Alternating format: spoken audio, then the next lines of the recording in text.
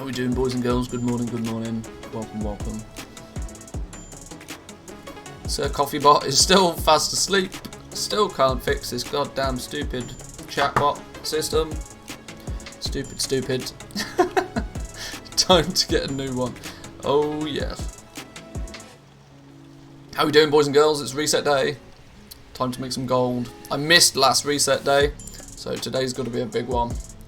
Today's got to be a big one. We got our coffees at the ready. Auctions listed on both accounts. I think, I hope, I plan. Yes, getting there. A few sales already. Time to do some bits. Let's turn the tunes down just a touch. Don't need the music blasting. Oh, how's everybody doing today? Is everybody well? Is everybody ready for a good reset? It appears literally nobody's awake yet on my realm. Perfect. First thing, I've heard a rumour, a sneaky rumour, not so much of a rumour, but the XP gains from Time Walking Dungeons are crazy from what I've heard from people. To the point where I've heard that you can get between 1.5 to 2 levels per dungeon. So by simple maths, you can do 5 time walking dungeons from a level 50 and ding level 60. Is that a thing? Is it time to level some alts? That's ridiculous. 50 to 60 in 3 dungeons. That's actually outrageous. For the purpose of me getting set up on another couple of realms, I'm very tempted to boost a character to 50 and then run a few dungeons to get to 60. Do that on a server or two. Very tempting indeed. Very tempting indeed. Has anybody actually tested this? Can we get some confirmation that it's a thing, that it actually does it? Or am I going to have to go out and test it?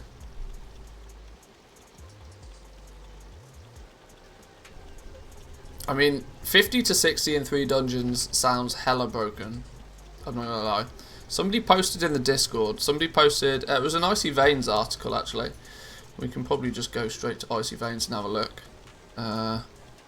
Where was the? Where did somebody put it? Somebody put it here somewhere.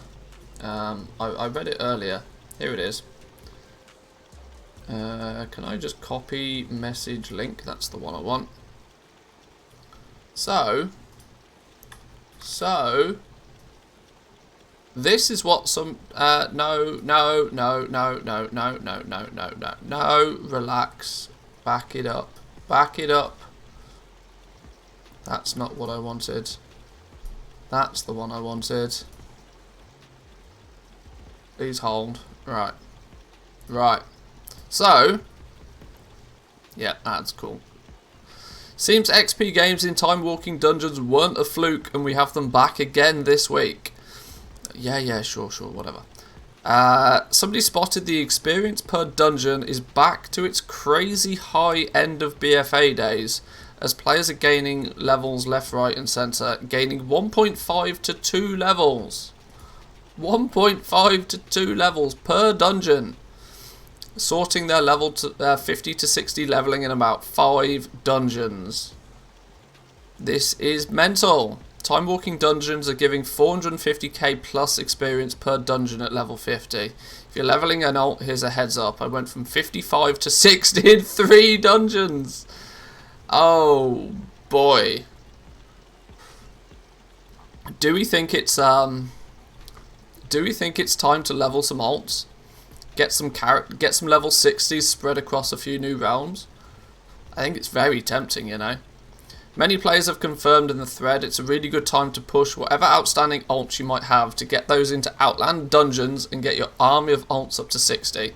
Considering we had similar XP gains with the last Time Walking week, this is most likely intended, but you never quite know when something might be hotfixed, so I suggest getting it done soon. That's crazy.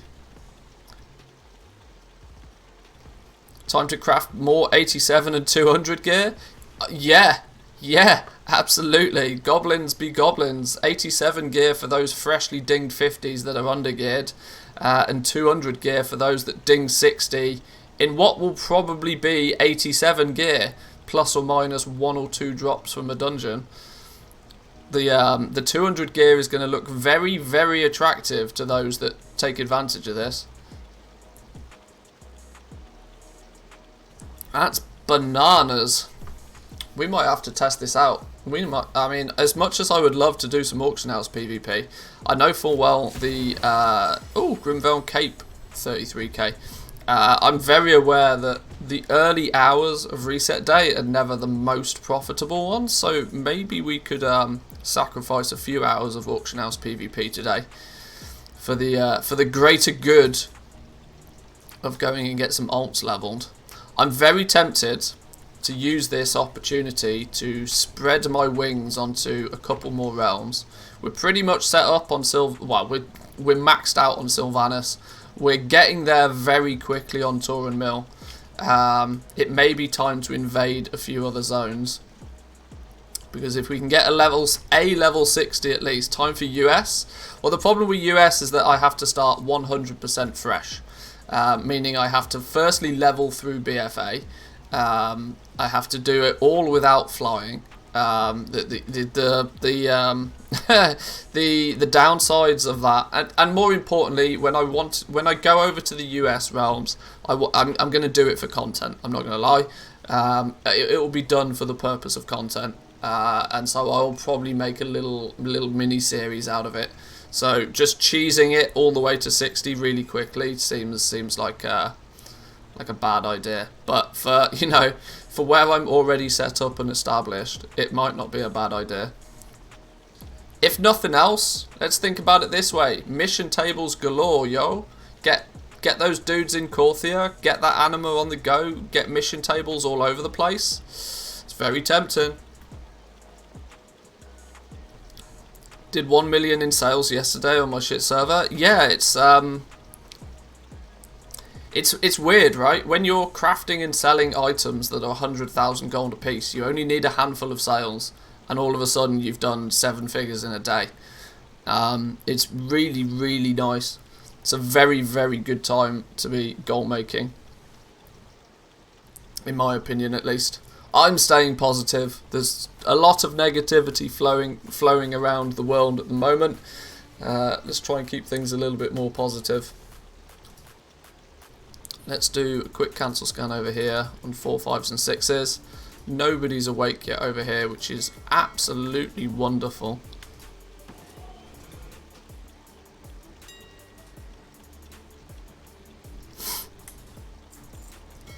Until my competition wakes up and gets out of bed, I've got the place to myself.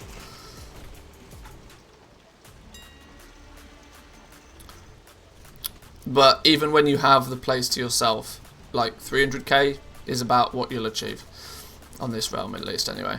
Let's get these cancels out of the way. Tora Mill is where we're going to have to start focusing now. We need to cash cow the shit out of this place. Milk it for everything that it's got. That's the plan anyway. But very, very tempting to boost a couple of characters on other realms if we can get them to 60 really quickly. Because a single level 60 on a couple of other realms will be set. That will mean that we can kind of get the ball rolling on those realms. I was thinking last night as well. I'm very tempted this month to just focus pretty heavily on pets. One thing that I said before Shadowlands came out was that the pet market is a golden opportunity. Because I don't feel anywhere near as... people play with pets, right? But I don't think people really play with pets. In terms of people, you know, they'll hemorrhage their pet journal. They'll try and sell a few pets on a few different realms, but I really don't think that most people do it properly. I just got into pets. Don't get more people into it now. I've said it for a while. Like, it was one of my goals for Shadowlands. One of my goals for Shadowlands was to expand onto multiple realms. One was to potentially move over to the NA realms as well, and I also wanted to get into pets market to sort of split my goal for Shadowlands was to stop being so focused on one server. We're already done on 2 servers. We need to expand it a little bit more so. Your focus should be on other goals like channel point rewards and emotes. I think we're capped out on emotes. The significant difficulty with emotes is it requires me to have lots of subs. It's very difficult to add more emotes. I think I've got 1 emote slot. But additionally, I also want to... yeah, I've got 1 emote slot free. Get rid of the shitty ones then. I mean, there is that. There is that.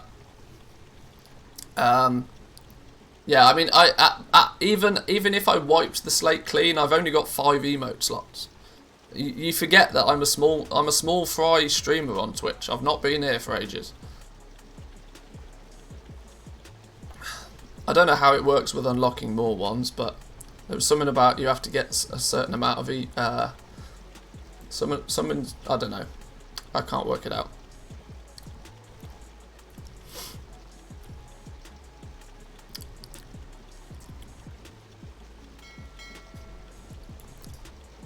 But I want to get some actual proper emotes, like properly commissioned. I'm not good at any sort of art, especially not graphic design. I would need to get somebody to... I'd need to commission somebody to make some emotes for me.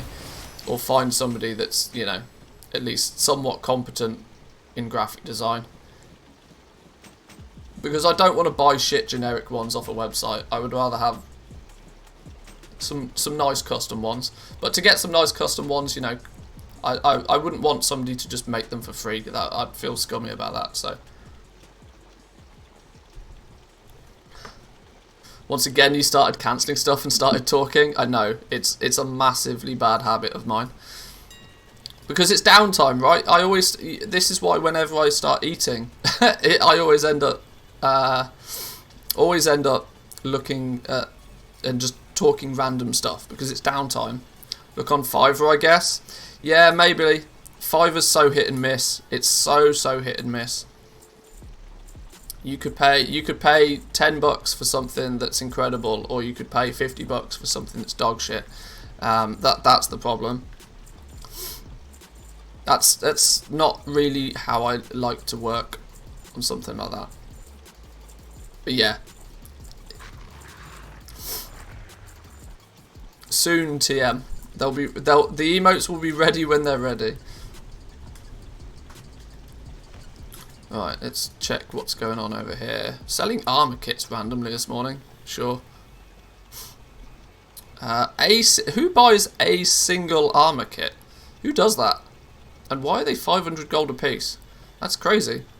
I mean, I'll take it, but that's significantly more expensive than I thought. Oh, hang on. It's probably because stupid, heavy, desolate leather's mad expensive right now.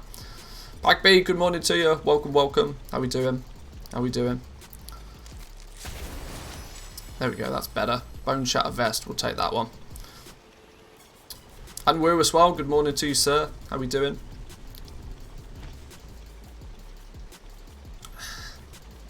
Let's grab, I think I've got another one of those somewhere. Shortfall to bags, there we go.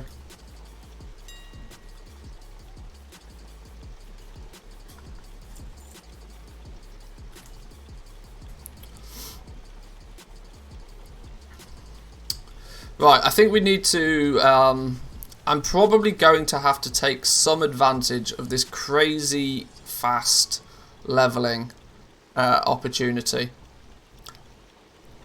I'm just wondering how I should do it though. Because, did you update LST yet? What's the most up-to-date version? What should I have? I've got 2.14 right now. Is that a nope then? Is that a nope? Okay. Hang on, please hold. We can fix that. We can fix that.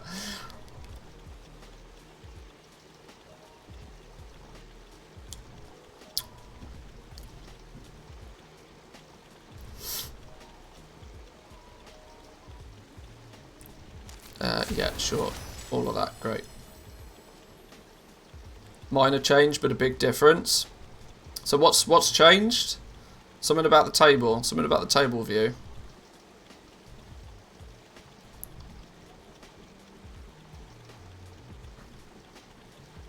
Did I press update all? I swear I did. Here we go.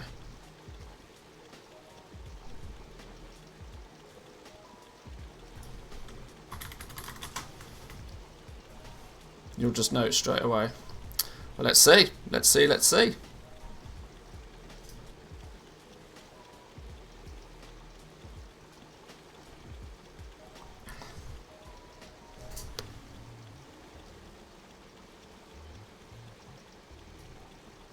Oh, okay. It's like a zebra.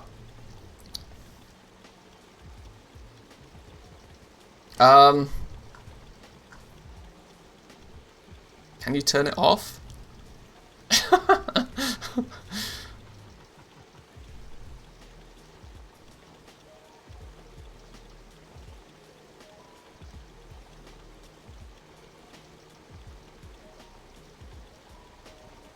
And I guess it would. Yeah, okay, sure. Much prefer that, much easier to differentiate. So much more readable. Oh, okay.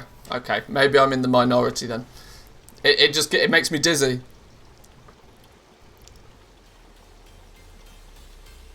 I've got 1.5 levels in Magis's Tech. Oh my days. Oh my days. Time walking dungeon leveling is a thing. Time walking dungeon leveling is a thing. Okay, a lot of people have requested it so they can differentiate between the lines. Oh, fair enough. I mean, I understand why it's a thing. I just also know why I don't. I personally, this is no shade, I personally don't like it because it makes me feel dizzy. But it's all good, like, it doesn't bother me that much. Got from 57 to 58.5. Wow, wow, wow, wow, wow. Okay, well, with that in mind then, we're probably going to, considering the early sales Early morning reset sales are few and far between. I'm aware of that. It's this evening where things will really pop off. What expansion's time walking? Burning Crusade. Burning Crusade. So it's all good. There should be lots of people that are aware of the Burning Crusade dungeons.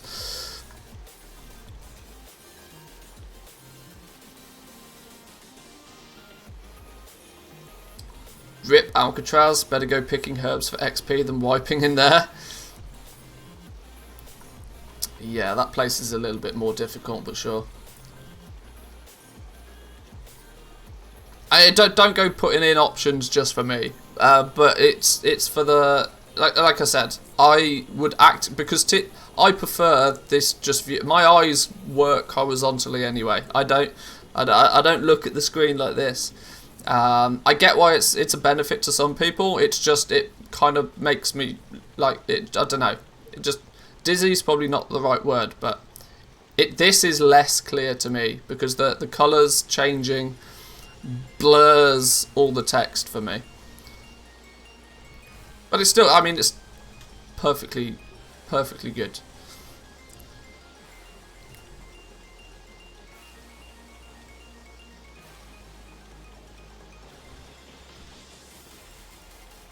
Most people won't say it. If you don't get used to it after a few days, you won't be the only one.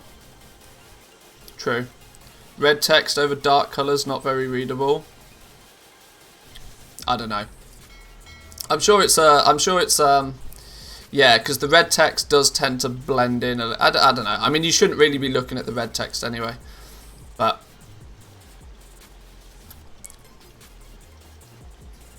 anyway, did I just did a cancel scan and forgot to post again.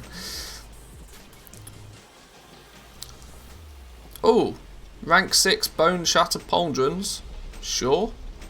See, to all of those people that don't craft the domination socket stuff, I hate to tell you, but you're missing a trick.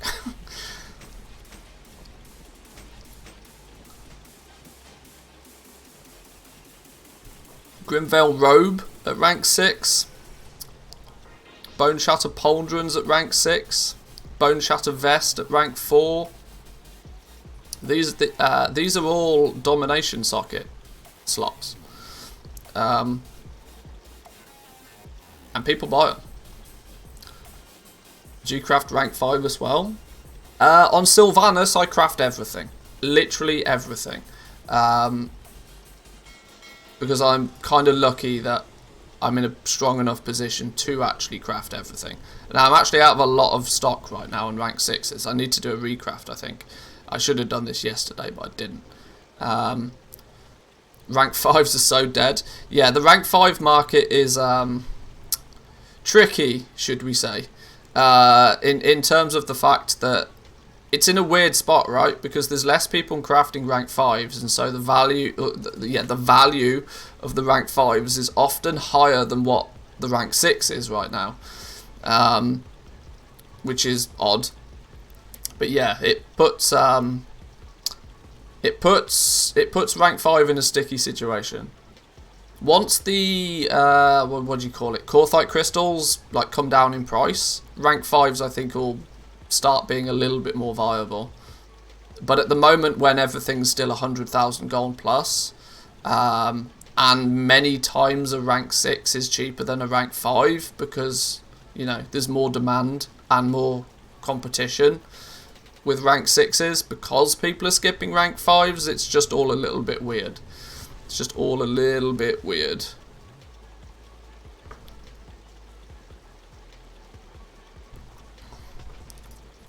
But yeah, I mean, I'm in a luxurious position that if I craft it and it costs me 100,000 gold to craft a rank 5, and if I don't sell it, or I don't sell it for 4 weeks, it's not a big hit for me.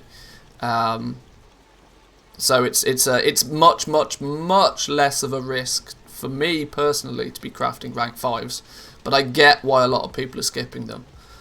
Because if you're spending 100k crafting a single item, most people want to see a return on that investment relatively quickly, because without a doubt 100k is still a lot of gold.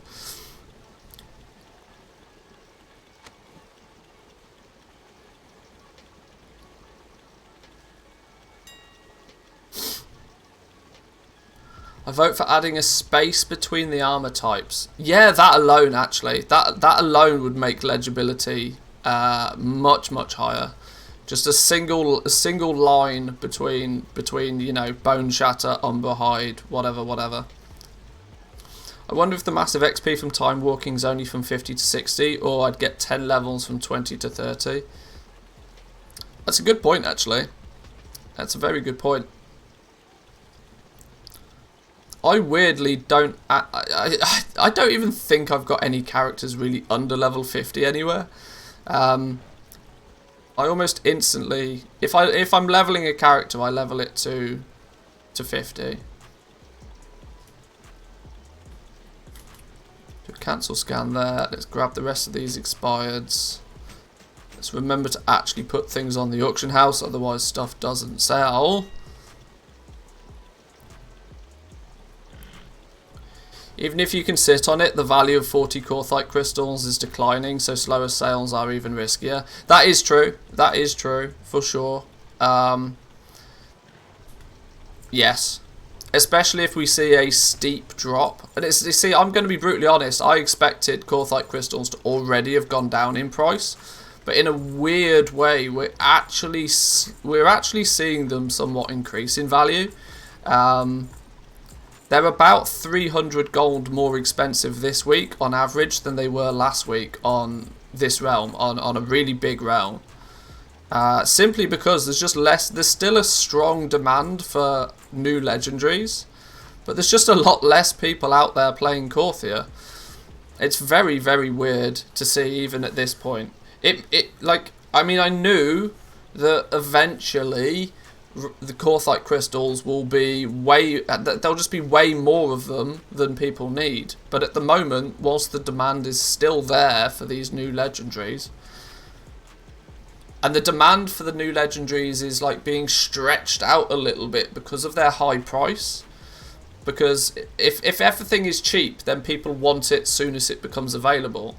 But there's a lot of people out there that have still got a rank 4, and they will upgrade to a rank 5 or they will upgrade to a rank 6, but not until it's within their price range.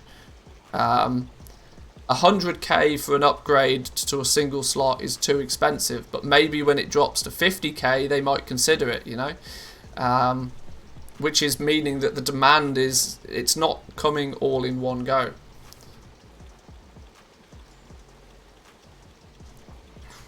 Apparently the time walking is only for 50 plus characters. Or the high XP gains, I guess you mean, because, yeah.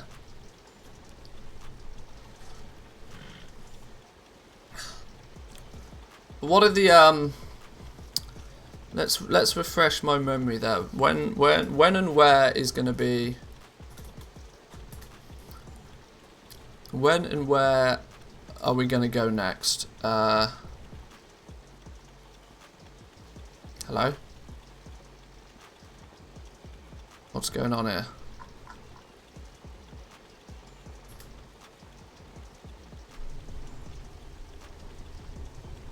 Okay, realms. No, let me click the button. I want the drop down menu. Wow. Wow, okay, when your website takes so long to load because you're prioritizing the loading of ads, stop it. Okay, ads should load in last. European realms, English realms. So Mick, how we doing? Welcome, welcome. So, we currently are here on one of our Taran Mill is where we consider home to be primarily. Does it give full populations? 177k on Draenor, 176k on Kazakh, 153k on Taran Mill. I think Lazy Goldmaker's on Draenor, isn't he? He's probably on both. I think his main realm is Draenor. I think he's got like 15-20 million on Draenor now. I'm very tempted to set up shop on both Draenor and Kazakh, you know. At least a single character. Because, let's be honest, why not? Just why not? Buy a couple of boosts.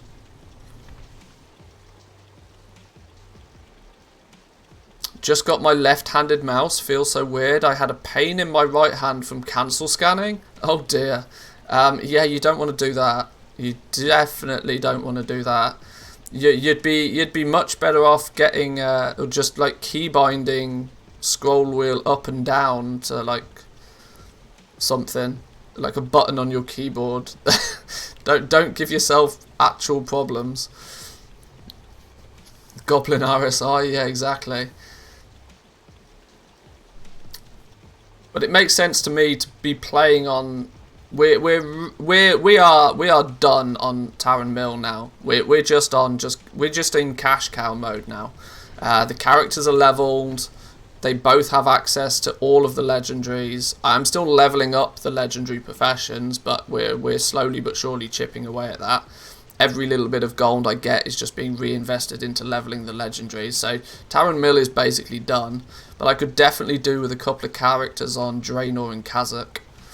And if there's a speedy zoom way to get to 60, it might be worth getting a couple of characters on each of those even. What's the cost of a boost nowadays? It's $60, right? And you get 13 euros. 13 euros for one token, and it's 60 euros for a boost. What's that? So like 5 tokens. So 1.2 million, something like that, for a boost right now.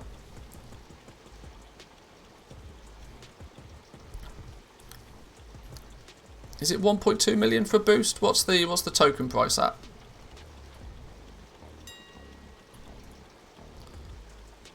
Yeah, 5 tokens would be 1.25 million.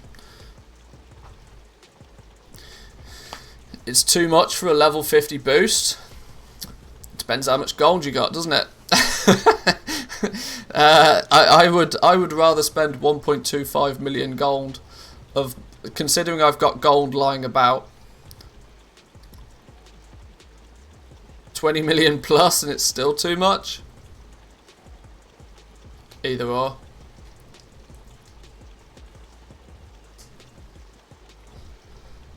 I mean, the other option is I just transfer a character. In fact, I can't even... See, I keep thinking this. Oh, I'll just transfer a character I've already got. But I haven't played Horde for so long. I don't actually have spare Horde characters that I could just transfer over. I would either need to level or buy a boost from somewhere.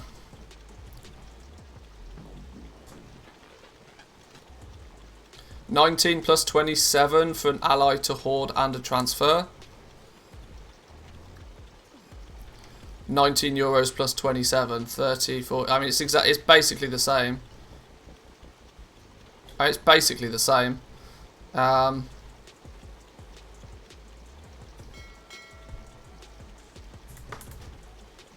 mean, it is basically the same, isn't it? 60 euros for a boost, 30 euros for a faction change. Yeah, it's either 60 euros for a brand new level 50, or it's 55 euros for a faction change and a character transfer of a character that I already have. Now, a character that I already have would still only be 50, so I might as well just buy a boost and get a new character out of it. It's, you know, it's not much of the same. The only advantage would be if I wanted to take a shitload of gold over there and do a guild. Like a guild realm transfer of 35 euros plus a character transfer is 60. Why would you faction change? Just because I want to be on the right side of the faction. For me, there's no point being on a really big server and handicapping myself by being on the wrong side.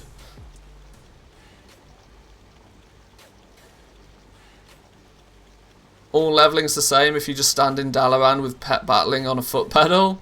Well, there is that, true. If you're on the odd faction on that server, other goblins can't track you by adding as a friend. That's such a minor thing. I mean, realistically, it doesn't matter. Not on a big server. There's never a period of time where somebody, like, there's not at least a few goblins online on these big realms. Smaller realms, yeah, sure, it makes a difference, but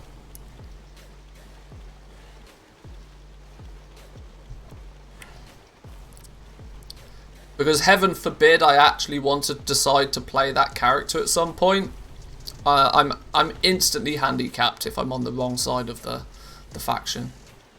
And as I hate to say it, playing Alliance nowadays is just a Dumbo move. There's very, very little reason to be playing this game as Alliance. You should just play Horde, and that's not just opinion either. Blizzard have like manufactured the game to be that way, and that comes from somebody that's Alliance for life, by the way. If you actually want to play the game in any real sense of progression or competitiveness, you should really be playing Horde. 20 hours plus of pet battles to level a character on Quit WoW faster. I don't even think it's anywhere near 20 hours to level with pet battles. I actually feel that pet battling is quite competitive in how it relates to leveling speed. It's just the fact that, yes, it's monotonous. You just lost $5. Hey! Tuli Tunnely. Ah, she even, pronounced it right. Almost. Didn't quite put enough emphasis on the ooh, but sure. Thank you for the Prime Gaming. Appreciate it.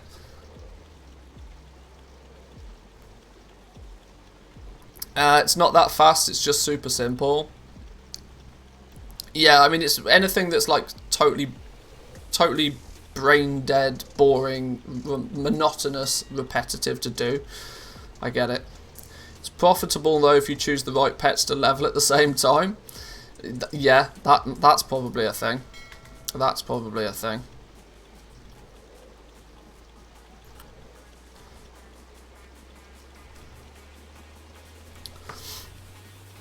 All right, let's get these cancelled, and then we'll have a little look. Maybe do we go 2 characters? I don't know how we do it. I'll think about it in a second.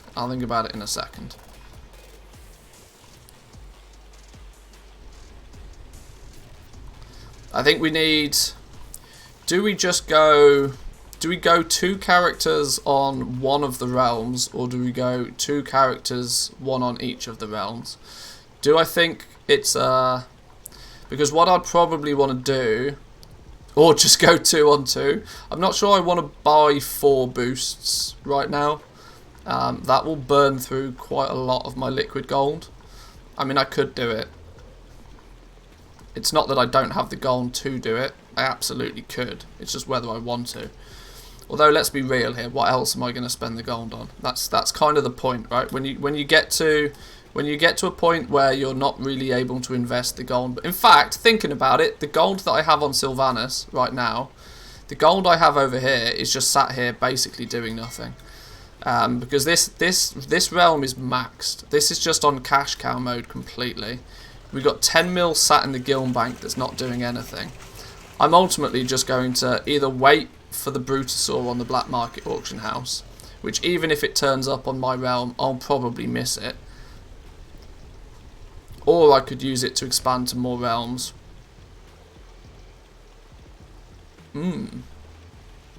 Maybe I should just buy a whole bunch more tokens and just do it. Just 2 on 2. Another Hunter and another Druid on both of them.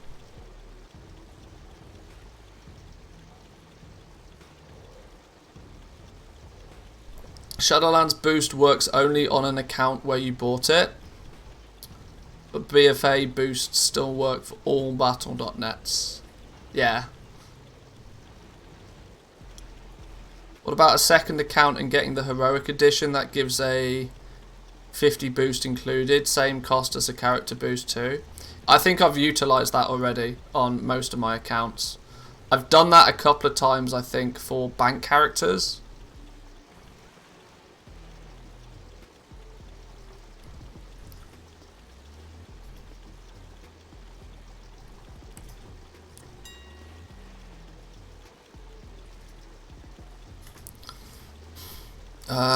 Okay.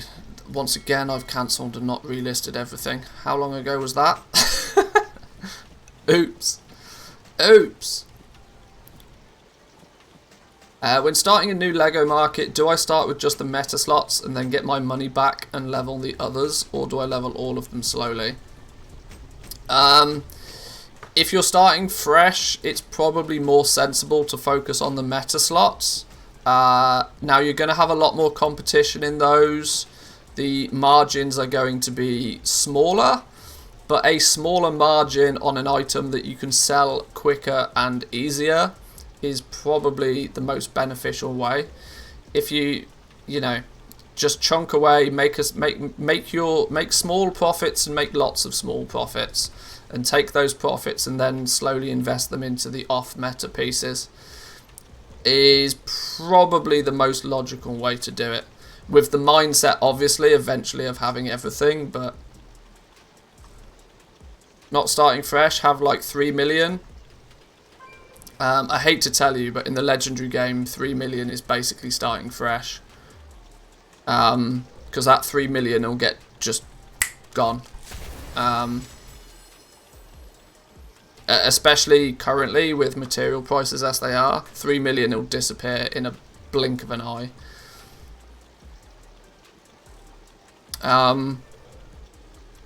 You also don't want to burn all of your gold. If you have 3 million, you probably don't want to spend any more than 1 million gold investing in legendaries. You want to make sure that you've always got pocket change to do other things with. But grats on going from 1 mil to 3 mil, by the way, for sure.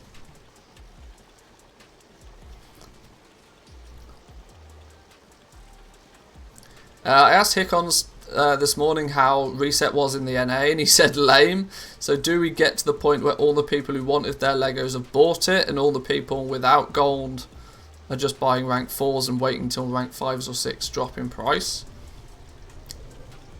Yeah, it's an odd one, right? Hickons was claiming, if Hickons is claiming it's lame, you've got to bear in mind that his standard is so high, it's not even funny. Hickons is probably now at the point where if he doesn't make a gold cap on reset day, it's considered lame. It's probably lame by his standards, and his standards are astronomically high.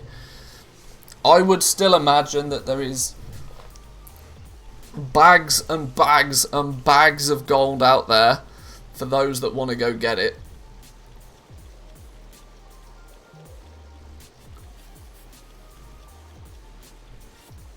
So I'd be a little bit careful when taking the same opinion. Me too, but I'm pissed every week. Well, there's no pleasing some people, obviously, but are BFA boosts a thing of the past? Yeah, they don't exist anymore. You might still have one on your account just because you've not used it, but you can't buy one.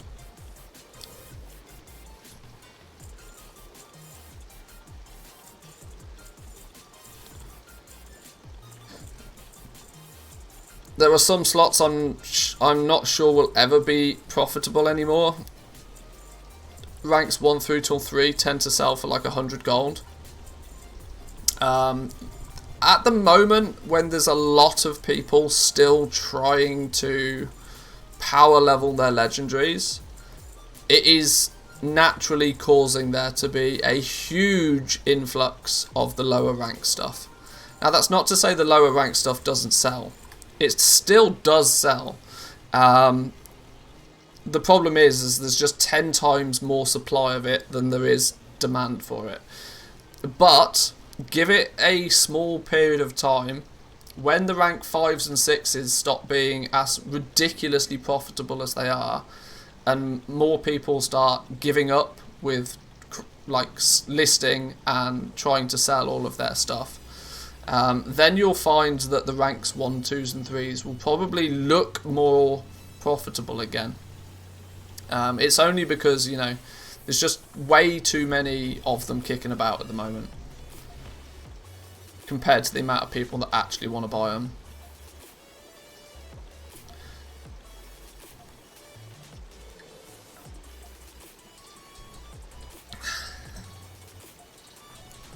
This is also buying the capes at 5 to 10 gold, selling them for 200 gold. There we go. There we go.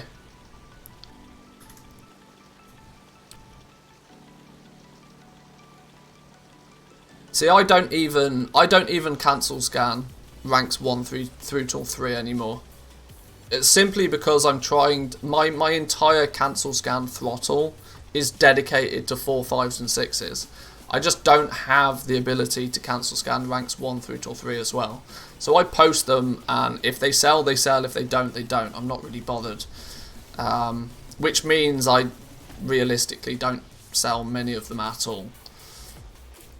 But if you are leveling up legendaries and you still choose to cancel scan on ranks 1 through till 3, you'd probably be surprised just how many sales you would actually be making. It's just most people aren't, because they're focusing on the bigger stuff, which is only logical, right? Because, I mean, why wouldn't you?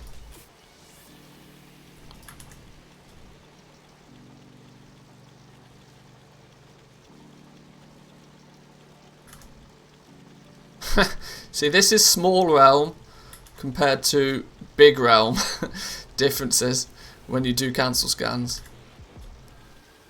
Okay, Miss Banks has just come online, so I expect this to change very quickly. I expect her to relist all her stuff. So my early morning hoover up all of the quick sales, I think, is about done now. Although I did just sell a Shadowgast ring. Rank 4 Shadowgast ring. 75 large. I'll take it.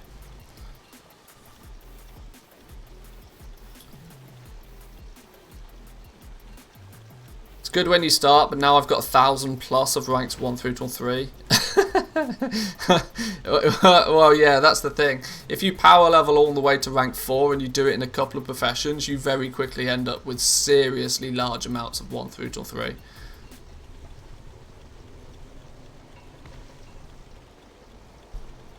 If you upgrade to Heroic Edition, you get the boost for €15.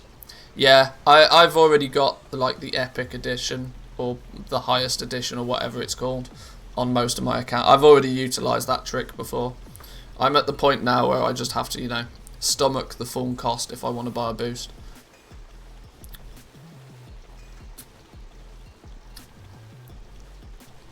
And when I say cost, I mean it's, you know, gold. Does that mean I have no more Shadowgast rings at 235? Surely not.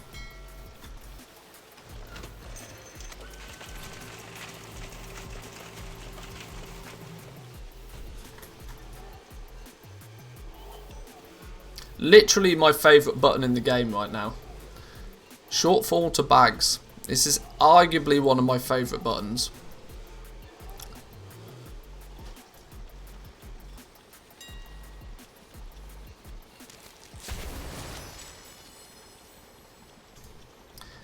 Is there any way to trash the ranks 1 through to ranks 1 and 2? They're usually not worth posting, and I can't sell them to vendors. Not easily, no. That's why they end up being 10 gold on the auction house, because it's people's only outlet for getting rid of them. I mean, you could just, you know, straight up delete them, but then you've got to do each one individually then. What does shortfall do? Because obviously Tradescore Master knows what you have on the auction house and what you don't, and it knows what you possibly could have on the auction house based on your operations. And so it basically just takes anything that you don't have listed that possibly could be listed and takes it from the bank and puts it in your bags.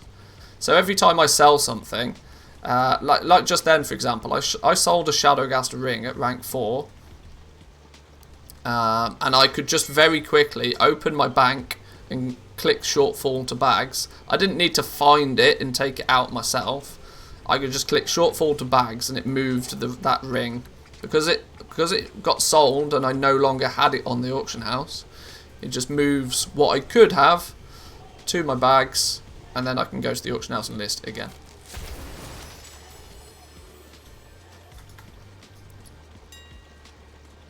Ah, some enchants.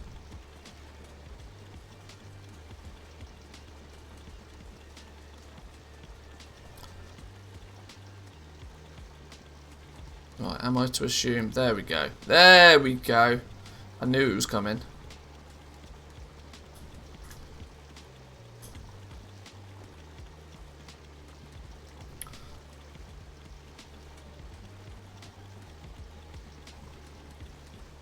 Let's get these relisted real quick.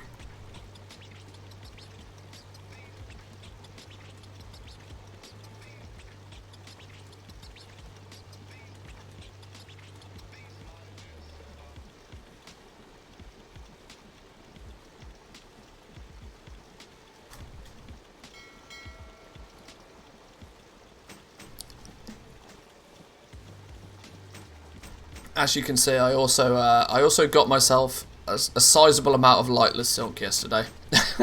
I thought I needed to stock up on it. I need to do something with it though. I need to stand here for hours and turn it all into enchanted lightless silk for tailoring, but I just forget to. Derp, how we doing? Welcome, welcome. Good to see you, my man.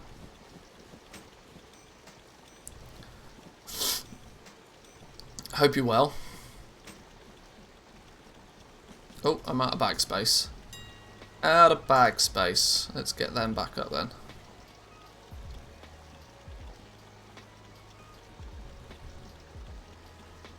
Made a pretty big mistake today. Oh no. Oh no. I don't like it when people start sentences like that. Sold a rank 6 male for something like 2.8k. Ooh, that's painful. Yeah, that's quite a mistake.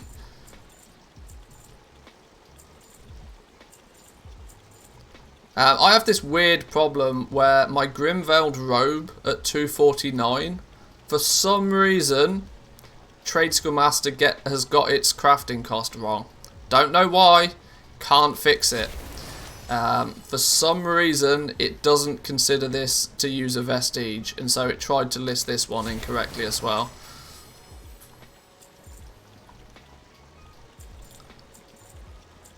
There's a sync error with crafter's marks.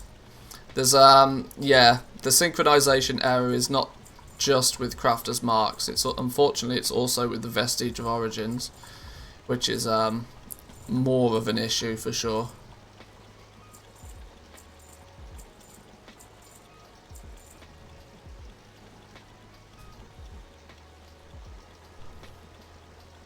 Ha! See, like, see, prime example, right? Rank 2s and rank 3s do sell if you're like relentless in trying to sell them. Now, somebody's obviously bought a rank 2 and a rank 3 off me. This, without a doubt, is going to be the same person that still doesn't know. This is going to be the same person that still, nearly a year into the expansion, still doesn't know that you can skip ranks. I'd put money on it. Auctions. Yeah, same player. These players alone that are going to be the ones that will be responsible for your lower rank sales. I still sell whole sets of two. Yeah, it happened to me again yesterday. Somebody bought an entire set of 230 gear off me. People just don't know. Is the honest truth. People just don't know. And if people don't know, I mean, it's their mistake to make, not yours.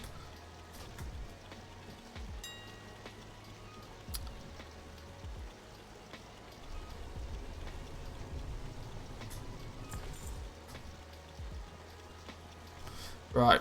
Let's take a little look at. I need to be careful about how I do this because I have to buy the boost on the right account.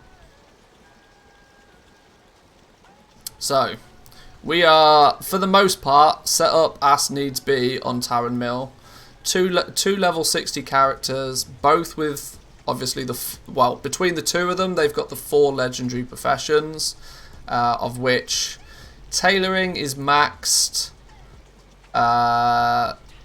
Tailoring's maxed, jewel crafting's maxed, leatherworking is rank, umber hide is rank 3 minimum across the board, bone shatter is rank 3 where it's important, shadow blacksmithing is still playing catch up. But yeah, like I said, jewel crafting is maxed. So on a legendary, for legendaries, I'm pretty much done over here. 2 characters is good. I've got my backup farming druid. Mwah, beautiful. We've got our bank character that is level 48, 49 even. So it can do our enchanting. We're set. Done. What we need to do though is repeat that now on more realms. More. Always room for more. So I think we need to decide where we go next. Do we just, do we just go big? Do we just go big? Do we just go for the biggest of the big straight away? Do we just go Draenor? Do we think we do that? Go big, go bold?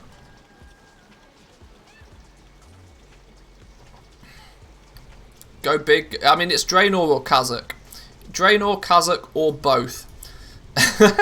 If I go Draenor, I'm directly competing with the lazy Goldmaker. If I go Khazak, I'm probably directly competing with everybody else. I'd compare Draenor, Khazak, Twisting Nether prices if I were you. I mean, ultimately, I'll probably end up on all of them.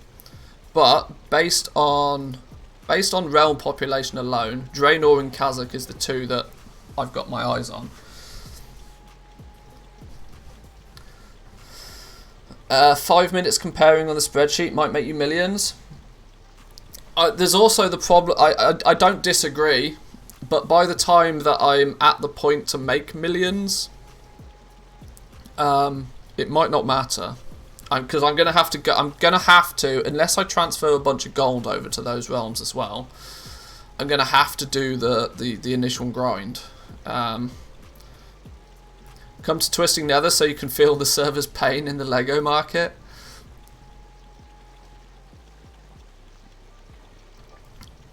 I mean, there's nothing stopping me making characters on all of these realms, but what I might do is I might get a level 60 on both of these just so I've got presence there, which means I can start doing some farming, I can start doing some flipping. Did I say farming? I don't think I meant that, did I? Use wowrealmpopulation.com. I mean, it's fundamentally the same. Clip it. You heard it here first, Manthius Farming. You heard it here first. WoW Realm Population. I don't even know what that one is. Oh, apparently.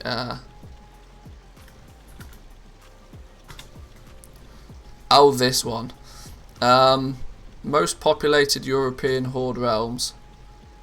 Draenor. 66,000 active Horde characters.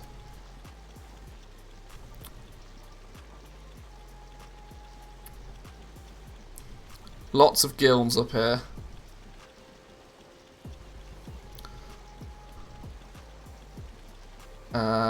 Yeah, there we go. Khazak, Draenor, Blackhand, which is a German realm, Twisting Nether, then in number 4. Use WoW progress while you're at it. But this is the point, right? They're going to be all about the same. Hyjal, which is primarily French, and then Taran Mill.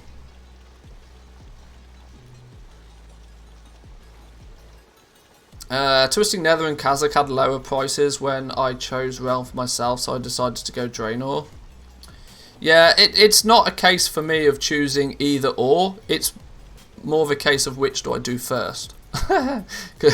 Because my goal was to get fully set up on 4, maybe 5 realms during Shadowlands. Now I'm up to 2 so far. And it's time to go to a 3rd and maybe even a 4th. I also remember that Draenor had a very good Horde side pug scene. Something to note, people have more alts on Draenor Kazakh. It's relatively new in terms of its surge of popularity. More alts on Draenor. Kazakh is relatively new in terms of its surge of popularity. Okay, I read that wrong.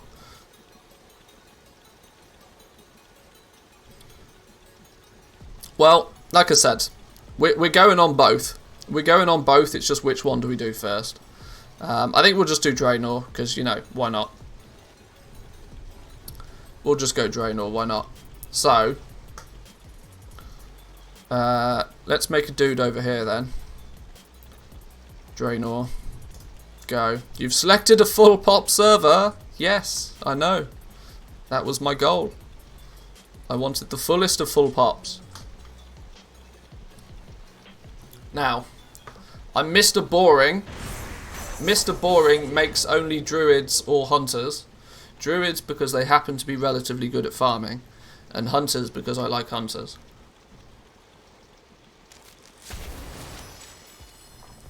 Now, it makes sense to make a goblin. Absolutely makes sense to make a goblin. Goblin hunter. Yeah, I think we're going Goblin Hunter. Why not Mage? Why not Mage? Because, yeah. Goblin Hunter. See, Goblin Hunter for the win, right? That's just me all over. Goblin Hunter for the win, I think. I've got to be careful not to name all my characters the same, otherwise Trade School Master has a heart attack. Manthy Goblin. Boom! Some Doritos. I love that. Doritos. Some Doritos. Still no long boy? Oh god. Some Doritos it is. We're going some Doritos. Right. Now we need to buy the boost. Because I'm not leveling it like a pleb. Shop. Services. Boost. Go. Oh, hang on. I gotta be. Does this show anything it shouldn't show? I don't know. Hang on. Oh, okay. Okay. It doesn't appear it shows anything it shouldn't show. Let me just complete the transaction just in case. Security check? Okay, maybe it was sensible that I didn't,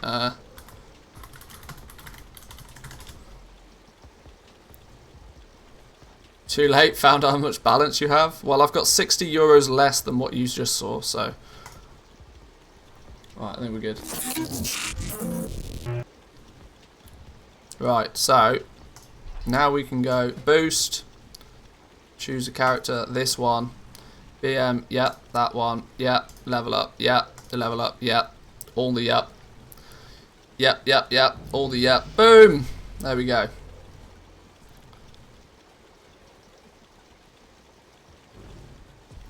So there's one fella. Some Doritos. Do we want to do a second over here? Do we think we should do a second? Or should we just have one level? Let's get this dude up to 60 first. Let's not mess about. So add-ons, disable all to start with. LVI, and then LVI options. Trade School Master with the app helper. Zygor.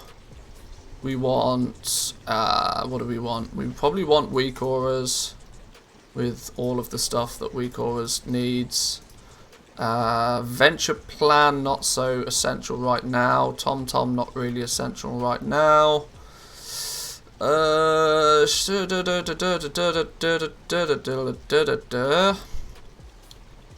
Postal, absolutely.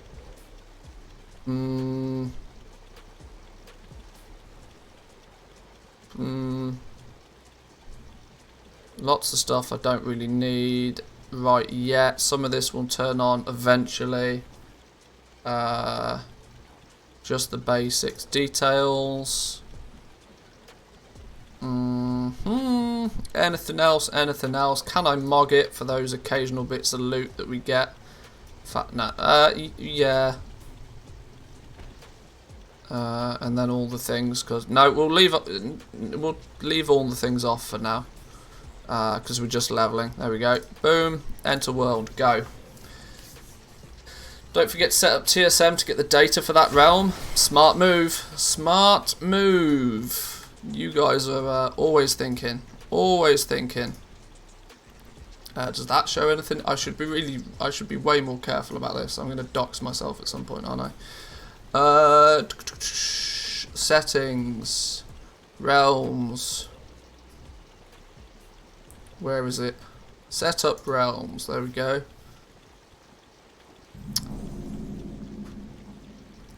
Why is Doomhammer EU selected? Remove that. Add realm. EU. Where are we? Draenor. Are we on Draenor? Draenor. Add realm. Go. While we're at it, we'll do Kazakh, because why not? Because we're going to go there eventually. We might as well start getting some data for it. Kazakh, there we go, add realm. Cool. Lovely stuff. Lovely, lovely. Right, let's get this set up. That. Yeah, sure, set up chat. Oh no, because it puts it over there. I don't want it. Oh, whatever. Shared profile. Finished. Kazakh EU, Toxic Realm. Gotta go where the money's at.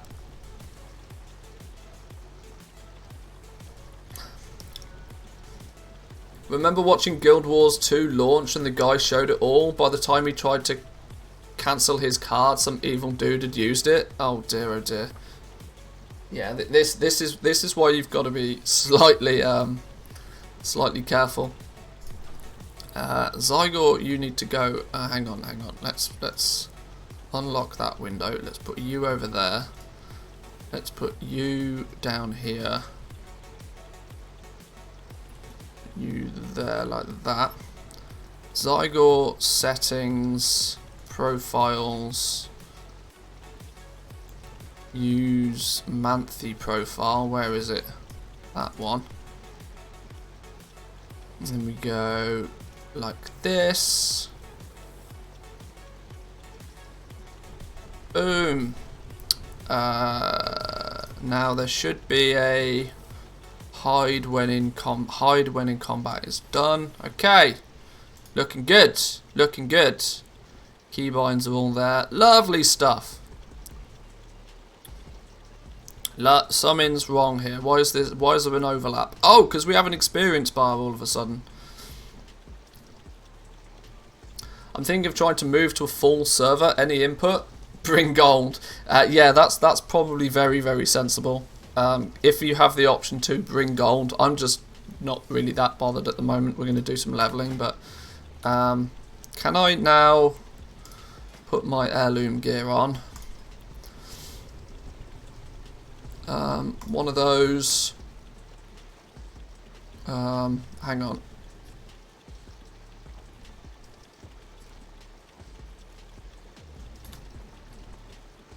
Helm. You do not have the required proficiency for that. Are you mad? Oh, it's because I made a plate one. What a donkey. Why is the plate one showing up as...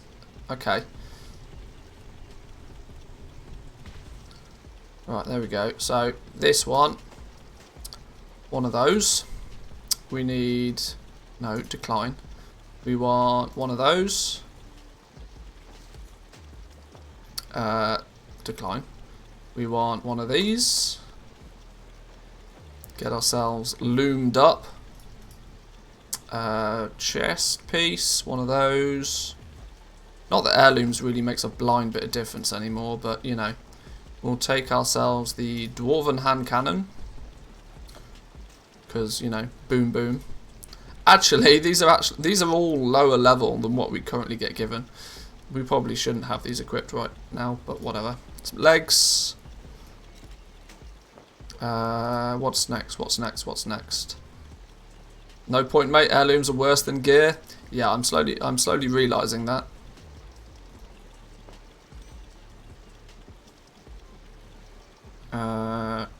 What are we still missing? We need the neck. I'm probably never going to use. Trinkets. That'll do. That'll do. We don't need trinkets, do we? Do we not have heirloom boots, waist, or gloves? Really? Maybe we don't. Meh, whatever, that'll do. Oh my god, we've got like 10 gold and we've got no bags and we've got... Ugh! Alright, whatever. Do we have to do this initial bit? I guess we probably do, don't we? Even if you boost a character. Can you not just Hearthstone out of here? If I Hearthstone out of here, is it going to give me all my abilities? Temporarily locked. Use Hearthstone? I'm going to trust you on the use Hearthstone.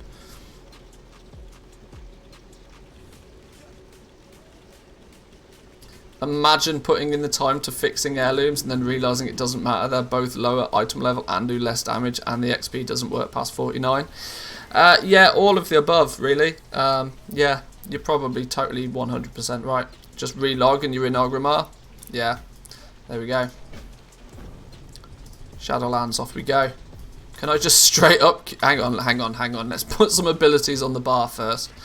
Let's do this properly. That's Shift Q. Feign Death is F. Flare, Freezing Trap. I'm not really bothered. Turtle, Shift F. Cheetah is how can I now not remember? Shift Mouse Wheel Up, I think, is Cheetah. Mend Pet is Q. Call Pet is F1. We've got ourselves our Ghost Crawler Crab. What do we need? What do we need? Disengage is mouse wheel down, I think.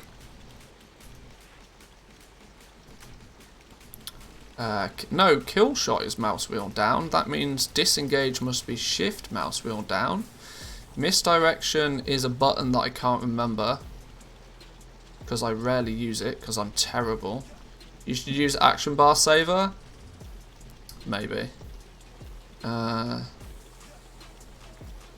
Right, Aspect of the Wild is Shift 4. I only need the basic stuff so I can just get in a dungeon. I don't really need to mess about too much. Shift 3 is Bestial Wrath. Cobra Shot is 1. Concussive Shot is Shift E. Counter Shot is E. Intimidation is Shift 2. Kill Command is mouse button 5. Multi-Shot is 2. That's it, right? What are we missing? We're missing a 4. 4 is always spare for whatever just happens to be something. 5 and 6 are Covenant abilities. Mouse wheel 4. No, mouse wheel 4 is actually Kill Command. Mouse wheel 5 is for spare.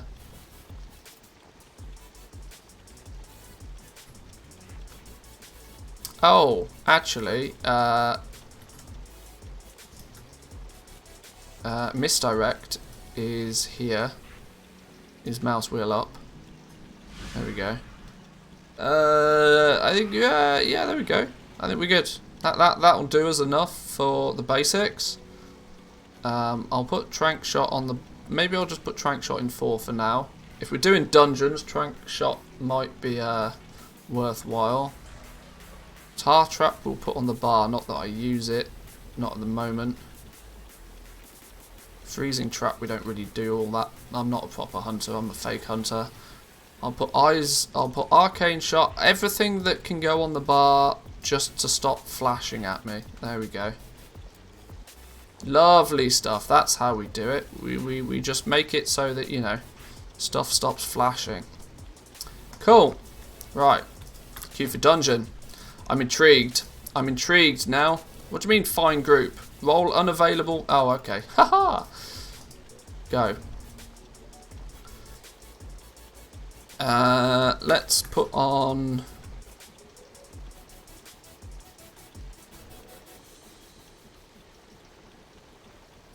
Rotation helper. Not that we need it, but... 4 time walking dungeons with a Dark Moon buff, and I've gone from 51 to 60. That's actually filthy. Right, in the interim, I'm going to go grab myself a drink real quick. I'll be back with you, boys and girls, in 2 minutes.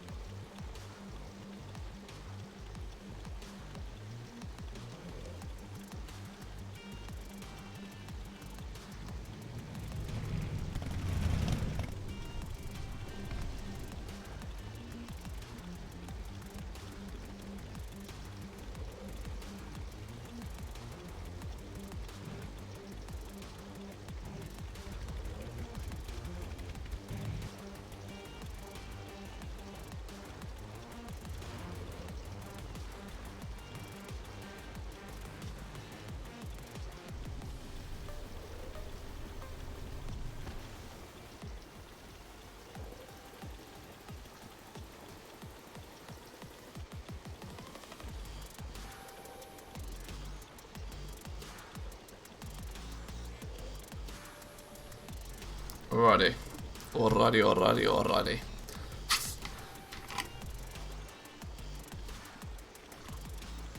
We didn't lose our dungeon. I just suddenly realised I went and grabbed a drink, forgetting the fact that I've just joined a dungeon queue. What's the estimated time of success? 7 minutes. Okay. Is Dark Moon up? Can we go get Dark Moon buff? Dark Moon's up. Oh, hang on. Collections, mounts. Where's my favourite mount button? There we go.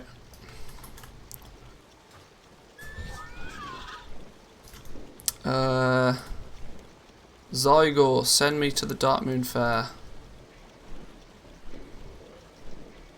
How do we get to the Dark Moon Fair? Where's the portal gone?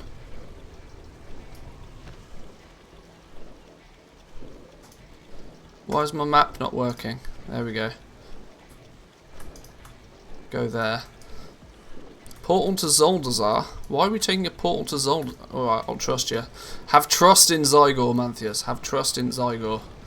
It does not fail you. If it says this is the quickest, I'm going to trust it. Fail, Zygor. Is it letting me down? Is it going to let me down? Talk to the fair dude? Oh, there's a fair dude? In Orgrimmar? Oh, okay. Well, I went to Thunderbluff all the same.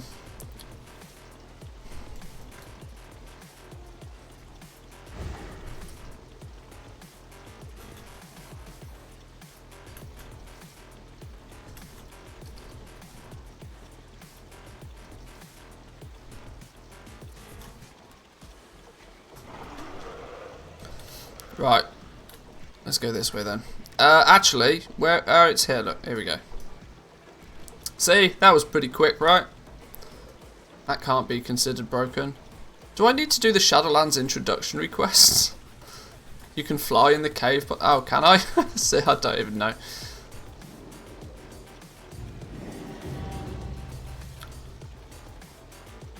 Right, so let's go get ourselves the buff. Let's go ride on our...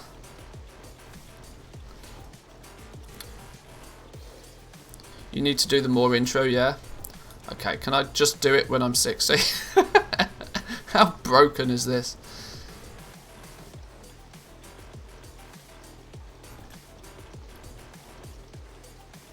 It feels weird having like 10 gold. I'll have I'll have to fix the golem situation at some point.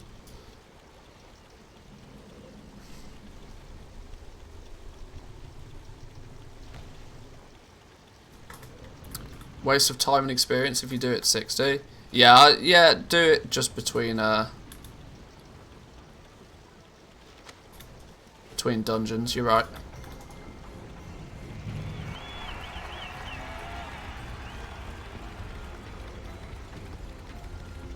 What server you on? Maybe I can help a little. We've just made this character on Draenor. Are we good? We're good. Right. Zygor. No, not Legion Invasion. Guide, features, leveling. No, hang on. Home, leveling, Shadowlands. Shadowlands intro and main story. Go.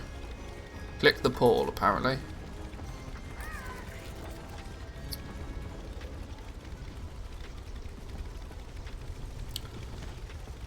Thought it was Kazakh, never mind. At this point I can't remember. Is Kazakh or Draenor? Can't remember. Either or. Get off my server. Look, it's the largest server in the EU. There's many rooms. All the rooms. Where are we going now? Mage would have been handy. Yeah, Mage would have been handy right here. Not so much for the rest of it though. Not so much for the rest of it. Like my mage skills, not fantastic. I can play a hunter in my sleep.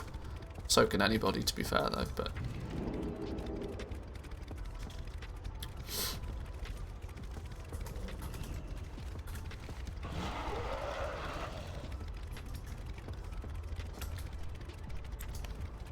fly to Orgrimmar. Flying to Orgrimmar seems like a weird suggestion, but sure.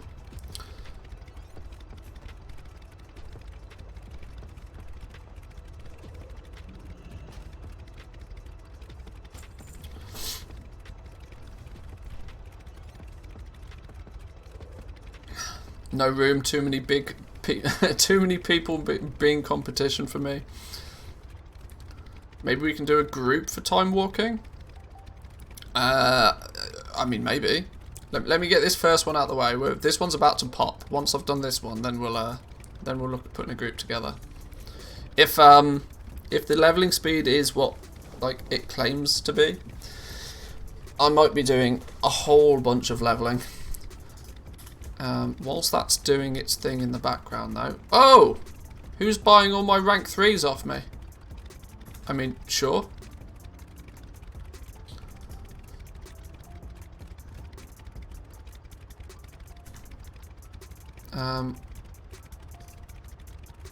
There's a random noise coming from somewhere. Where is it?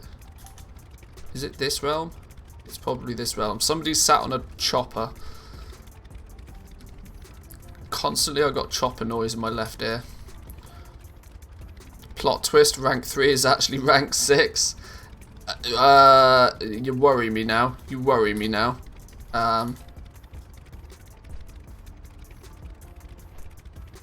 No, they are 225s. Relax. Relax. Don't do that to me. My heart cannot take it. Why Corthite so cheap? Are you mad?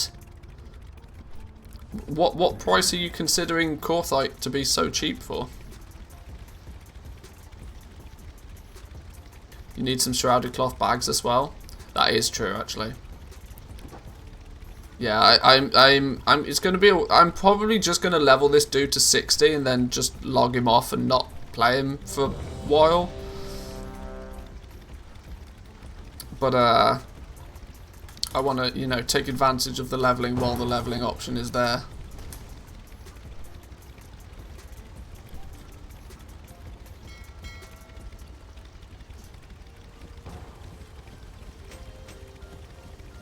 Was that the dungeon sound? It was, yes, it was.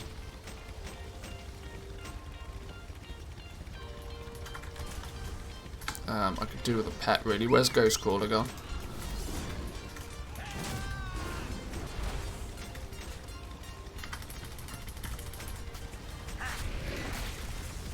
Any deaths is strategic cancel scan opportunities. Let's not forget that.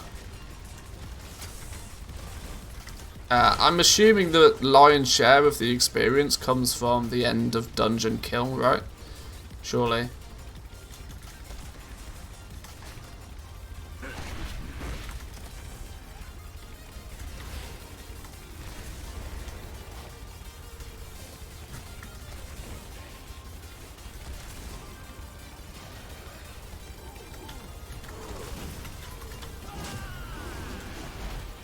I haven't even selected my talents, actually.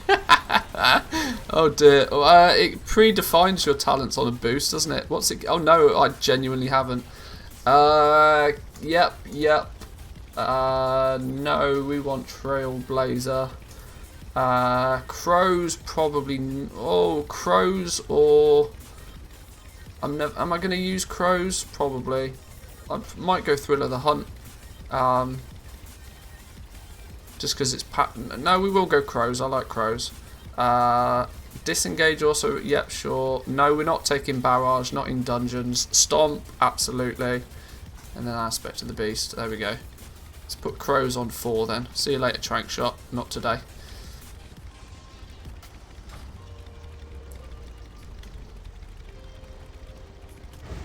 Now I'm lagging behind.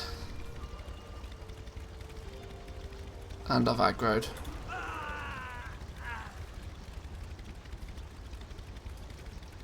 Seem to recall DR had a strat where she used a banner of cooperation to get even more. I'm sure there's little things you could be doing, but I think if we can get a level 60 character in like 4 dungeons, I think it's OP enough. I think at that point, I think we're good.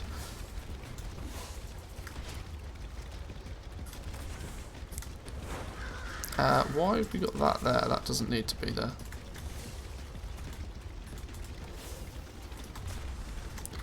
Whoever's on that goddamn chopper, can they please get off it? Who's on it? Can I just get out of the sound field of it? There we go.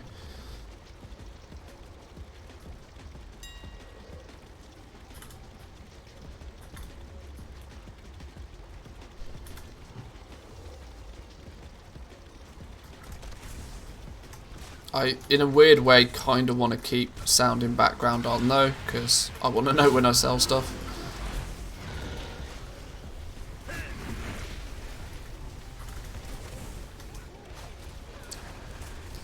Does there's usually a quest, isn't there? There's often a quest for completing 5 time walking dungeons.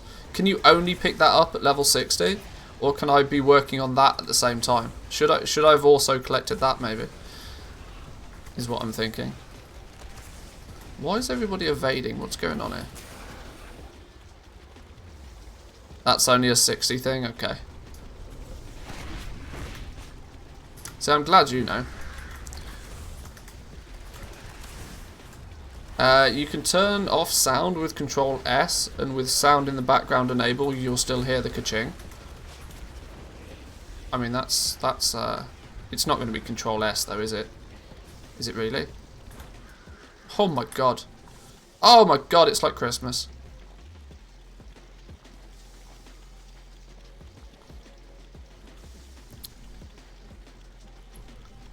Learn something new every day.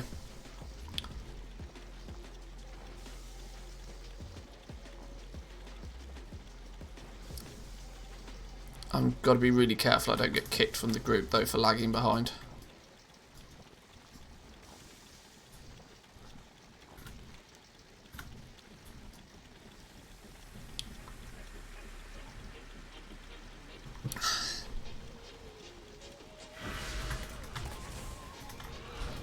Right. Luckily as a hunter I can just, you know, auto fire and I'll still be on the DPS meters, it's fine. Right, there we go. There's everything posted there.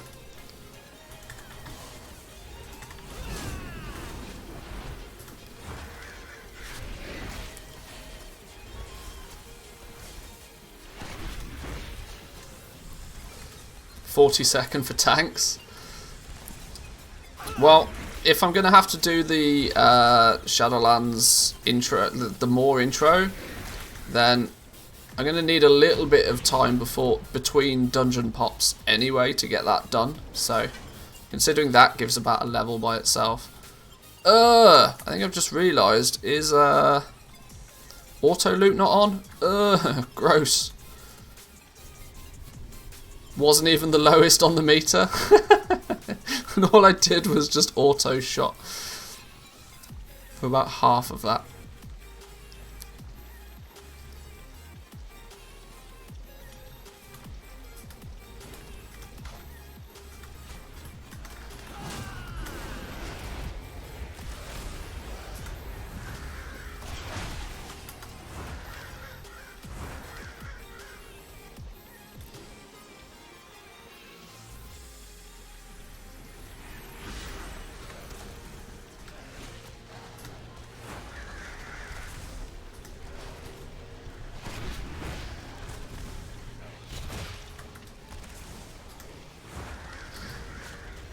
Now, if this really is as fast as everybody says, it might be the day of leveling characters, you know.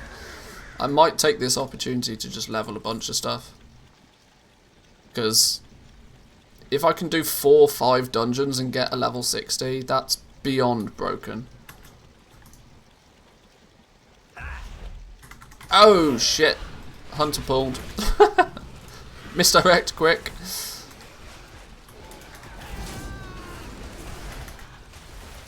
You saw nothing. You saw nothing.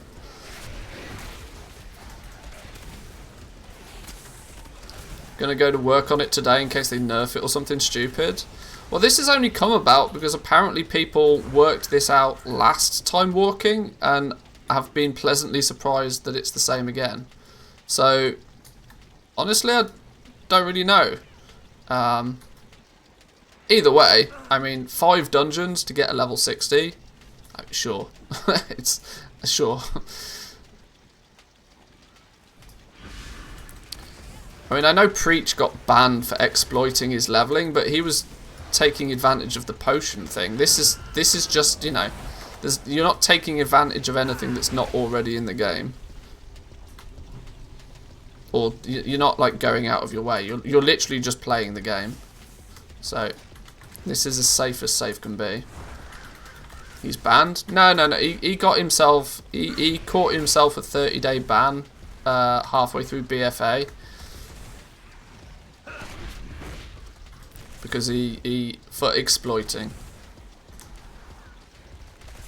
Or 30-day suspension, whatever. Same difference.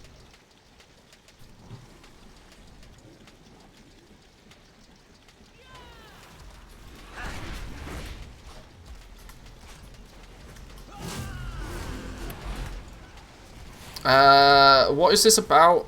What is this about time walking and leveling fast? Well, the time walking mode is a way to revitalize some of the dungeons from past expansions. They get scaled up to, or they get scaled to your level, and makes them viable for the purpose of leveling. But as it stands at the moment, the end of dungeon experience appears to be pretty high, to the point where each dungeon is worth about a level and a half, possibly 2 levels worth of experience. So to get from level 50 to 60, you know, can do like 4 or 5 dungeons and it's just done, which is nice, very nice. Nobody focusing the healer, sure, I'll do it myself then.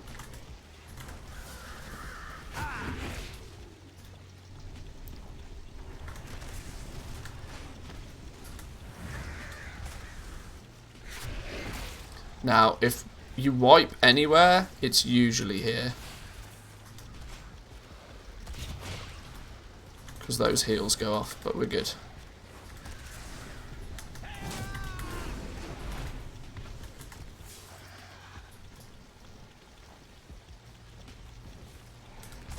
Oh, okay, he's going big. Where's the healer?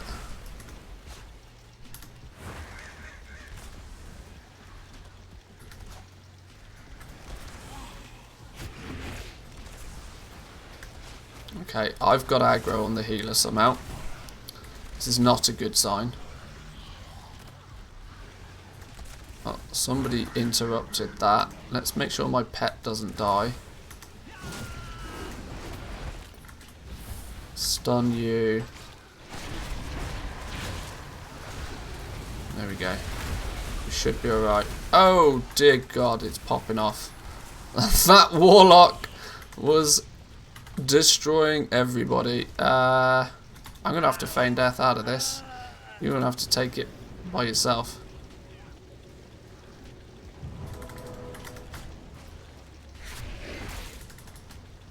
Okay. Okay. There's always that one pull around here where it gets very sketchy. But we survived, we're good.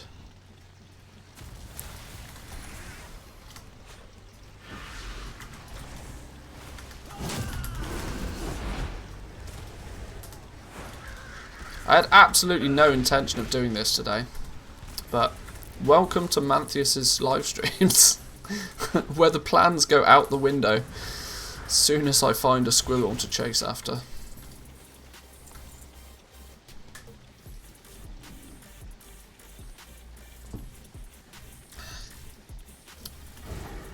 Need to play catch up.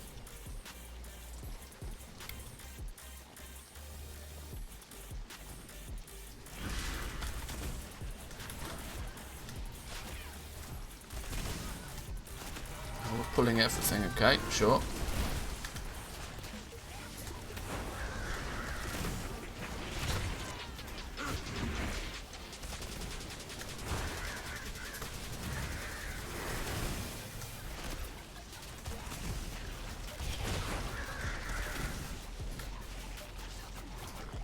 This is a relatively smooth run, apart from the one obvious whoopsie.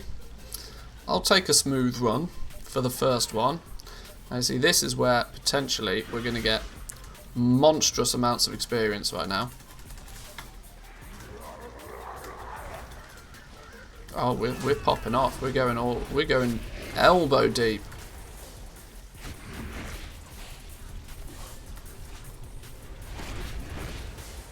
That warlock's not messing about.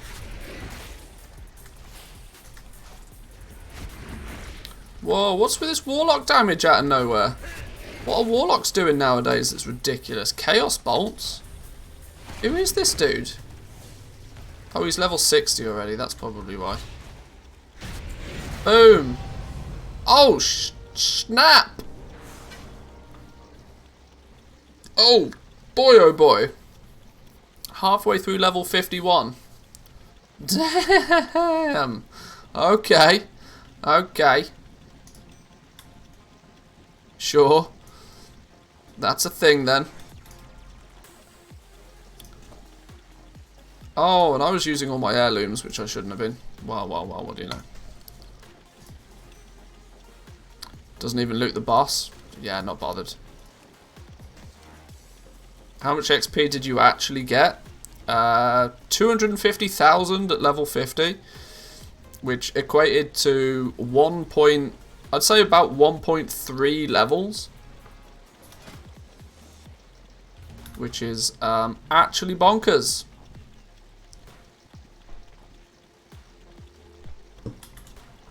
Well, well, well. Guess I know what I'm doing today then. At least in between cancel scans.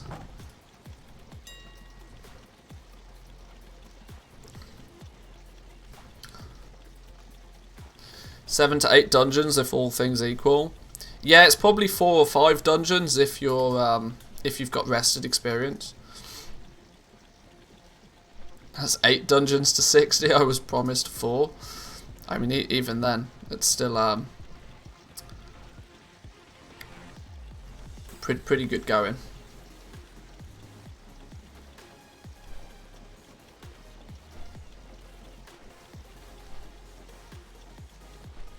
Because you get the more intro quest is about a level as well on top of that. So by the time you've done a bit of that and a couple of I think it's going to work out quite nicely, you know. Hey! Oh, Haley, what a star. What an absolute star. What a wonderful person. Thank you, thank you. Highly appreciate it. Bit of starting gold and some bags. Get rid of these scrub bags. Do I look like Asmongold? Let's not answer that. How do we get rid of these scrub bags then? We will consider it a loan. Remind me in a month and I'll pay it back double.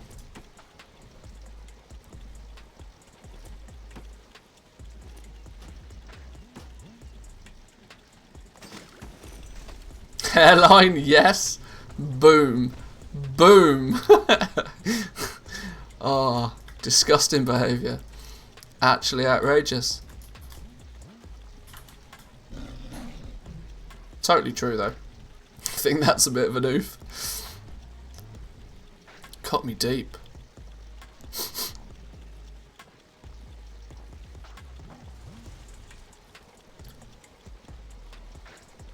Can't give you too much of a head start here.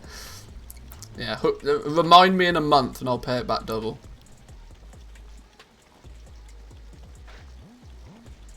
Made back the rank 6 mail thing I failed with. Sold a rank 6 bone shatter treads for 320k. Well, there we go. That's the way to fix it. That's a nice quick fix.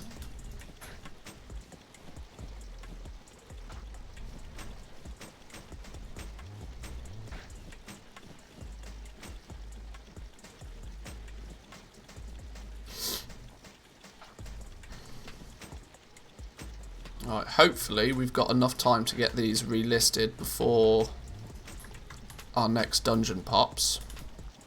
What's the time on it? 6 minutes. We should be fine. Plenty enough time for a cancel scan and a repost.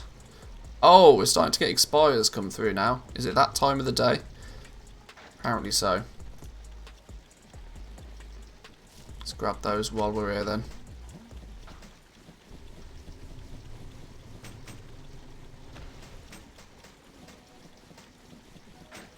Done 500,000 on Sylvanas already though today. It's not bad going. How long have we been live? Just under 2 hours. Not bad, not bad.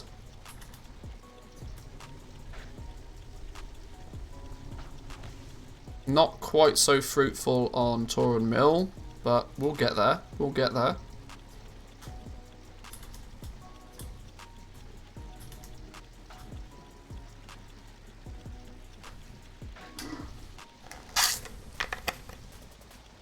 I need to do something with all this lightless silk. It's getting in the way.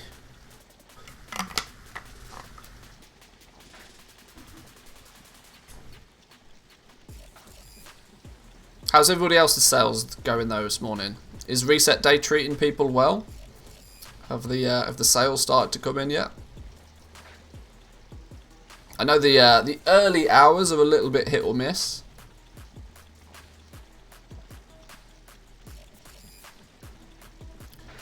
Million of sales with some light cancel scanning. See, now that's what I'm talking about. About a mil right now on Twisting Nether. Good going. Good stuff. Going well. Ton of sales at around 9 o'clock.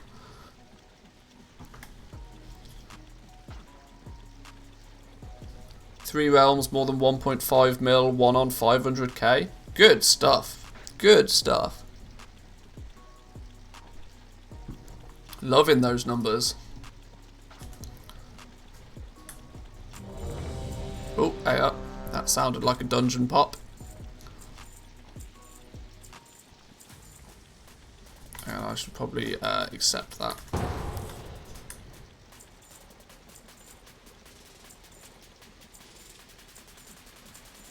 We didn't get very far with our more intro quest there, did we?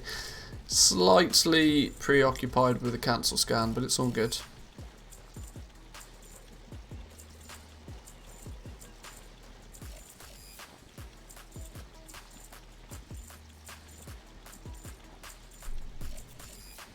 Oh my god, didn't realise I had quite so many things to list.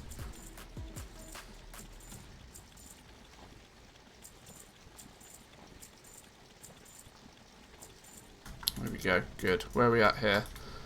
Oh, same again. Cool. Who's our tank this time? Demon Hunter tank this time. What sound?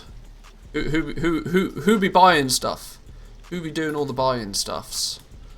Hey, rank 6 Shadowgast Helm. Now we're talking. Yoink.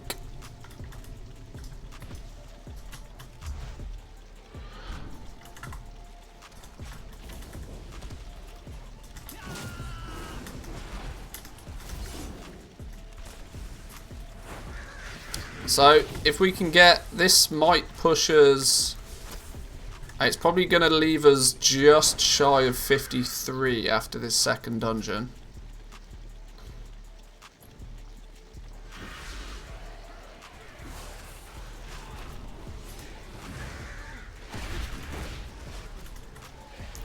Tell you what, I'm going to be very tempted to just go on an absolute leveling spree today.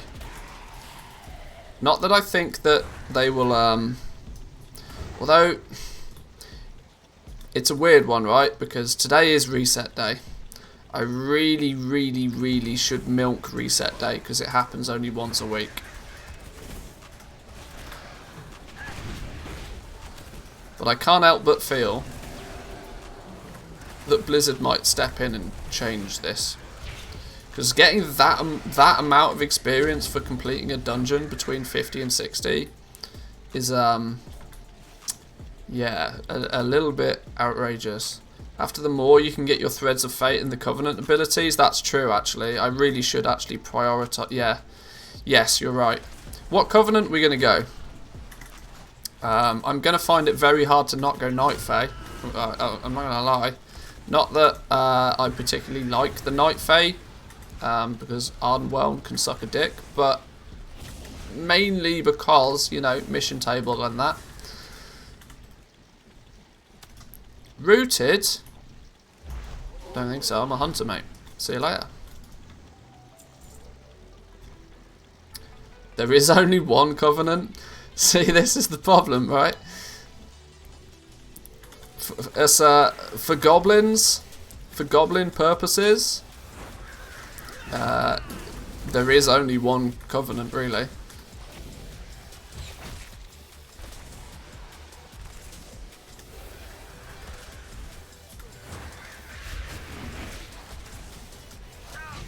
Oh, hang on, let's not shoot the dude that's evading.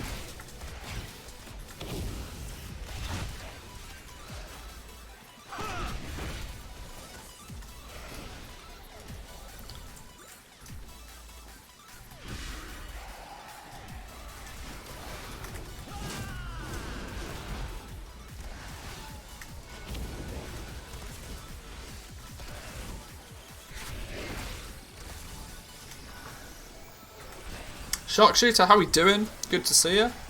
Hope you're well. Hope Reset Day is treating you nicely. A few people are reporting some nice sales today. With also Burning Crusade Time Walking being a bit of an experienced cash cow, we're taking the opportunity to get ourselves another level 60 on another realm. Keep the expansion going. Slowly but surely we will take over the world.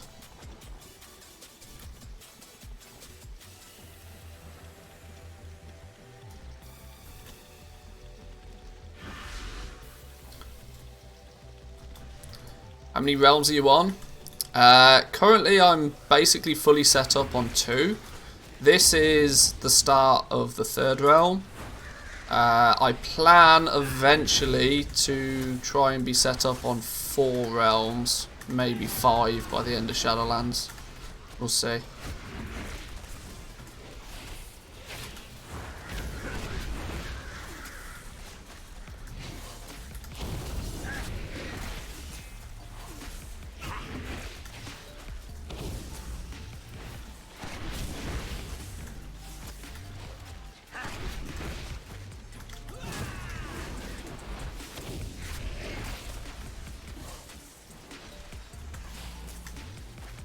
Which realm did you start? I started on Sylvanas, which back in the day was a very, very high populated server. It was also home to Method at one point, which I think was probably the defining factor to why I started there. Or started my goal making properly, I should say. We have recently set ourselves up on Torin Mill. Oh, I didn't pull aggro on those, okay, sure. We recently set up on Torin Mill. We are pretty much done on Torin Mill. Oh dear, what's going on here? We've got 2 level 60s over there. We've got all 4 professions able, all 4 legendary professions able to craft and sell legendaries. Tailoring's maxed, jewel crafting is maxed, blacksmithing's playing catch up, leatherworking is 75% of the way there.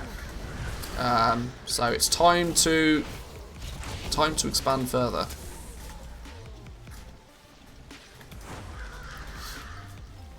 Should be sleeping, but hella congested. It's a nightmare. What, like allergies, or is it like hay fever, or is it just, you know, general not feeling so great? Either way, I hope you can sleep, because there's nothing worse than being sleep deprived. I love me some sleep.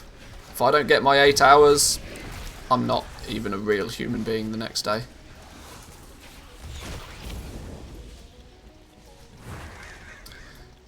This character is on Draenor. Did we set up on Draenor? Yeah, this character's on Draenor.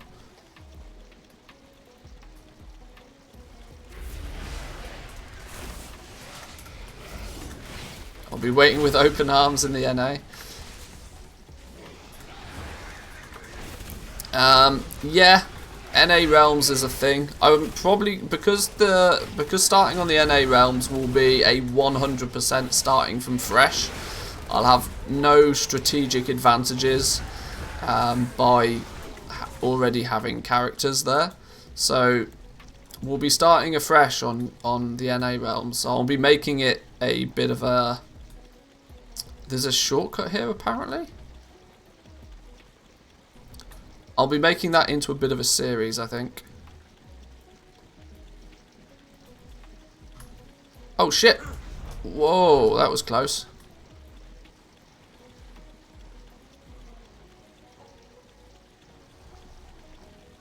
Yo! This dude's got the skills. Oh. It's only a shortcut if you don't fall off. Now what do we do? Now I'm fucked. Rip, they all fell. Yeah. This is why you don't take shortcuts.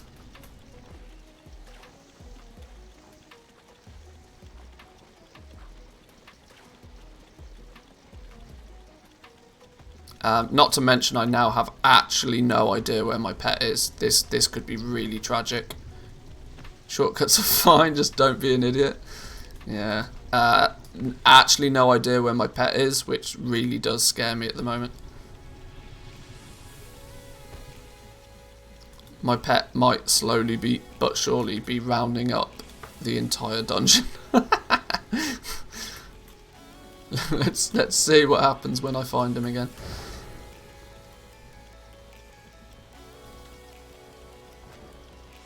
Look, I wasn't the only one that failed, right? 3 of us, like, fell.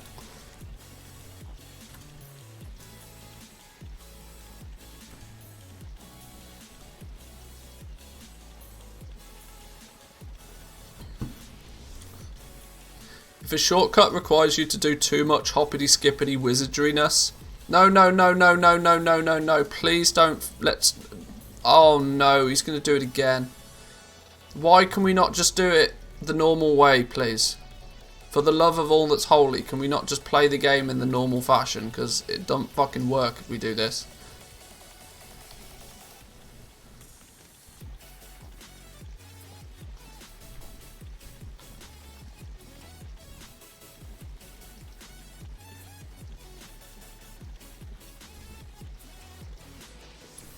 Right, well I'm just going to go do it the regular way.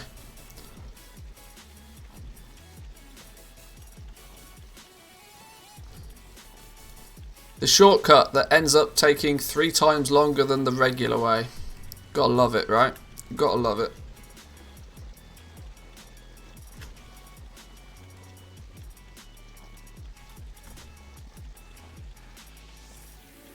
Is this dude a boss? I don't even know.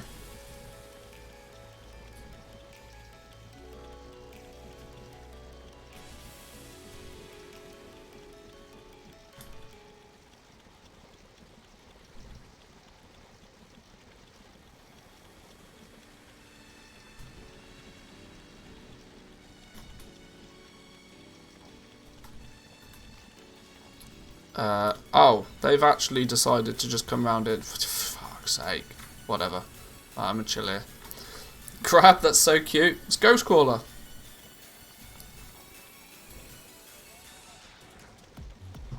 It's the default pet you get as a hunter goblin.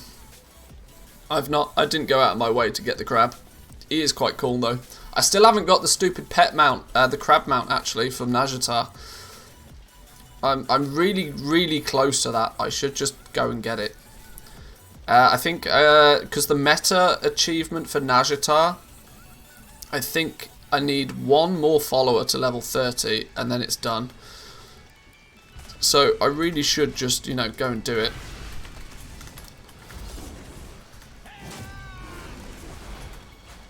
Because that crab mount is arguably one of the best mounts in the game.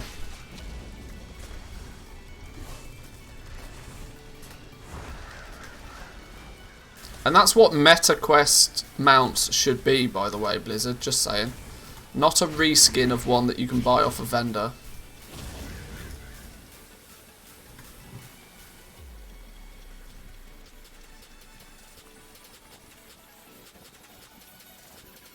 I believe in serpent superiority.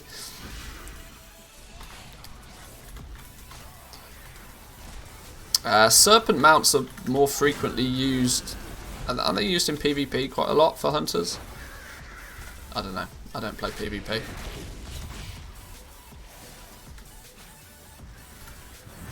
I suppose PvP you're going to use whichever one has some sort of stun or something, aren't you? I don't know. I don't know what I'm talking about. What's your level? How's the experience? Well, we're 51.5 and we've only done 1 dungeon. So by the time we finish this dungeon, we will probably be very close to 53 after only 2 dungeons. So I can't complain.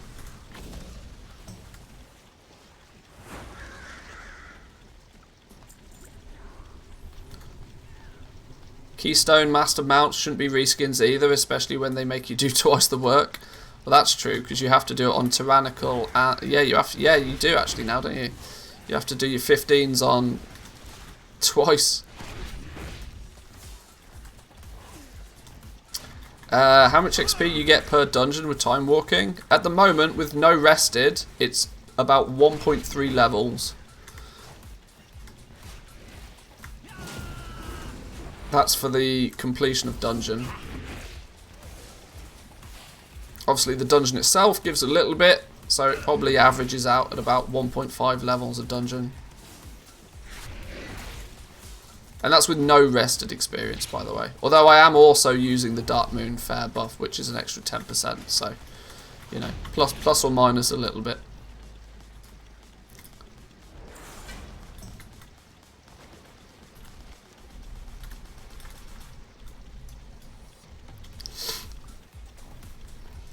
Oh, where you go? Oh, yeah. Sorry. I was looking the wrong way. I was about to throw some shade out there, and then I realised I was the one that was wrong. Oops.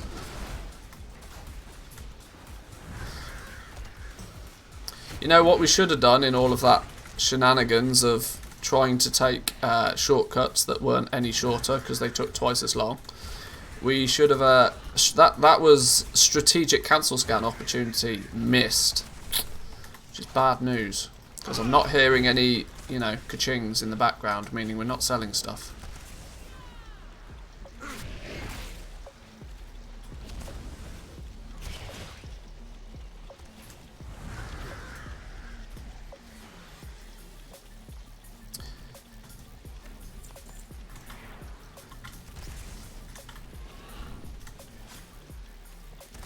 One thing I'm not looking forward to doing is completing the Covenant campaign, the Night Fae Covenant campaign again.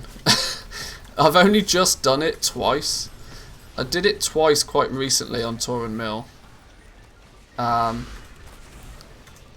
Because you've got to complete the 9.0 Covenant campaign to unlock the Vestige of Origins on your legendary crafters.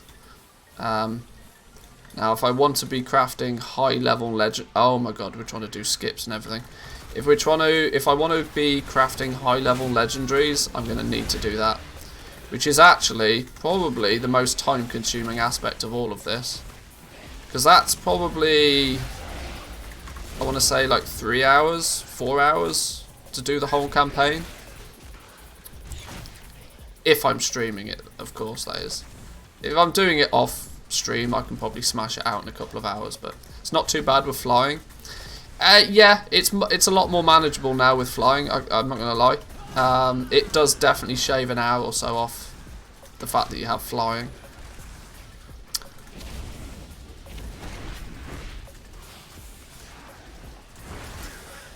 But I guess that's not too much of an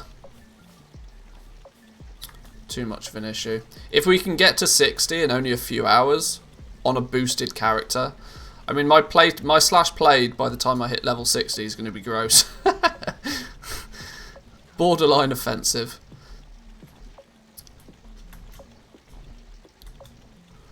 I mean, I'm happy to take advantage of like this faster leveling, but it still makes me sad to think that this game has been hemorrhaged so badly by just there being no leveling experience anymore. Oh my god, the tank's dead.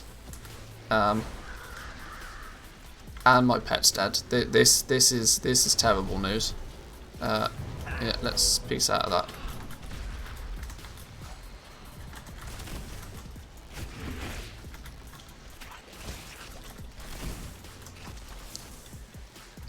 Yeah, this is an F.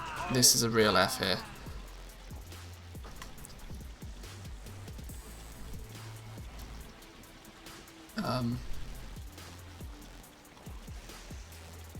I mean, I'll continue if I can get a heal. Oh my god, we pulled the boss as well. Are you kidding me? And I just misdirected the hunter. Misdirected the healer. Oh, that was possibly the worst thing I could have done. I misclicked. I meant to click the tank. Oops. Alright, sure. Let's hope nobody noticed that. I mean, we were already dead, let's be fair. We were already dead.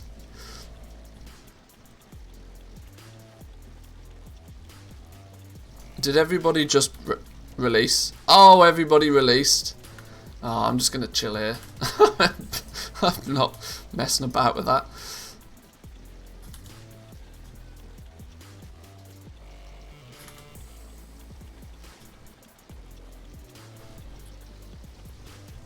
Time for the mage? Hell no. Leveling a BFA now, my friend who's new to the game, even if you don't use the boost, want to level from 0, you're thrown right into BFA, where the game is so much more advanced and expects players to be familiar with the core mechanics of an MMO. Yeah, I really don't understand that decision. I have no idea why they forcibly choose you to go through.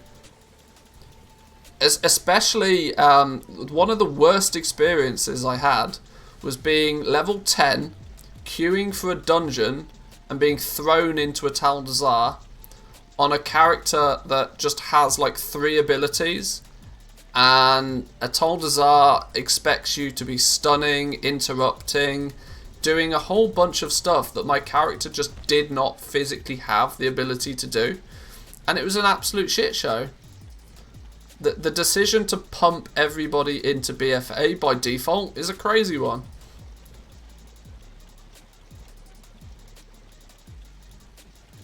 Exile's Reach is good though. I like Exile's Reach. I cannot complain about Exile's Reach. That place is really good for teaching people, you know, who are genuinely brand new to the game, what the sort of fundamentals are. But to then throw you straight into BFA is a crazy decision. They want, yeah, but from a story perspective, sure. But I mean, people aren't even going to make it to Shadowlands if you force them to go through BFA first. Exile's Reach is too fast. It's good, but it's too fast. It's about an hour worth. It's about an hour's worth of content, I think, which is acceptable. But I agree. I mean, they could have really built something on that. Just tuned in for a second. I thought you were playing the Burning Crusade.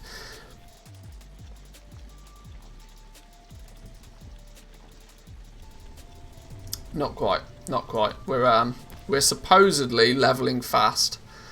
Oh, I've also now lost my time walking buff. Ah, boo.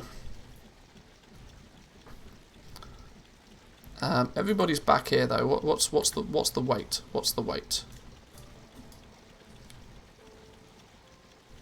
I'm already 60 with one character now. It's quick, innit? Oh, getting a res. Lovely stuff.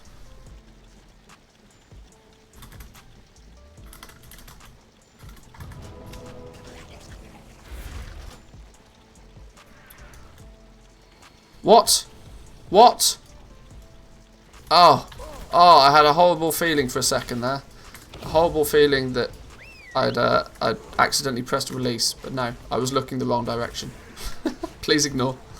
Oh, my pet's dead. Ah! Worst hunter in the world. I didn't even finish my cancel scan. I waited for a res and still didn't do my cancel scan. God damn. Worst hunter NA. Worst hunter EU even. It's insane. As a new player, it should take you a long time to get to level 10 because you need to learn the concepts of aggro, using abilities, quests, getting around. Yeah, even simple movement, you know. Did you disable Growl on your... No, see, I did. Growl is not active. I am not that bad of a hunter. I'm not an animal. Jesus.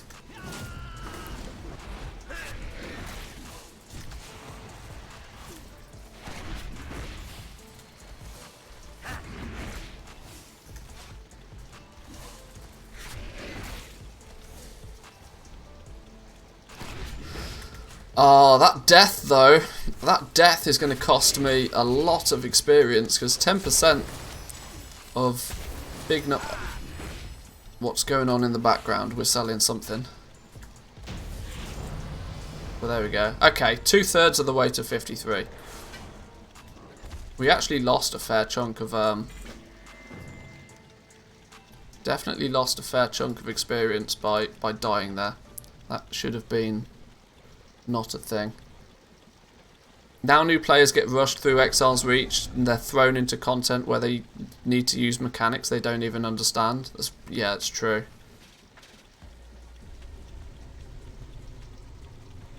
Movement is important. Friend of mine just hit 55 in the Burning Crusade. Still keyboard turns.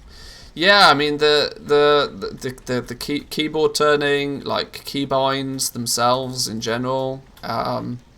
There's lots of things that you should probably understand before you get too deep into the game.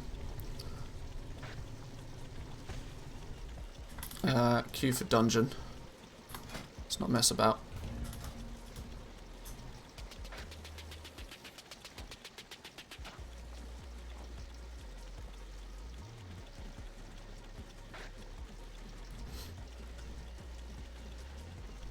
My cancel scan finger's going to be broken by the end of the day. Heaven forbid when we end up doing this on 3 or 4 realms.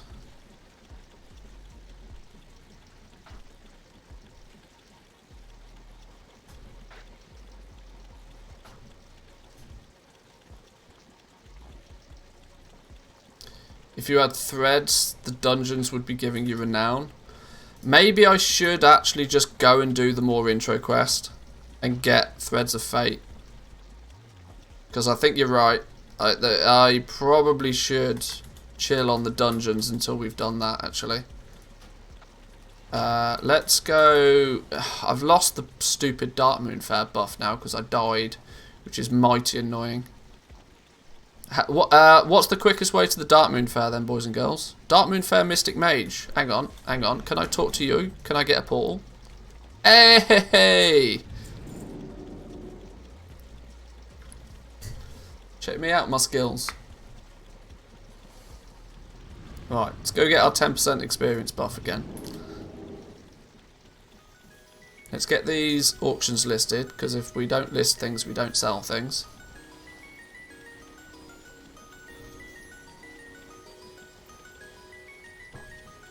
War mode on. Ah, yes. Yes, also war mode on. Very true.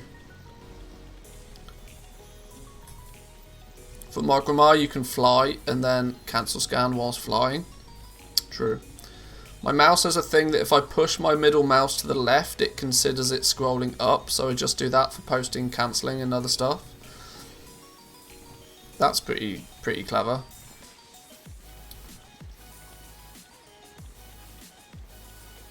Yeah, war mode doesn't do anything for dungeons, but it will definitely give me a little bit of a boost for doing the more intro quest. Right, auctions are posted over here. Oh, snap! Oh, oh! Let's go. Nearly 500,000 over here now.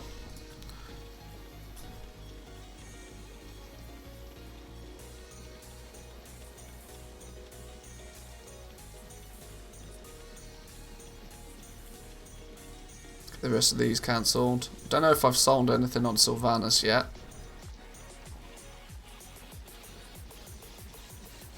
$1 mil in the mailbox, 1 mil on the auction house. Love reset day.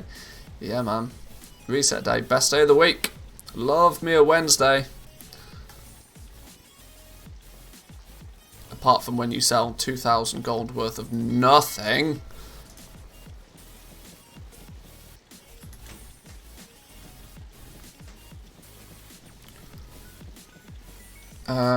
Can we? Yes, we probably can grab a shortfall.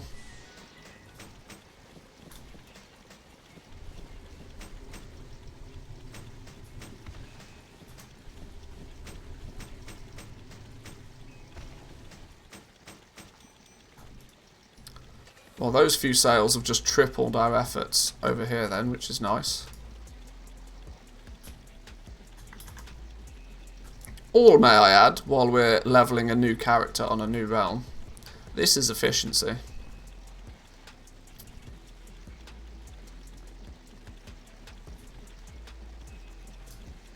Which makes a change, because I'm rarely efficient. Especially when I stream. You'll have to trust me when I say that I'm usually way more efficient in what I'm doing when I'm not streaming. Having to flex my vocal cords and read chat at the same time is just more than enough to keep my brain occupied. Reset Day has been recently fueling my new Hearthstone expansion. Yeah, I saw Hickon's open like 400 packs or something silly.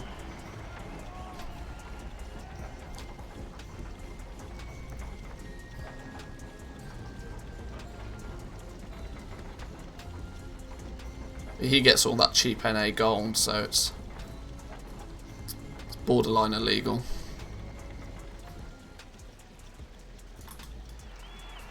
Need to open 200 packs, such a chore. Oh, boo-hoo. Boo fucking hoo.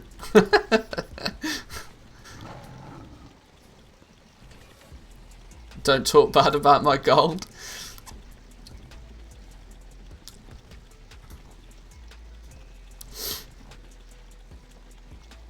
It's all good.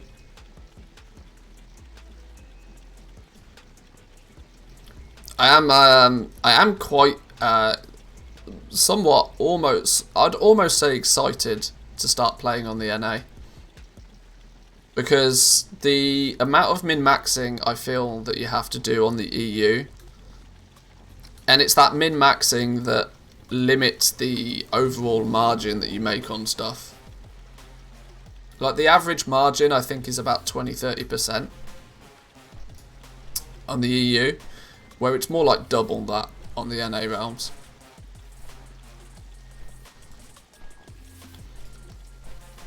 because it blows my mind, right? I occasionally will tune in to like either Hickons or Dirty Irby or somebody that frequently streams on the NA, and I barely ever see them do a cancel scan, and yet they still just churn sales. I'm like, what is going on? I hope it lasts longer than his Let's Play on Tour and Mill. Well, yeah, that lasted about 4 episodes, but I didn't really structure that properly, if I'm honest.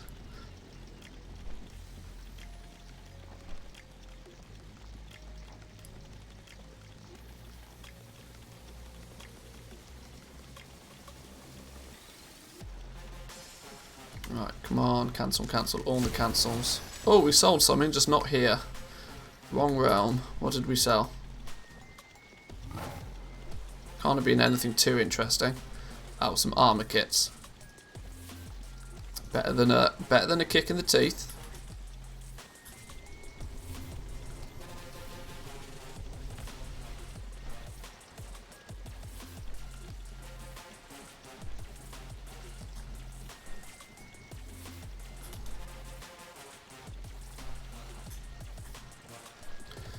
Is time walking for only 50 plus? The outrageous XP? Yes, apparently so, yeah. Yeah, 50 to 60 leveling through time walking is pretty ridiculous. I mean, borderline broken. Level ridiculous.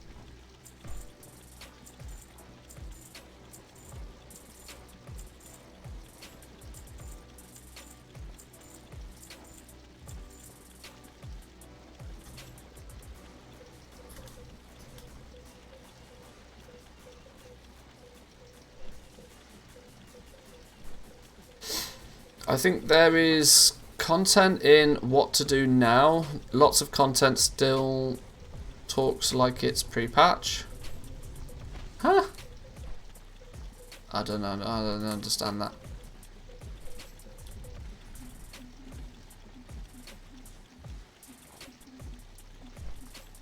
Let's get these up. Are we still flying? I reckon we're probably still flying.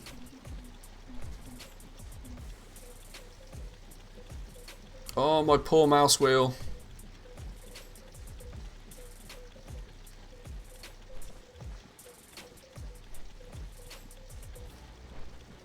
There we go. And we're still flying. Perfect timing. Perfecto.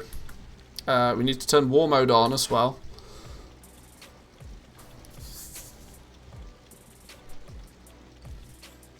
I'm not sure all the LEGO advice from 9.0 is correct now, even Dark Moon Fair.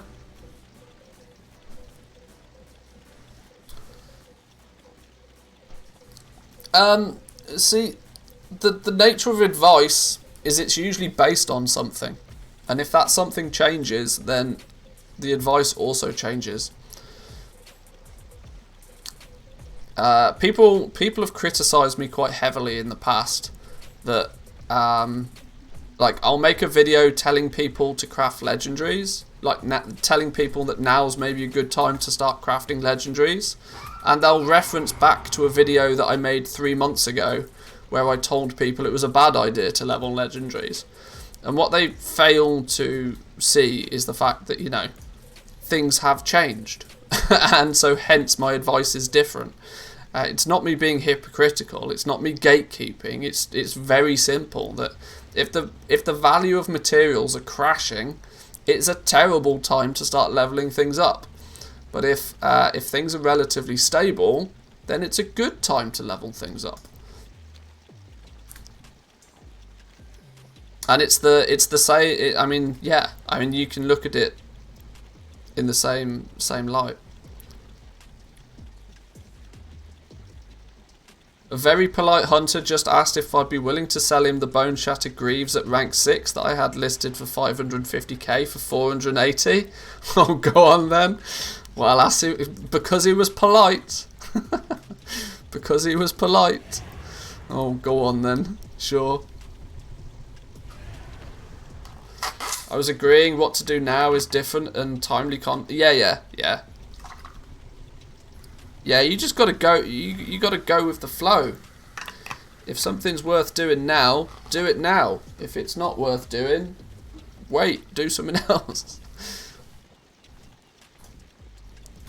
You probably bought 2 tokens. What? Yeah, that's probably true actually. Probably got 500,000 gold in tokens.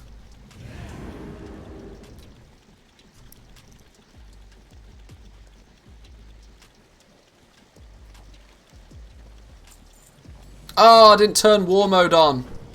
What a donkey. Oh well, I'm not going back now.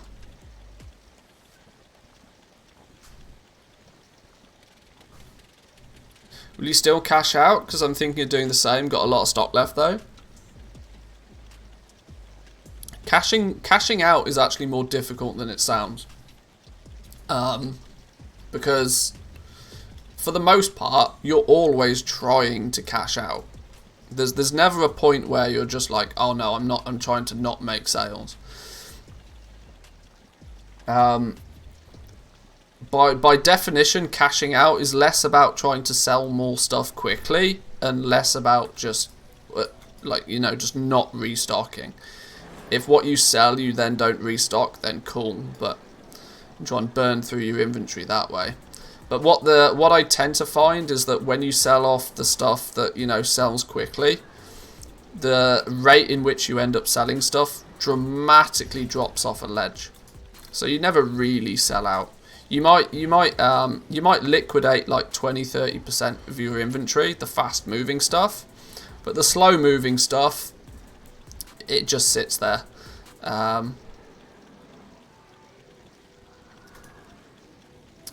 I get too tempted by the restock. Well, that's it, because when you're trying to shift that slow moving stuff, you're still technically actively auction house PvPing, and so you could still be selling the fast moving stuff at the same time.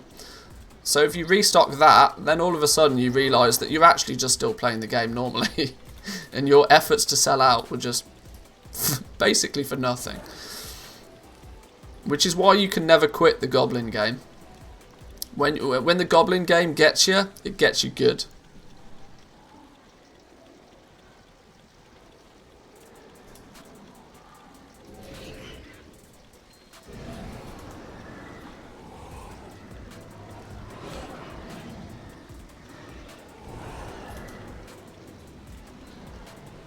Oh, hang on, everything's starting to expire here. 4 minutes and we'll relist what's expired.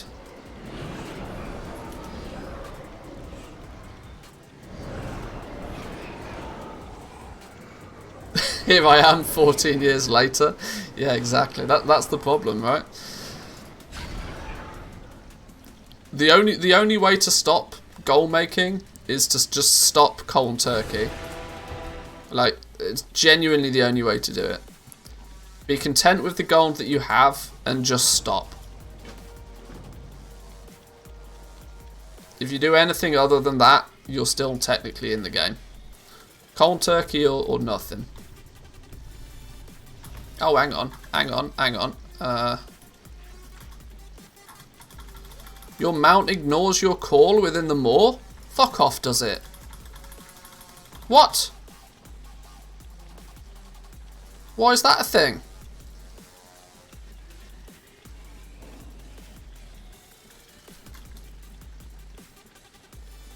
Why is that a thing all of a sudden? Stupid game.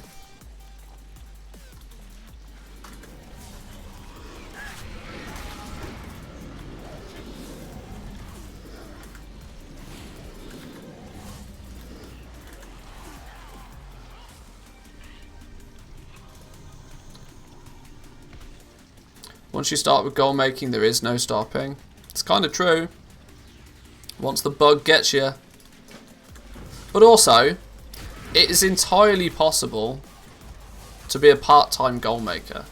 And by that I mean that once you realise the way that you make gold in this game, you can go back to your daily activities of, you know, just your raiding, your mythic plus, whatever.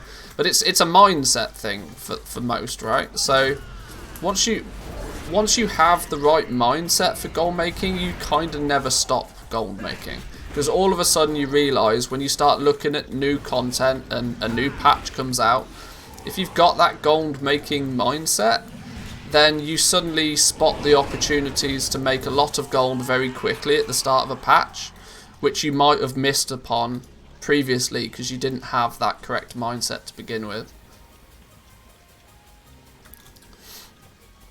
And just knowing that if you pick something up, what it's valued at, and that you could sell it for X, Y, or Z, or instead of just putting it in a bank, you know, it's all, your trade skill master profile's already set up. You're just, you know, you're just kind of ready.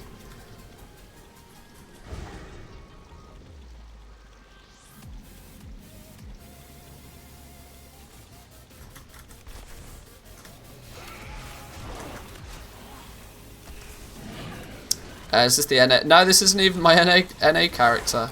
I've not set all of that up yet. I'm not quite sure why my mount is ignoring me, but maybe it's because it's was a boosted character or something. Maybe, I don't know. Don't know.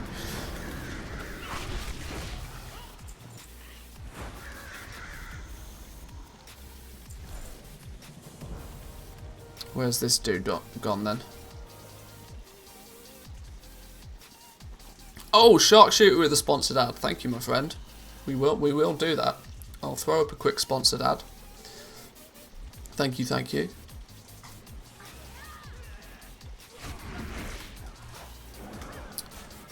The intro is walking. Is that what it is? You don't have, even on the more intro, you can't use your mounts? Well, that blows.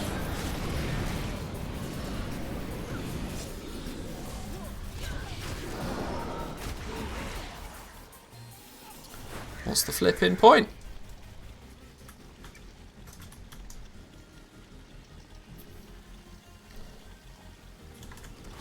Yeah, the issue I've got when it comes to the getting up and running on the NA realms is that my Battle.net is already full with 8 EU accounts. So I'm actually going to have to make a brand new Battle.net account just for the purpose of my NA play as well.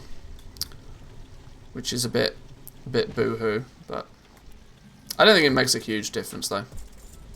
Gives me the opportunity to maybe have 8 NA accounts eventually. And can be absolutely balling. I don't think we'll ever do that though.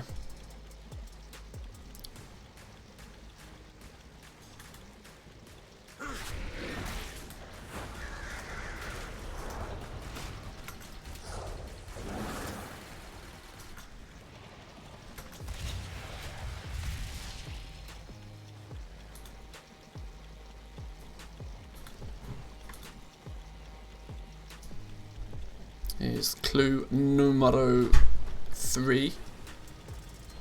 Ooh! Lunchtime.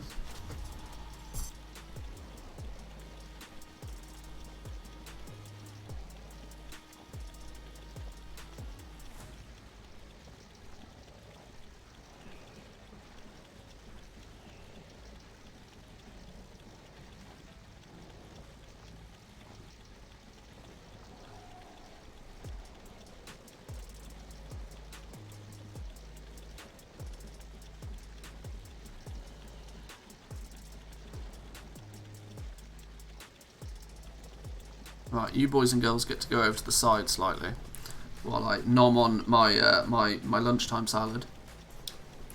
It's about time, baby. Lube at the ready. Lube at the ready. Food. Now, strategic cancel scan time. Am I safe just standing here? Probably not. Let me go find Jaina real quick. This is less safe. Is this if I don't hand this quest in, we're safe, right? Yeah. No bacon, unfortunately. Parma ham, mozzarella, and I think what we decided last time were nectarines. I think that's the fruit. I mean, it's technically a salad. I mean, it's just cheese and meat, really, with a nectarine on the side. It's tasty as all hell, though. Alright, cancelled all of those. Let's grab those real quick. Yeah, food. Yum.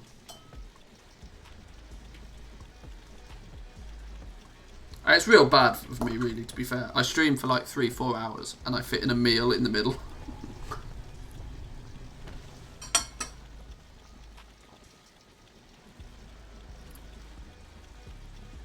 I probably could just wait. But you know, if your lovely wife brings you lunch, you're not going to turn it down, are you? Alright, let's get that lot listed.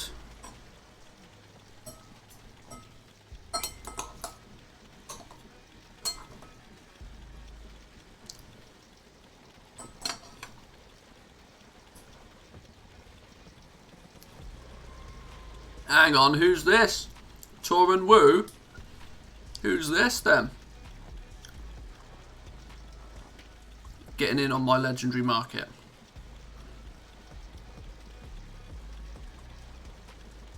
We have an invader. Exposed. Second breakfast, lunches after stream. You know it. It's what we English like to call elevensies. That was my posh voice, by the way. Some of you probably think I have a posh voice to begin with, but...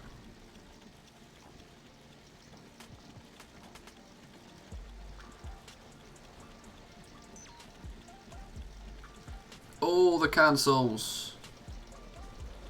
We don't like Manthy Snickers. You're not yourself when you're hungry. It's true, I'm not. I'm a different human being when I'm hungry.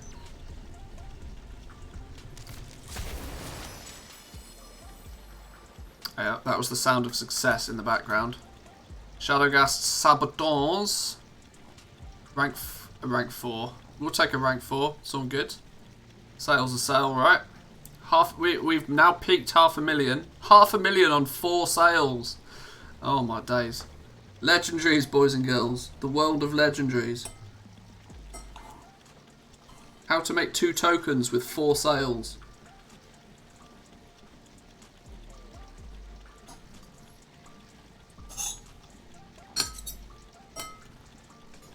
You know, I could be, if I was so inclined, I could be absolutely disgusting with the YouTube clickbait playing with these legendaries.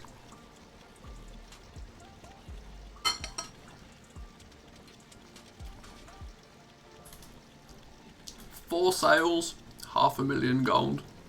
Genius. Do it for the $. YouTube doesn't bring in the $. Foolish not to.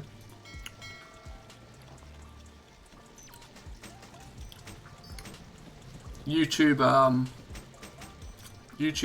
ad revenues in the bin right now. Gotta wait till December. Christmas is just like... Christmas is Christmas for YouTubers. $1 better than no dollar. Well, that is true. It's a net positive all the same. Oh, hang on. 329 expireds? What's going on? Oh, no. I did expireds, not cancels. Donkey move. Actual donkey move.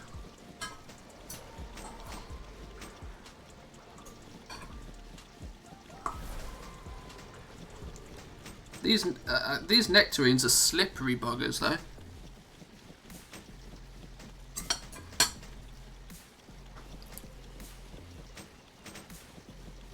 You get 2x the regular ad revenue during December. The difference is crazy.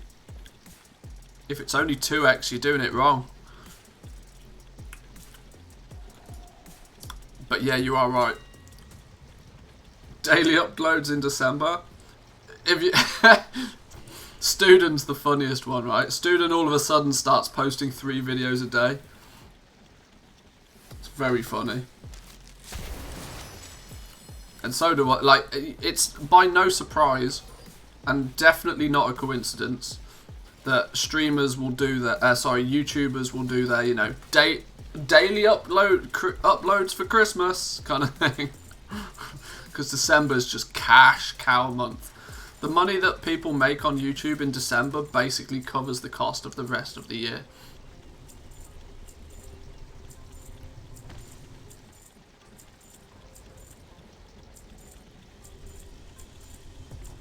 Unless you happen to be in, like, I don't know, financial YouTube channels or something. Those guys just make bank all year round regardless. Right, let's get this lot listed. How many is this? 128 items. Get on the auction house. Oh my god, I'm being post-throttled. That doesn't happen all too frequently. Shame gaming channels get the lowest ad revenue though. World of Warcraft's actually significantly better than most. Since MMOs tend to attract a different style of gamer. The ad revenue for World of Warcraft channels is certainly better than average. If you're trying to do like a Call of Duty or a Warzone montage channel, your ad revenue's in the bin. But MMOs tend to have a slightly higher CPM. Different style of gamer, e.g. old people. Not necessarily old people, but people with money is probably the best way to describe it. Pike B, talking to YouTube, just made it up to 10k subs. GG. Probably got more subs than me. I mean, that's not hard, but... Timely clickbait would be Bitcoin an hour farms. True, true.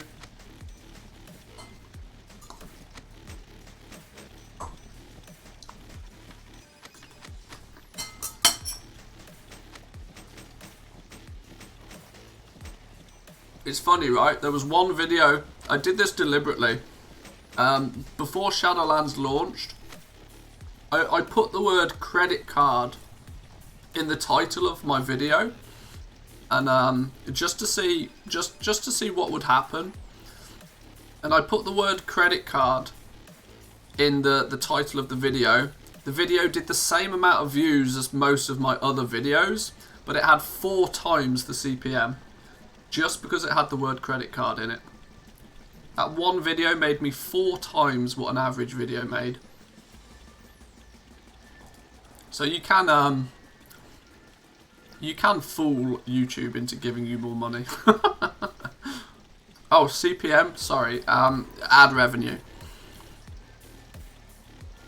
The ad revenue on the video was 4 times higher than normal, just because I put the word credit card in it.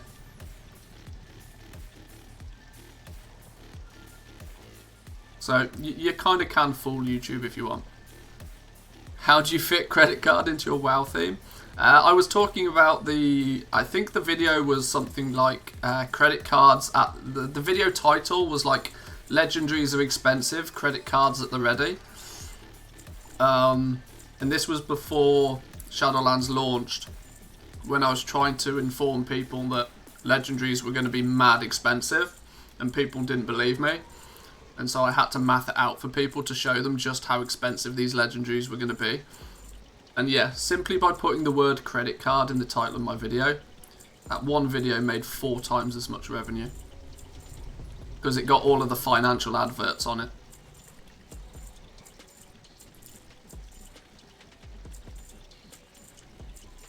All of your videos at the end stick didn't pay with a credit card. Yeah.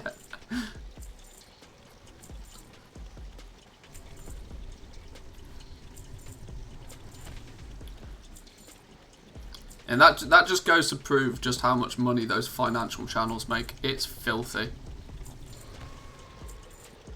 Low on credit card, make gold by doing X, Y, and Z. Gotta find a doomed mod called credit card and showcase it on my channel, yeah. And anything with financial based words in it.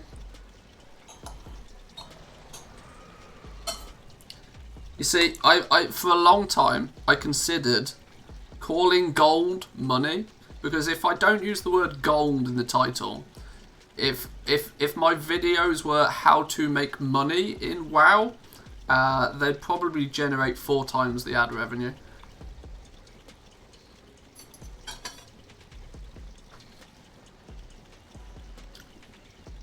I might test it for a week at one point and just see. What about using currency? It's another, yeah, use cash then. Yeah, I mean, you can switch it up. You can switch it up for sure. But yeah, I probably shouldn't go into too much detail about how you can hack the YouTube algorithm, but sure. What are we selling? What are we selling? A rank 2 Shadowghast Wasteguard. Yes, please. I'm almost certain I've got about probably 14 more of those I can sell.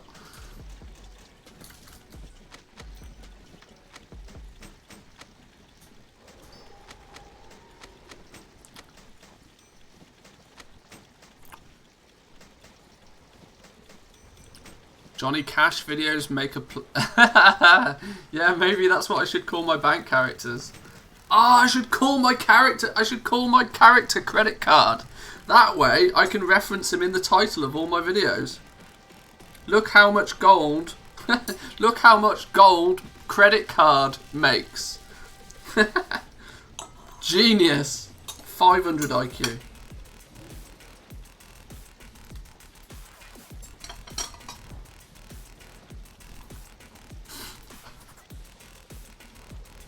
Credit card earns 2.5 million in 30 minutes.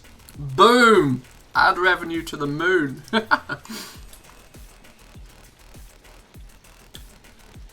Sounds like a Spiffing Brit video in the making. It does. It does actually, you're right.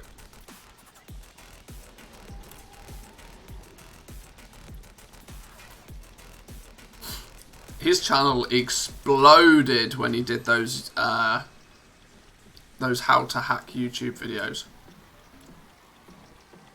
Look how much money I have on credit card. Yeah, on my credit card, yeah. I should just get you guys to do the titles for my videos. You guys are much better at it than me. I'll tell you what works and you guys can come up with a title.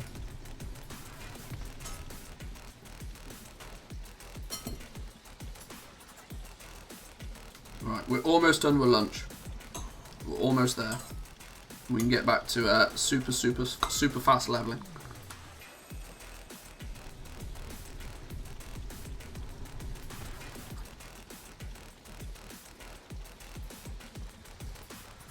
We all just really hate the goddamn clickbait meta. This isn't about clickbait. This isn't about clickbaiting. This is how to make Manthius more ad revenue.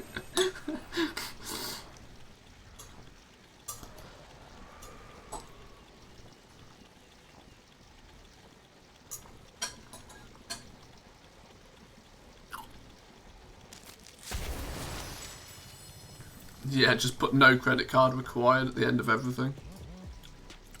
It's clever. It's clever.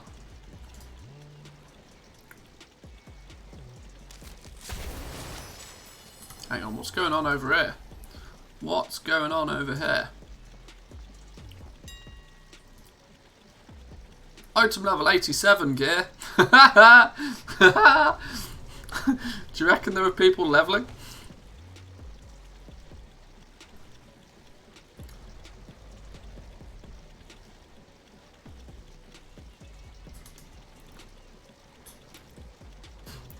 Truly not clickbait. Which goblin wants to click on a video involving a credit card? Oh, that's true.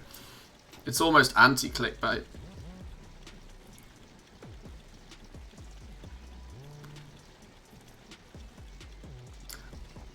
Also, ironically, one of the best things you can put in a video title is do not click.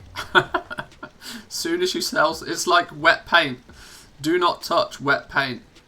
That sign will have so many fingerprints on it. You tell somebody not to do something, they all of a sudden, for no logical reason, have 10 times the desire to actually do it.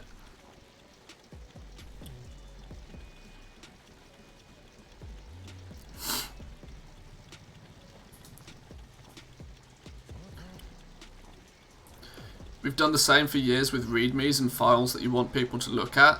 Yeah, just title it something like "Do Not Read" or something. Yeah. You actually sold a helm at rank 6. The meta, yeah, yeah. Even the domination slots. I sell the odd bits and pieces here and there. That's why I craft them. They don't sell anywhere near as frequently, but when they do, they're actually, more often than not, the most profitable sales.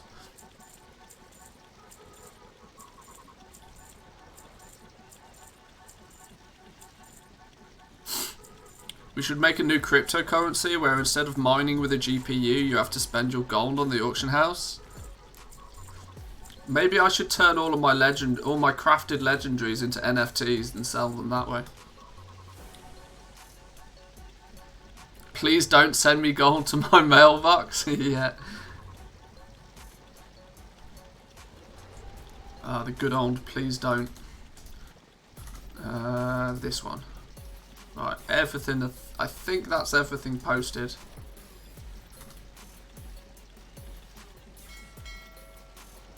Yeah, everything posted. We're good. 600k in the mailbox over here. 400. So we've done 1 million in sales across the 2 realms already.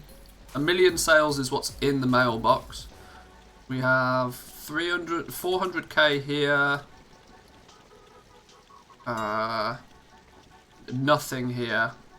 Okay, we're doing alright today. All at the same time as leveling a new character on a new realm. This is nice and efficient. I like it. I like it. I like it.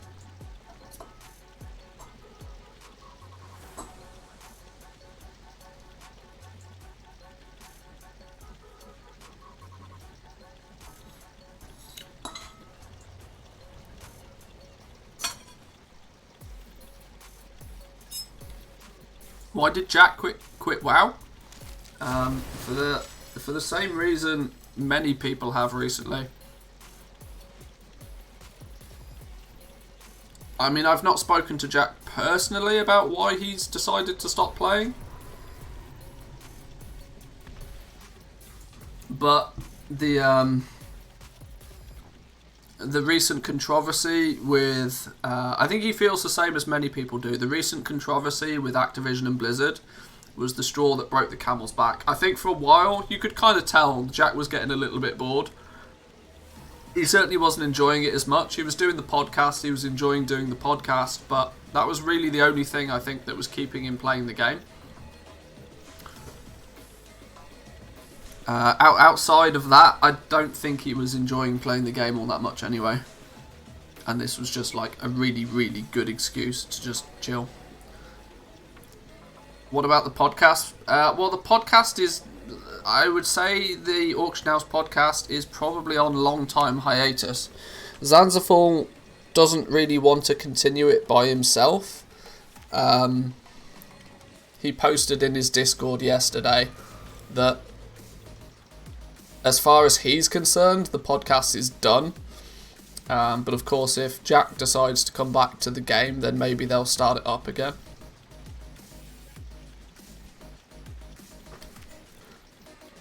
A few people have suggested that I should jump in and do it, but it's not my thing, you know. It's not my show. It wasn't mine in the first place. I was more than happy to help them out on the occasional weeks where they needed it, and I was more than happy to be a guest, but it wasn't my podcast. If I was going to start a podcast... Oh, hang on. And more importantly, I'm not good at being a host. I'm very aware that doing a podcast is not really my thing.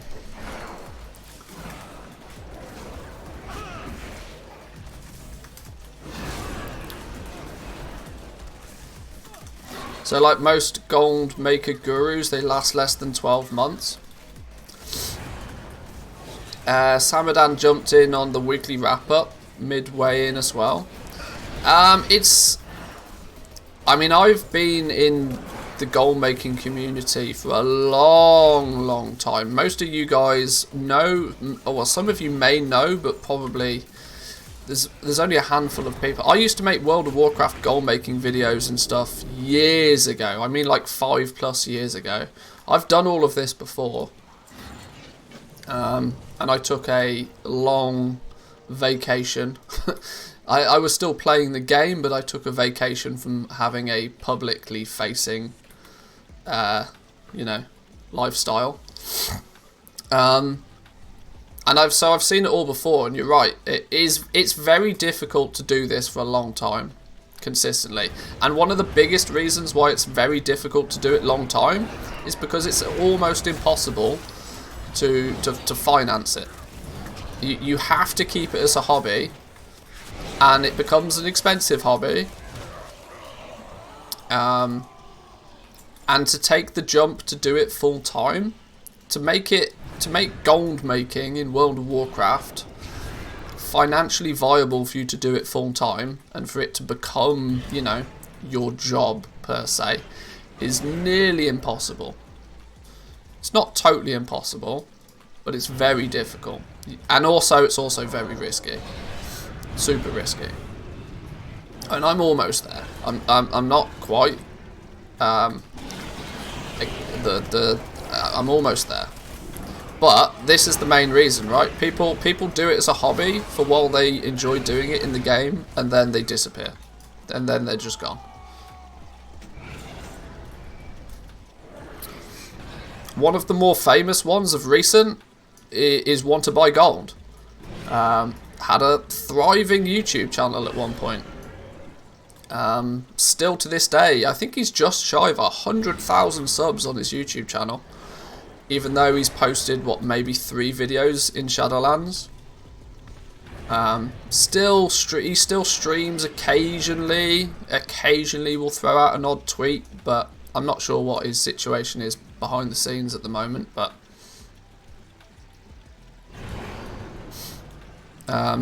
one of the more higher profile examples of that, it's just very, very hard to do this for a long time.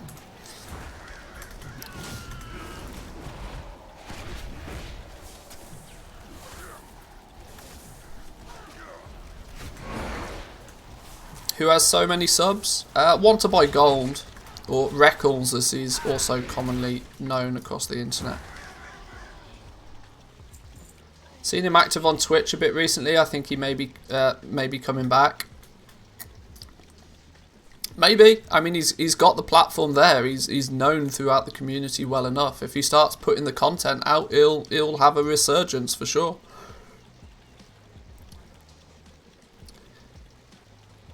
This is also why, even to this day, for example, Student, who is considered one of the higher profile gold makers out there, based on his Twitch stream and YouTube channel, still to this day only considers it a hobby, even though he probably makes enough money from what he does to consider it his full-time job. But if he keeps it as a hobby and keeps his day job, then he's safe, and it just becomes, pocket money for him, which is nice.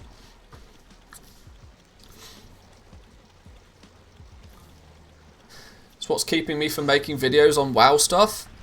I mean, you'll see in the I'm not very good at this right now, but in the future you'll see me branching out a little bit more so, because the only way to sustain is to outgrow World of Warcraft. But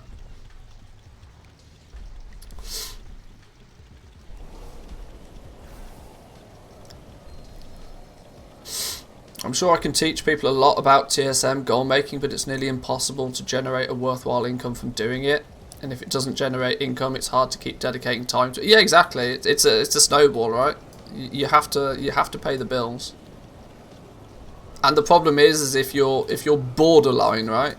If it's borderline, if it pays the bills, but only just, you end up doing it for the money, which then very, very quickly kills your desire to keep doing it.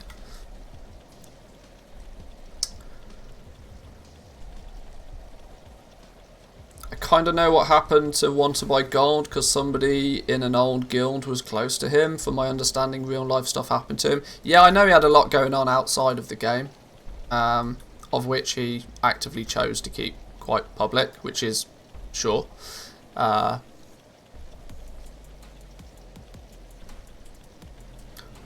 He found the strange gold farms as well as the unusual ones. He did, yeah. His videos were cool. I mean, his videos are still cool.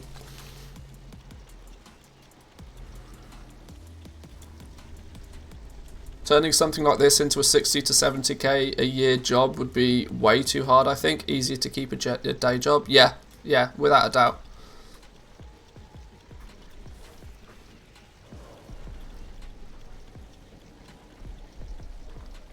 TSM Consulting. The thing is, for example, Jack did a lot of that. Jack offered TSM Consulting. It still absolutely blows my mind that he did it for free. Even though I told him. I was like, why are you not charging for this? But he wanted to continue doing it for free. And so he did.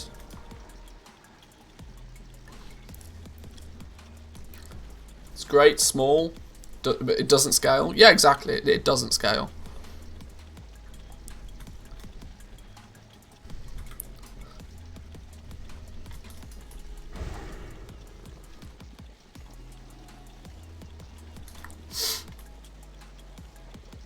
You getting there though?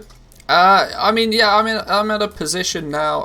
When I started this before Shadowlands came out, I told myself that I'll give myself a year, and I need to within that year not only grow but also get it to a point where it's at. Oh, hang on, I need to be doing something with these.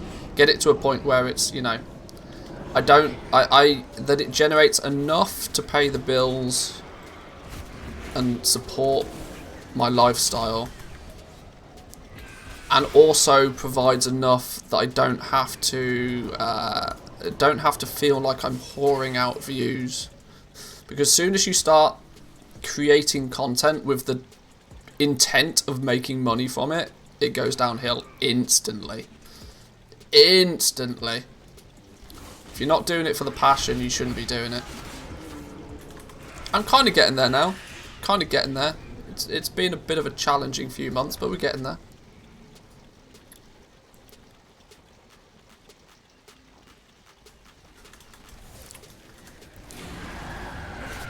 Probably pay somebody £5 to £10 to have them give my TSM a once over and a one-on-one for a month. I never really want to pay more than that. That's it, because it doesn't it doesn't mean that much to most people. Yeah, it's probably worth throwing $5 at it here or there for sure. But yeah, I mean, nobody's ever going to spend big bucks on something like that, and that's why it doesn't scale.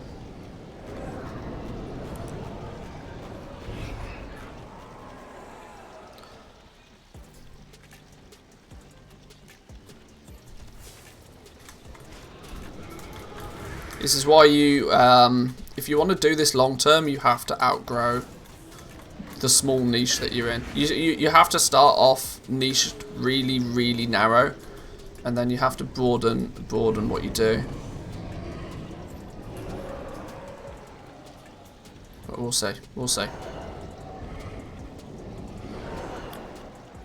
You're never going to be in a position where you could, as a consultant, charge me £100 for that instead of £5. Yeah, exactly. How many of these? Oh, we need one more of these things. Oh, there's one all the way up there, but I can't be asked to go all the way up there for it. Am I going to have to? I'm going to have to. That's the closest one. Oh no, he's gone and he's going to go steal it. I'm going to get all the way. Yeah, of course. Hang on. Yoink, yoink. Tag. Thank you.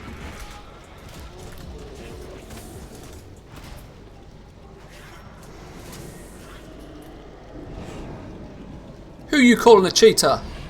I'm no cheater. I know what you mean. Boom. 53.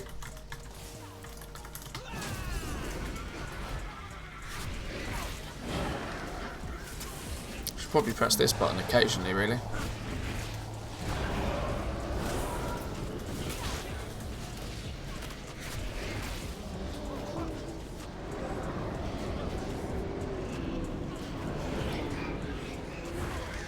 What? Did I? What? Oh, there we go.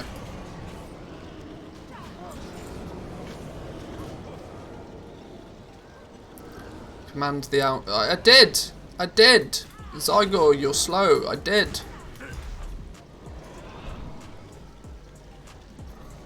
Still miss aspect of the pack. Yeah, I agree.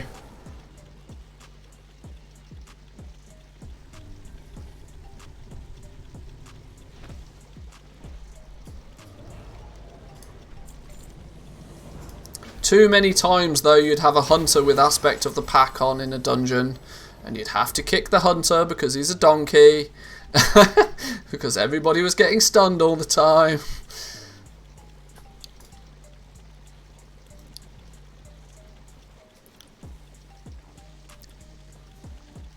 Not to mention, you could abuse it pretty heavily. Hang on, I heard a ding in the background. What did we sell? Not there. What did we sell here? 230 Shadow Steel boots. 5k crafting cost, sold for 10. Double your money. Double your money.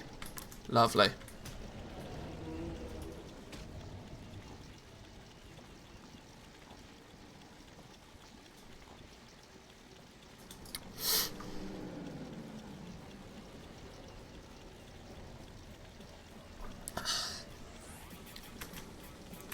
That's why I still craft, like, even the low-level stuff, the 87s, the 117s, that sort of stuff. Because it's never going to sell super fast, but you double your money every time you sell one of them. And the more times you double your money, the richer you become.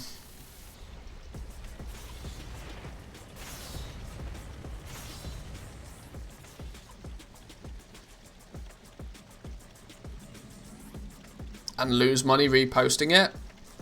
Yeah, but if you're doubling your money when you do sell it, that more than pays up for posting it 20 times.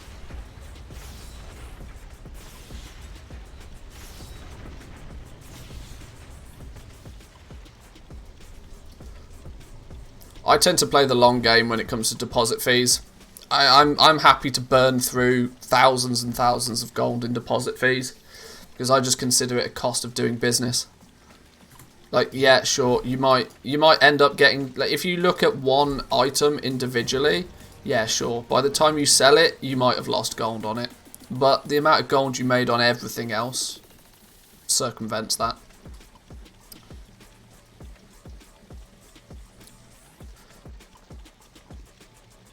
I need some keys now. Let's go find some keys. How many do we need? A bunch of them.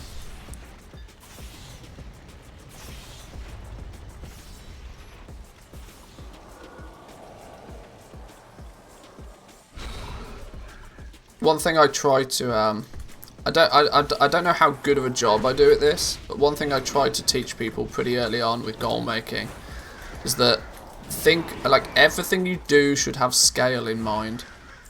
Is this scalable? How do I scale this? Which is why you need to get out, like, I advise most people to farm like a crazy person until they have enough gold to never farm again. Because farming does not scale. The only way you could scale farming was by multi-boxing, and now that's not a thing. So farming no longer scales, meaning, I mean, this is not to say that you don't need farmers, but you should only farm for as long as you absolutely have to. After that, you're just shooting yourself in the foot by continuing to farm. When you see those people farming and they've got 5 million gold in their bags, you're like, what are you doing? Why are you just not buying those materials? Multi-boxing is still a thing. Oh, I'm not even going to humour that. It's not.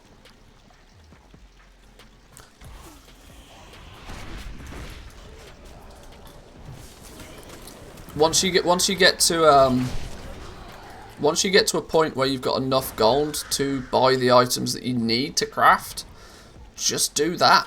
Like, save yourself all that time. Focus that time you would have spent on farming on crafting at scale. And you will win. You will win.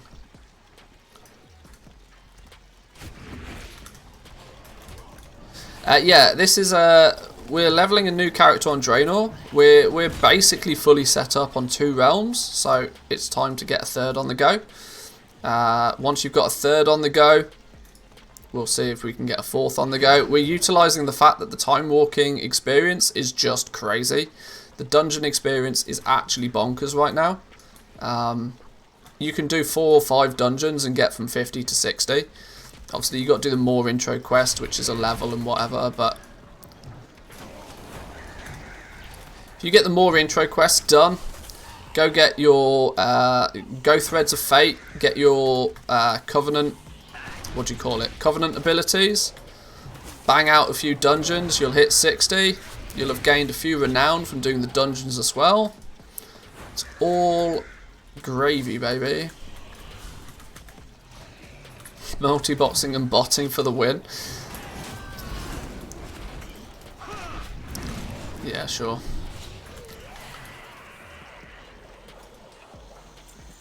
Will you create Auction House Toon for Draenor on a separate account again? Probably. Probably not until I get more established over here. The cost of running another account, it will need to be self-sufficient. So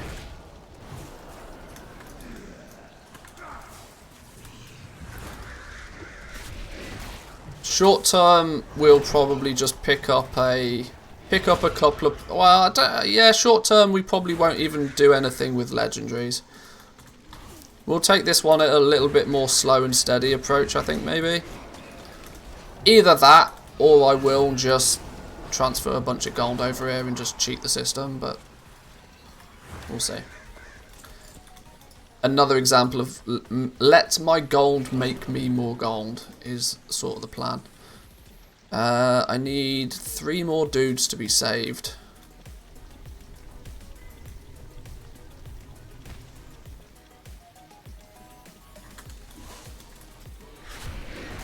Drawn crafting Legos for the win. Yeah, that might be a good cash cow, you know. I might dual crafting and mining might be a really good combo to start with. Because obviously when you've got 0 gold, I mean apart from the very generous 10k that Haley loaned me, but with very small amount of starting gold, maybe getting farming some brain think words. Why can I not use my word? The thing is, crafting small scale. This goes back to everything that I was saying a second ago. Crafting on a small scale is just as bad of a decision as not crafting at all. When you start crafting, you want to do it and you want to go for it. Because crafting nowadays is only half the problem. Crafting is cool. You've gathered up some materials. You've crafted some stuff. Now the bigger problem ahead of you is actually selling them. Selling the items that you craft is considerably more of an issue nowadays, and something that gets overlooked until people try and do it. So I'll either probably just do a bit of farming, or I'll just transfer a bunch of gold over here. I'm not sure. Curious why you chose another full pop realm when you already have Tauren Mill. I'm on full pop as my main, but personally I'm trying to set up on lower pop realms as my alt realms for a different experience, like a high pop one, and then a medium pop one as well. It depends on your playstyle. My playstyle very much lends to being on a high pop server. Mainly because I just want there to be as many players as possible to buy the things that I craft and sell to them.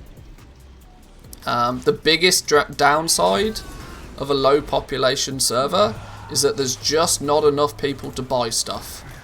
And if people aren't buying stuff off you, you're not making profit on it. And you're not really going very far forward. Certainly not at a speed that I personally would like to. So I'm slowly but surely going to have a presence on all of the really big realms, so that I just maximise the amount of potential customers when I craft and sell things. That's the plan. But like I said, crafting is only half the thing now. Crafting, like, being able to make something is cool, right? It's great, well done. But actually selling it is a different game. Like now, for example, we've done basically nothing since I stopped cancel scanning over here.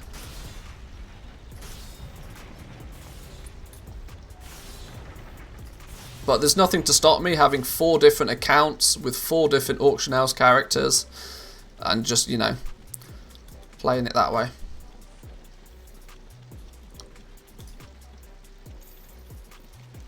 It's much easier to make 250,000 gold worth of sales in an hour on 4 realms than it is to make 1 million gold in an hour on 1 realm.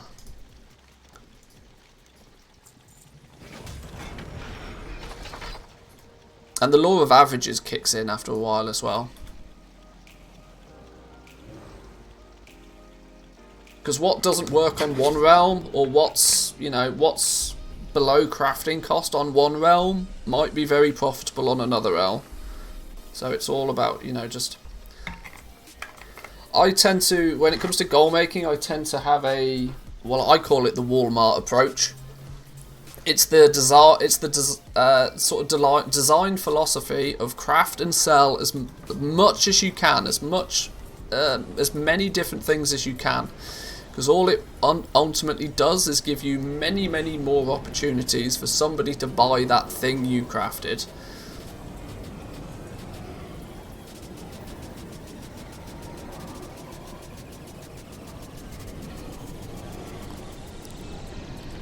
Kazakh is safe for now. For now.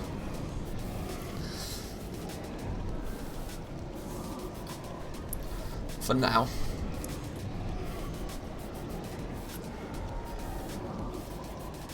Look, this is the advantage of these super mega servers as well.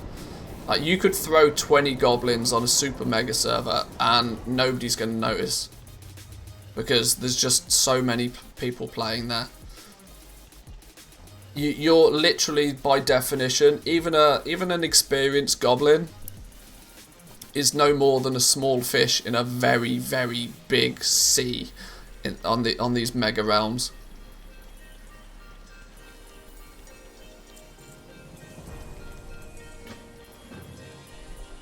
I mean, on Sylvanas it's nice because I'm one of maybe 3-4 people on this realm that basically dominate the auction house. But you look at, if I was to do the exact same as I do on Sylvanas and to try and do the exact same on Torren Mill, I mean, my efforts would obviously be nicely rewarded. I'd make a lot of gold by doing it, but I mean, I'd probably have 10% of the market share, probably not even. What's the population of a super mega server? It depends what you could. It's hard to tell because you have obviously the characters that are on those realms, active characters, and you just have the amount of characters. But obviously not every single character is an individual person. People have alts, often many of them. But there's quite comfortably at any one point probably 20,000 people playing on these big servers at any one point throughout the day.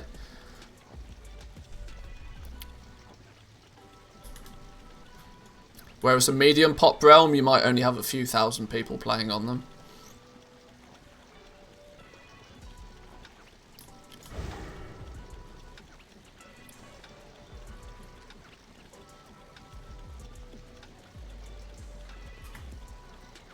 I keep trying to use this goddamn stupid mount and I can't, can I?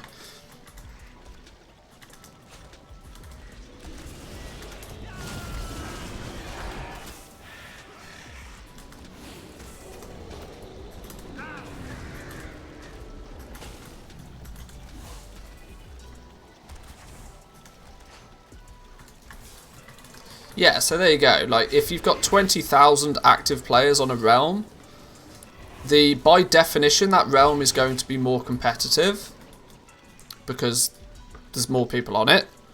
So there's twice as many people who are potential customers for you as a goblin, and the people that play on that server are naturally going to be more competitive, as there's going to be more guilds fighting over the best players, and there's going to be more people trying to progress and all that sort of stuff. Now, the more competitive a realm, usually the better it is for goblins, because competitive players want the best, right? And they'll pay for the best to be the best.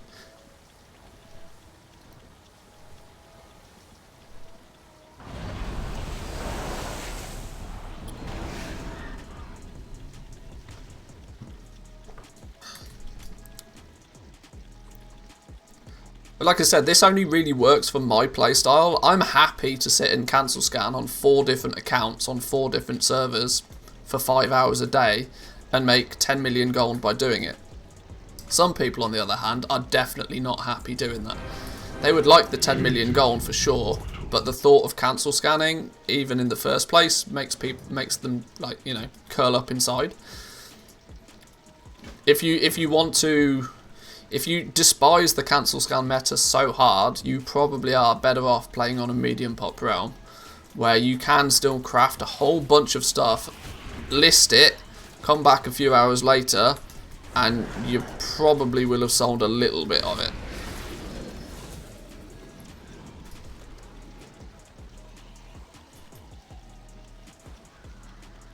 I don't care to cancel scan.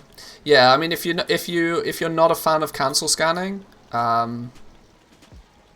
you're gonna have a hard time on the big servers, unless you're farming and selling consumables. But even then, it's kind of like, it's a timing thing. For most players, my recommendation is, even if you despise cancel scanning, do it for 1 hour a week, like, and just go hard, go absolutely bonkers crazy, and you'll make a month's worth of gold in that 1 hour if you do it properly. Like today, reset day today, if you get your potions and your enchants and your gems and your food buffs and all of that ready and waiting, and between the hours of, like, I don't know, 5 and 7 server time, you just camp the auction house like a machine, you will make so many sales, it will be disgusting.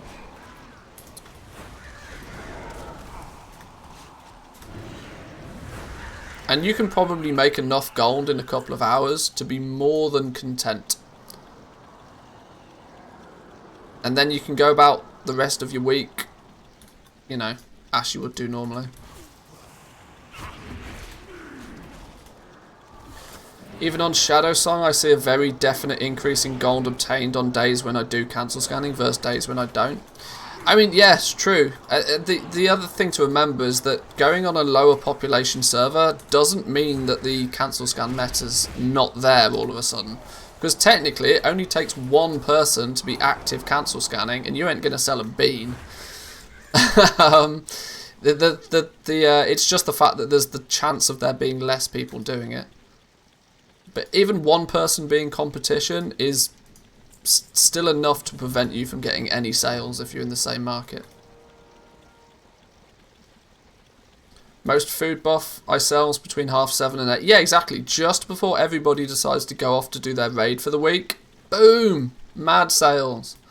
Mad sales.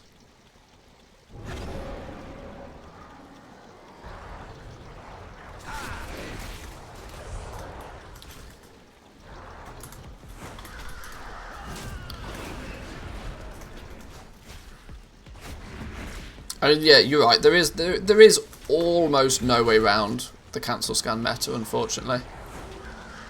Or you just play on the NA. I'm going to regret saying that so frequently when I start playing over there, but yeah. Zygor should have an auto quest except turn in. It does, I just don't use it.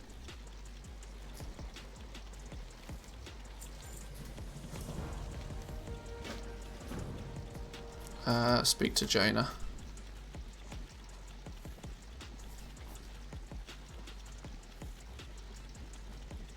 Actually, sometimes it gets so good that I occasionally want to drop out of the raid to cancel scan.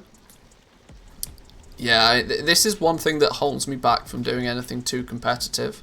The fact that there's actually no way in hell you'd get me doing anything else on a Wednesday but cancel scanning. Like, the amount of gold I can make on a Wednesday, like, can supersede all of the other days combined if you do it properly. Mid-patch especially.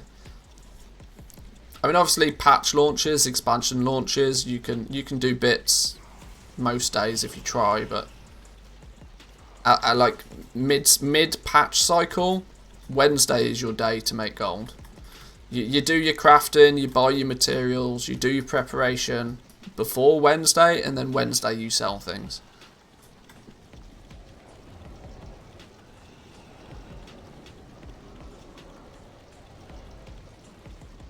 Step down from raiding to focus on goal making. Was actually angry raiding on a Wednesday. Yeah. There's no way you'd get me doing anything remotely group based or competitive on a Wednesday other than Auction House PvP. Why not? You're not reading the quests anyway. No real reason. I just haven't turned it on.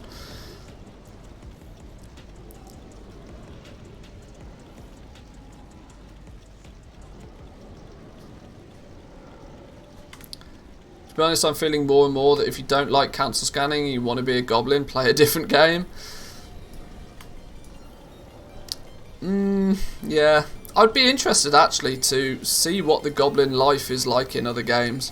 People have told me quite frequently that Final Fantasy has a good crafting and profession setup, which I'd be interested in exploring maybe. I'm not going to play Eve though, because that will just ruin my life.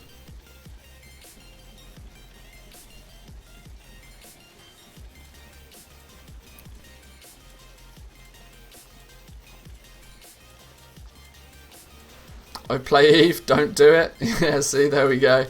I've never spoken to anybody that plays Eve that suggests anybody else ever play Eve.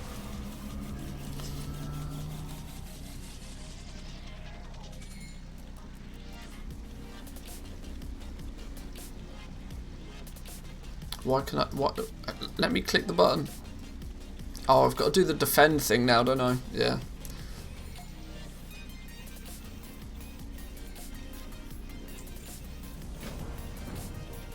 Oh, now I touch it. There we go.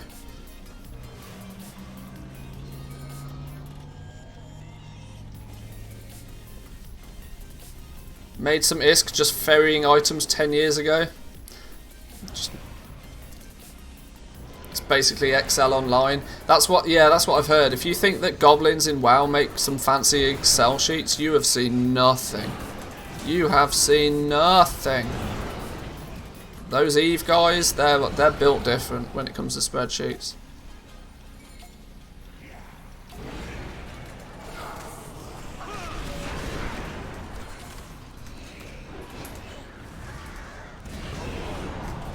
I mean, you have full-on cartel-level wars in Eve.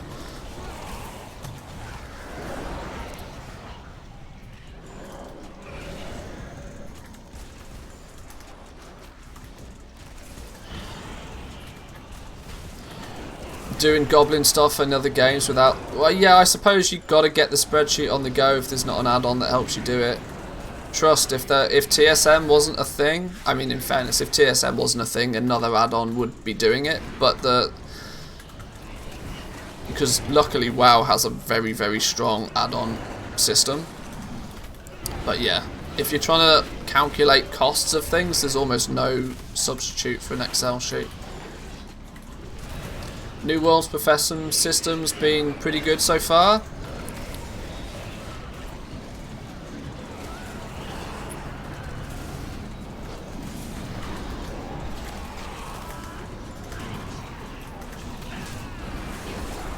I'd be interested in playing New World, I think.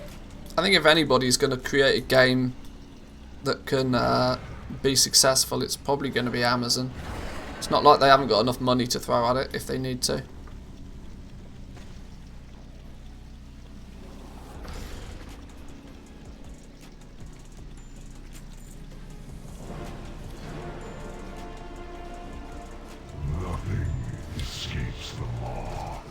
Like on RS3, you can make 20 million an hour with no input, or just put 10 million worth of supplies and make 40 million an hour. So people don't care about the price they pay for their supplies, they just buy them whatever they cost because they need them now. Yeah. That's exactly how I view gold making on the NA realms. Is like, well, you don't need to worry about getting your materials at the right price, because if you need them, the profit in the final product is so good that you just buy the materials. It's only focus. I just think that gold making in the EU is so min-maxed at this point.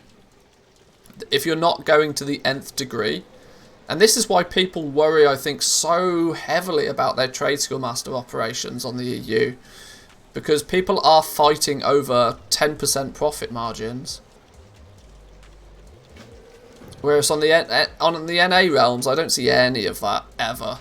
From any content creator that, like, is somewhat public about how they make their gold.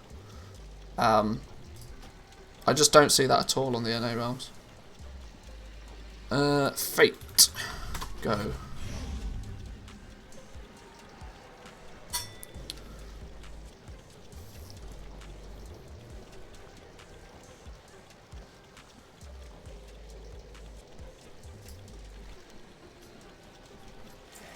Boom, there we go. Right, so now we can go get our... Well, firstly we can go pick our Covenant. And additionally to picking the Covenant, we can get our... Which is obviously Night Fae, because we're a Goblin. And we're a Hunter. So there's not really a choice in the matter.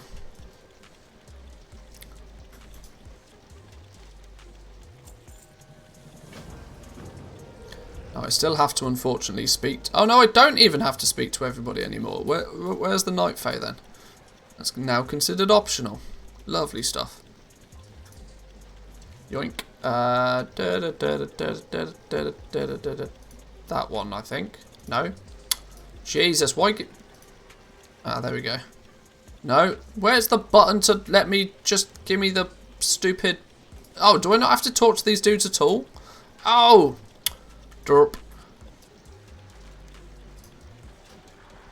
Hunters are going Kyrian and 9-1. Don't care. Mission table.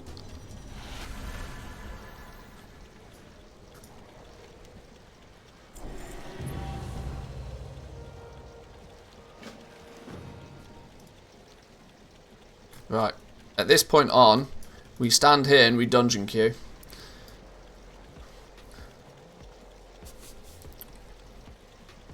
Ugh, right, I'm going to take a quick break for a couple... Wow, we've been live 3.5 hours already. I'm going to take a quick bathroom break, we'll do some cancel scans, and then we'll get another dungeon or two on the go.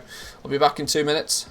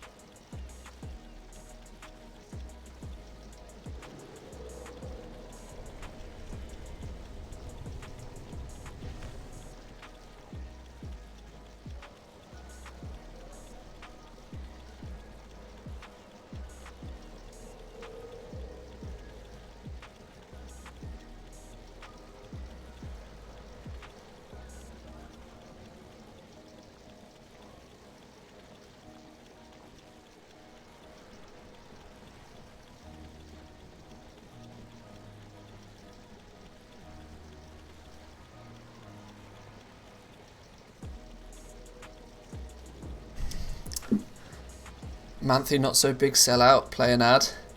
Oh yeah, I forgot. I'm out of practice with this whole streaming business. Oops. I will play an ad next time. It's all good. It's all good.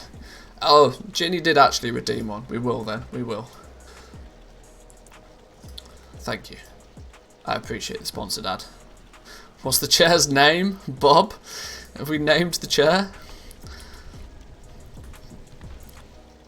Doesn't IKEA named it for us though? What's its name? Marlin or something? What is it? Somebody will remember. Marcus. There we go. Chair's already got a name. Right, let's get a cancel scan on the go though. 4 5s and 6s. 4 5s and 6s.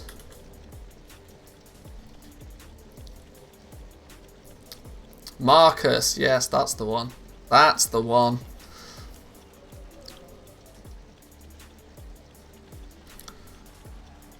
Good old default IKEA chair.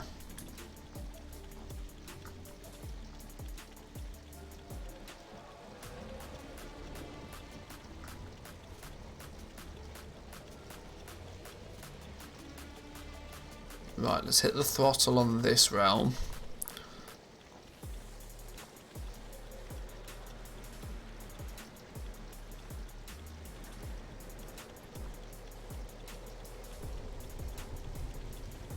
What's the throttle's like? We'll probably get to 63 maybe?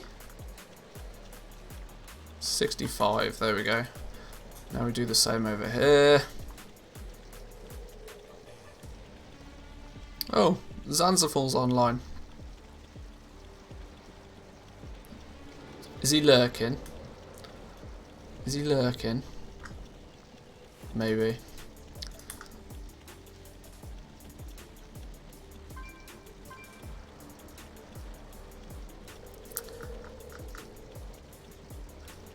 And there's a random woo appeared as well. I'll see you all.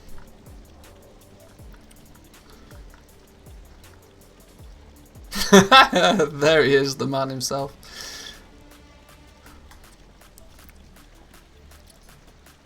Lies.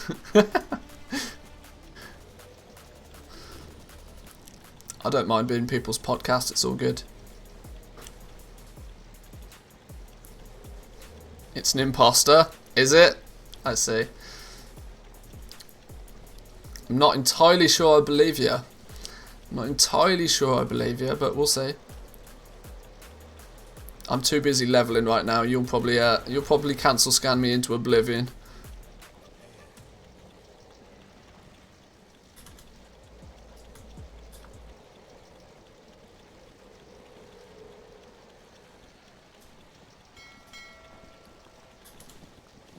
Whoa, no, wrong realm, that one. I'm no imposter. It's the real Zan.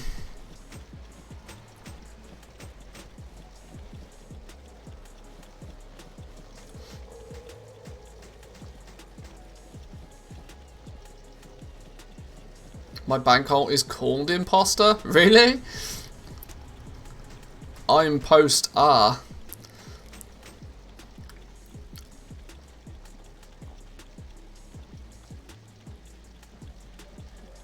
Right, there we go. There we go.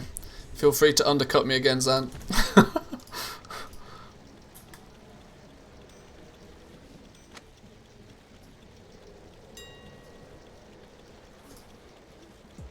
Posting at normal? What's going on here? How am I the only one with a pair of Shadowgast gauntlets at rank 5? The world's gone mad. Actually bonkers.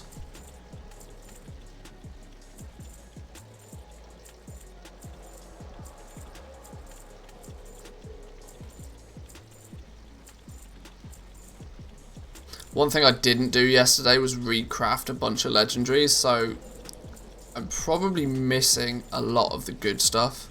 You just lost $5. Hey! Patrick_Sturm.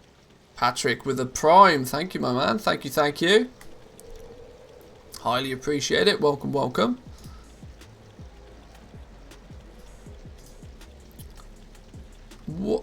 Oh, okay. We knew about that sale. I was like, where did 10k come from all of a sudden? And then it's a random piece of item level 230 Shadow Steel boots.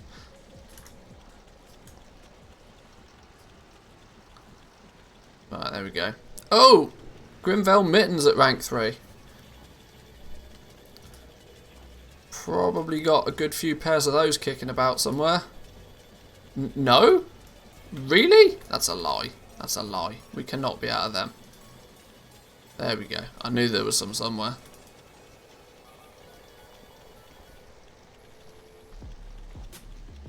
Hang on, did I sell 2 sets again? Oh no, I thought for a minute there somebody was making a fool of themselves and buying rank 3s and rank 4s at the same time. Alright, all good. Let's get back to leveling for a while. I want to get this dude up. So, we have now... Where's our Covenant abilities gone? Let's put those on our bar. And more importantly, let's queue for a dungeon.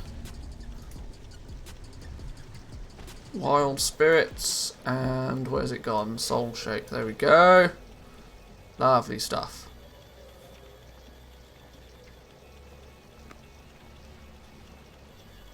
So, while we've not necessarily been super zoom mode, we've been taking a bit of a delay. The total playtime 2 hours 33 minutes.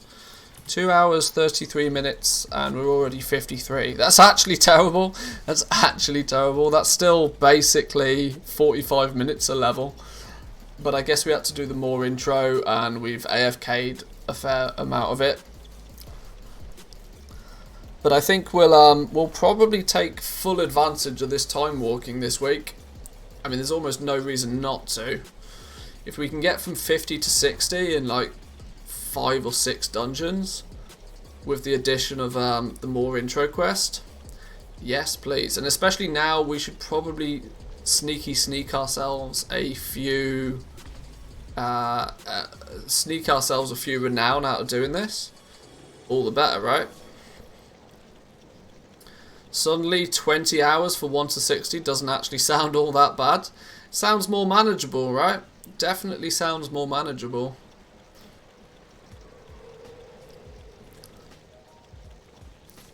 Kurloth, how we doing? Howdy doody. Howdy howdy.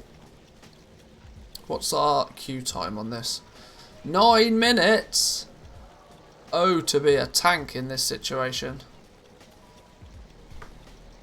But this is if this time walking leveling thing becomes more of a popular thing, expect to see some good sales on 87, 117, 168, 200 gear as people try to gear up those new alts, get them into Korthia.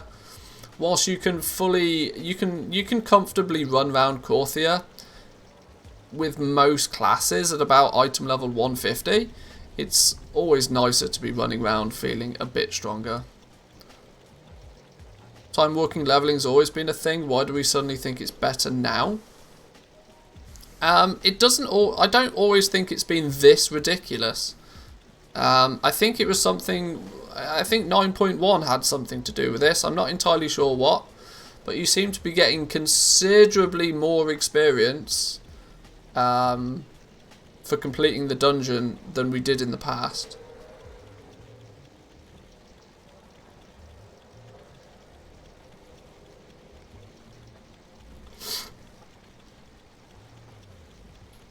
I mean, for the fact that you get like crazy amounts on a paladin tank, I mean, if you're leveling and want to run some dungeons, then sure.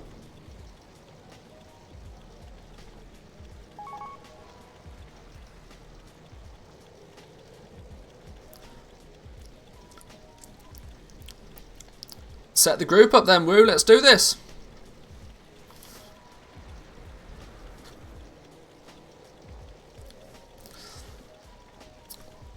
Paladin tank super OP.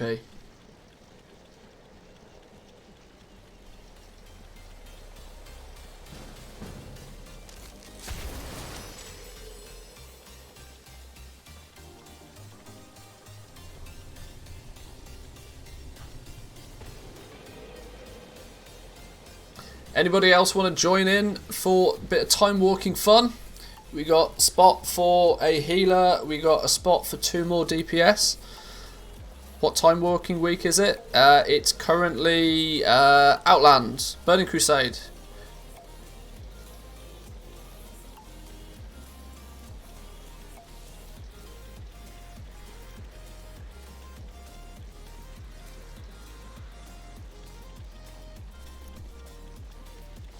And currently it's about between I don't know, 4 to 6 dungeons from 50 to 60, which is pretty nice.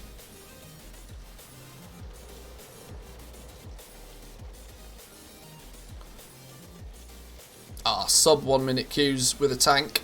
Love it. Love it. I sold something a second ago. What was it? Oh no, we saw those. See if I can squeeze in a quick cancel scan on rank 6s.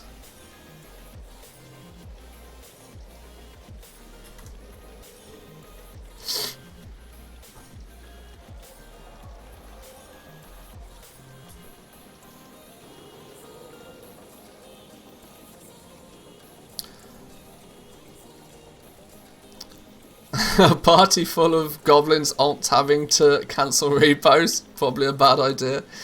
Yeah, this is why Goblin Raid would never work. Goblin Raid would never work.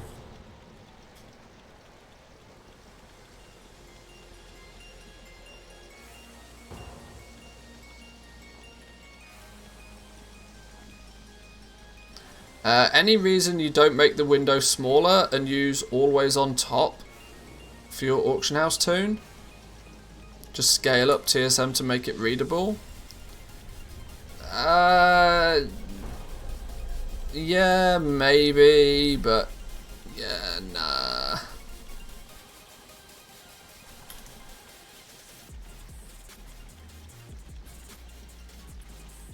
Woohoof, what a name. There we go. Oh, okay, we're back here.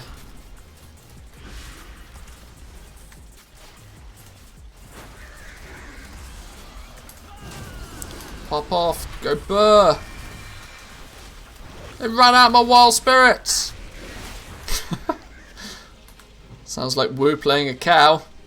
He is indeed.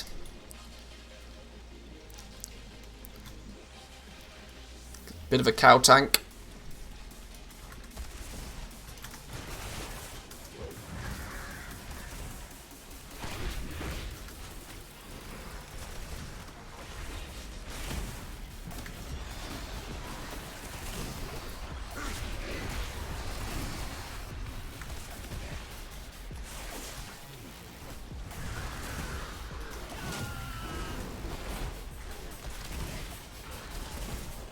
It's a woo cow, not a moo cow.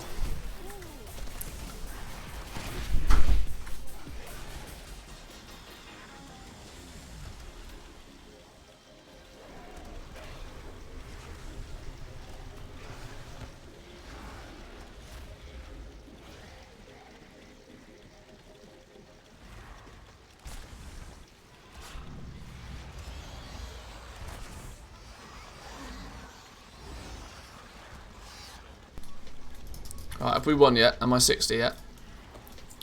I'm getting there. I'm slacking. I'm slacking again.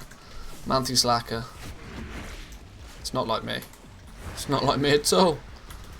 I mean, I might loot something one day, but not now. Whoa, whoa, whoa, whoa, whoa. What's happening to Ghostcrawler? Can we pop a heal on that crab, please? Have I got... Yeah, I have. Checking I wasn't stealing aggro. That'd be embarrassing.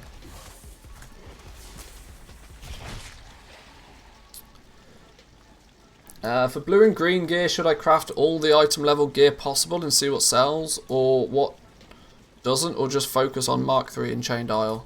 I'm of the opinion of craft everything, but of course the opinion, the initial financial burden of crafting everything is quite expensive.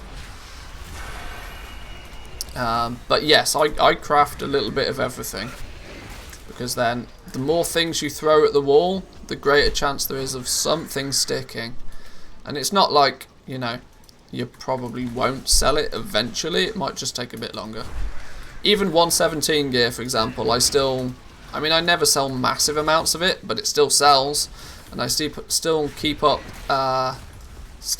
ending up recrafting it when it does sell.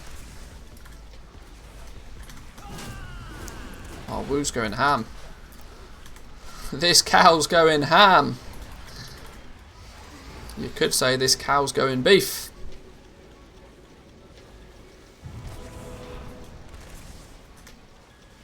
Oh no, I've been mind controlled.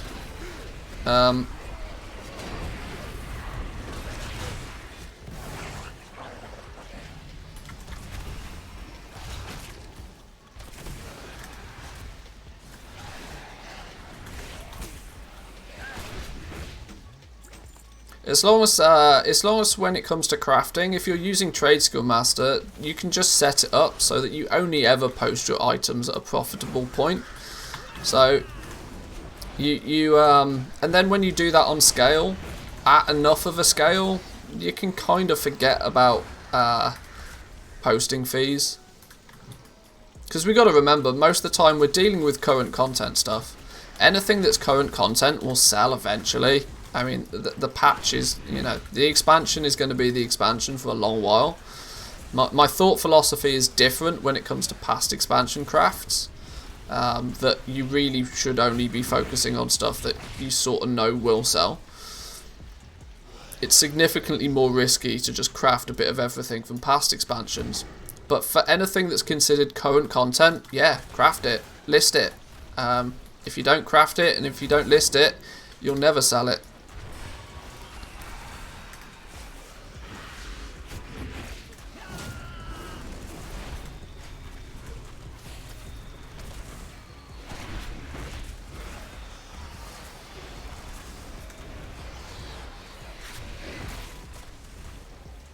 Come on, crows, there we go.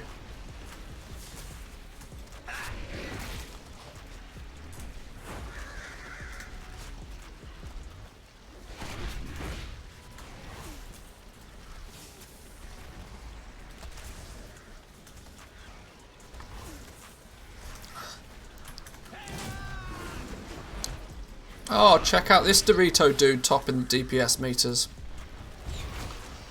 Check me out, my mad skills.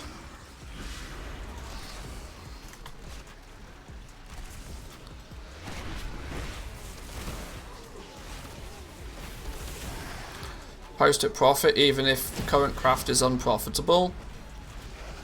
Yeah, that's it. Because, yeah. You never know, the things that are being listed at a, you know, at a lower price point may sell. Your one may come into play and then it sells. You didn't craft it, you'll never sell it.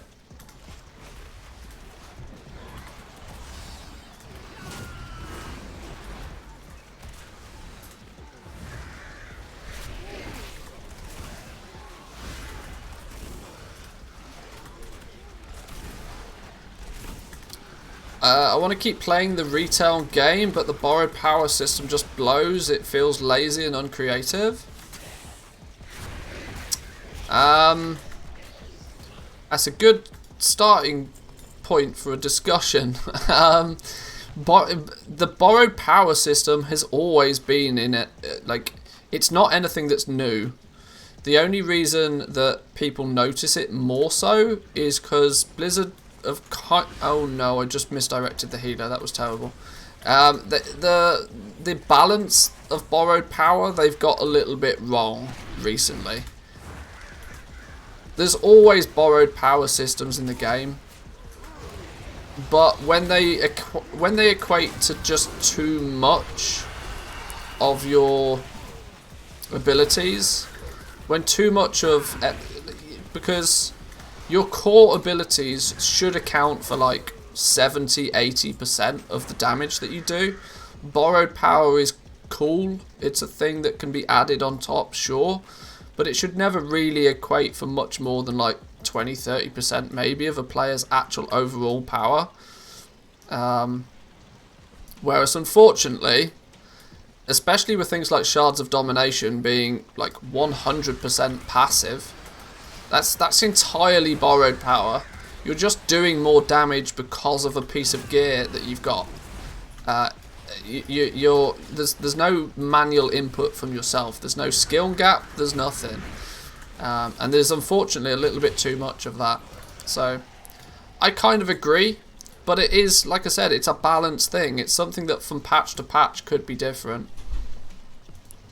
Just because it's a little bit out of whack right now doesn't mean it will always be the way.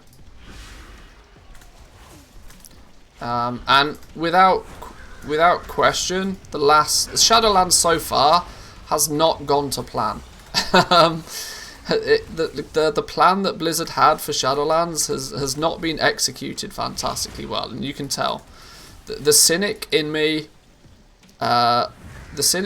believes that not only was patch 9.1 launched in a rush because of a pandemic, but 9.1 was also rushed not only because of a pandemic, but also because of an impending lawsuit. Which, without question, the higher-ups at Blizzard would have been fully aware of. Nobody does a 2-year investigation into your company without the owners of that company finding out.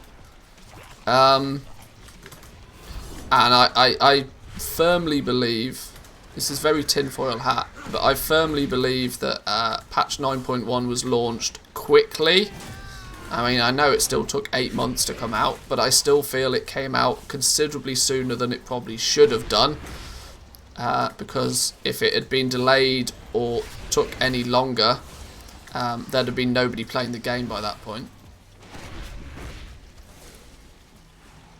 So the overall plan has not really worked, and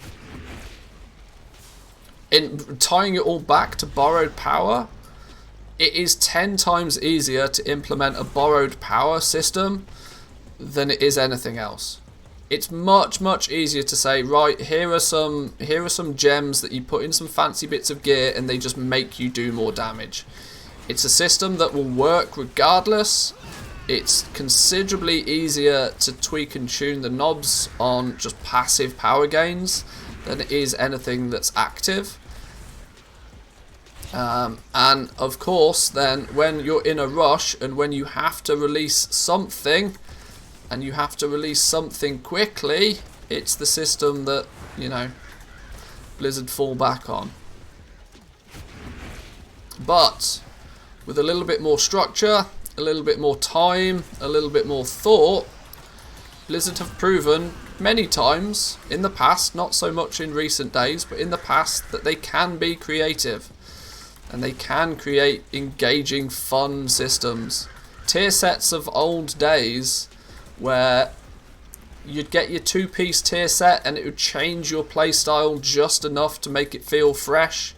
You'd gain just enough power off the back of it to make it feel worthwhile doing. You'd feel good about it. And then when you get your 4-piece tier set, it changes up a little bit more so. Maybe it, you know, puts more emphasis on one spell or one ability. Blizzard can do good things when they try.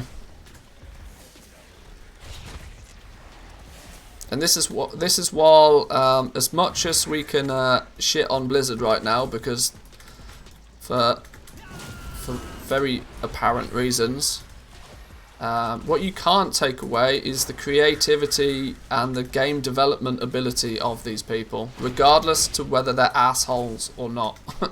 The matter of the fact still stands. They can produce a good game when they have the time and the resources to do it. And the desire. I think that should also be taken into consideration. If there's a growing concern that most of the old school Blizzard devs don't really share the passion for the game that they once did. to the point where I don't even feel some of the Blizzard devs really even play the game. Like some of the responses to blue posts you'll see, you look at the responses, you look at some of these blue posts and you just have to think to yourself, like, do you actually play the game? Because if you did play the game properly, you'd know that your response is dumb.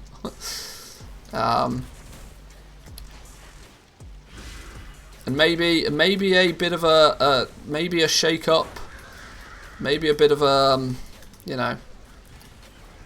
I'm not. This is in no way justifying what's happened, but sometimes when shit hits the fan, people gain a new perspective on things, and it can turn out for the better.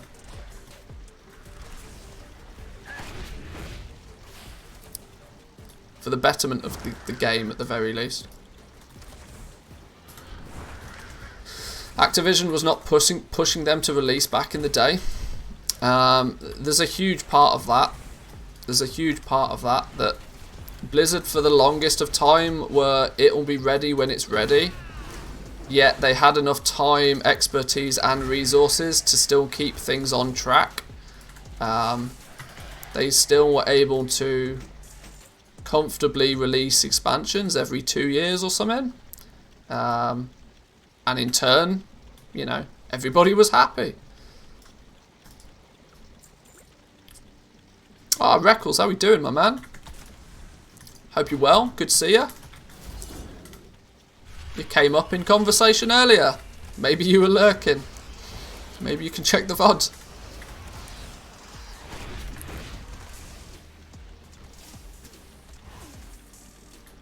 Would be incredibly surprised if any of the devs have ever done a 500 plus repost. Yeah, I can't see Ian Hazacostas sitting there doing Auction House PvP. Just can't see it. I don't think his shaman's made for it.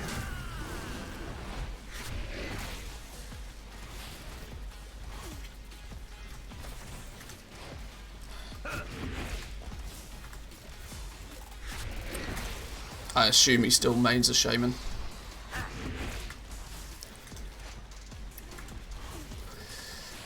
Here's my problem with saying it's 10 times easier to implement borrowed power. No other MMO is using Blizzard's practice with the system. Either they have a horizontal progression system like GW2, or they have a vertical progression system in the older style, Final Fantasy 14 ESO. So I want more effort, not an easier route. Well, like I said, the flat baseline passive borrowed power system is the quickest and easiest to implement. You'll probably find, from a game development point of view, that is the first system that is implemented, and then instead of just giving you 10% more power, they'll make a change to a spell that basically does the same but requires you to press a button for it to happen. And maybe because you have to press a button for it to happen, instead of it being a 10% power gain, it might be 11 or a 12%, because there's an aspect of skill involved. It doesn't just happen. That's how the talent tree was always designed, right? The talent tree was designed so that you have one passive something that is just noob friendly, and you don't have to think about it. You just take the ability and you do more of something. Then you have an ability that, is an active ability. You got to press a button, otherwise nothing happens.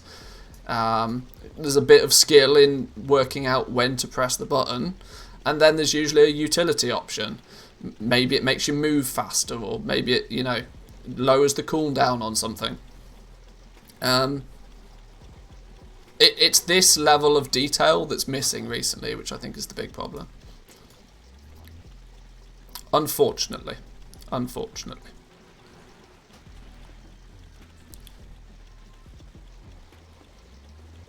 Yeah, if anybody else wants to jump in on this little cheeky leveling, time walking session, then feel free. We got room for a healer and a couple of DPS if needs be. Ready for next or a quick cancel scan break? I mean, I'm never going to say no to a quick cancel scan, especially since technically I'm halfway through one.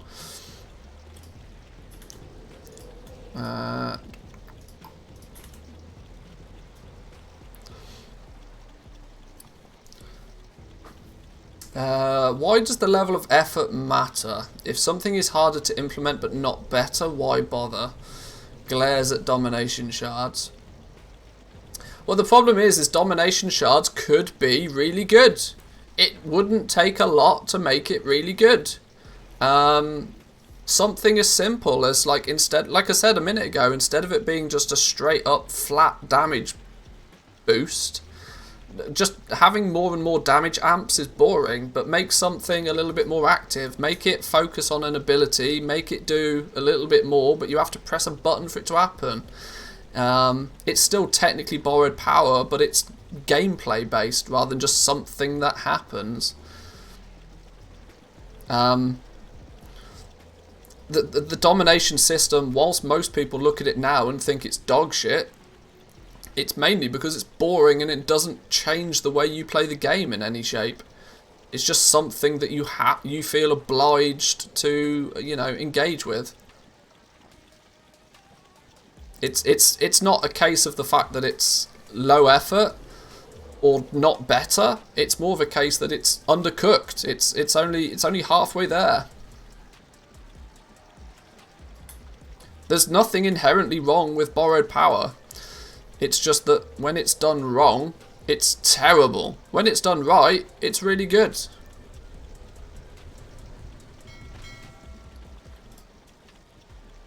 Borrowed power is a way to keep the game feeling fresh without you actually having to, change too much.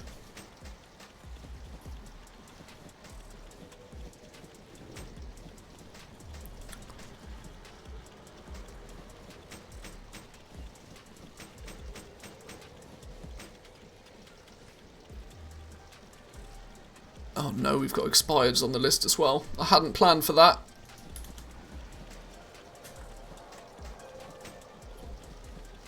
About Ian Shaman and the new manager character. What's this then?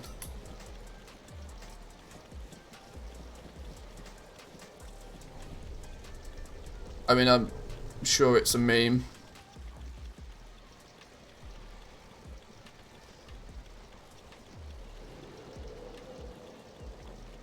There's way too many numbers on there. Are we saying there's like 5%, 8% passes against like 80, 70, 80, 90% passes? Alright, sure. When a meme, when you have to read a meme, it's, too many words. My poor brain.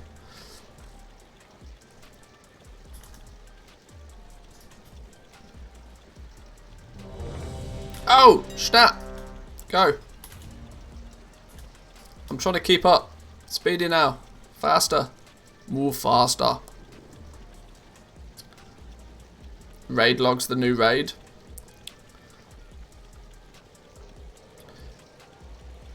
I mean, I would imagine he's a busy man. But yeah, true.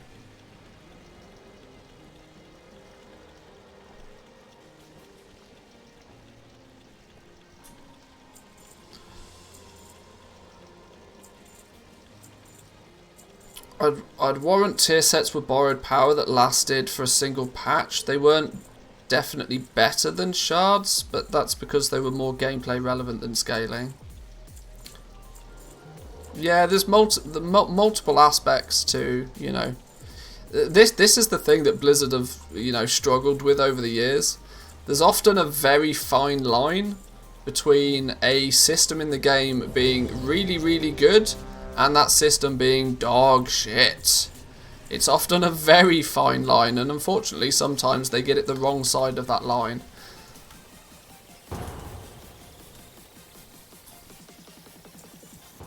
And I hate to say it, but ever since they've been rushed to do what they do, they've got it the wrong side of that line more often than not. I would rather them just turn around and go, right, expansions now on a 3-year cycle, patches 8 months cycle. I'd rather they take more time and just do it right, even if it means that people drop off a few months into a patch and then come back again. I'd take that all day long. But if you keep pumping out dog shit, you're going to lose subscribers, unfortunately. And it's proven.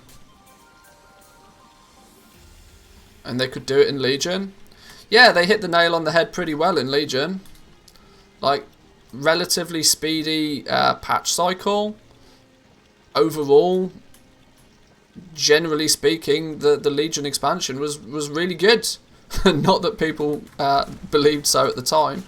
But generally speaking, really good. I mean, people got a little bit pissy at the legendary system in Legion.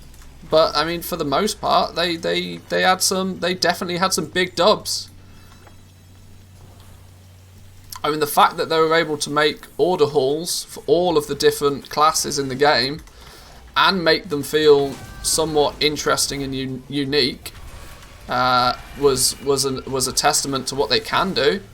Now they try to do 4 covenants and they're all identical, and nobody really likes any of them.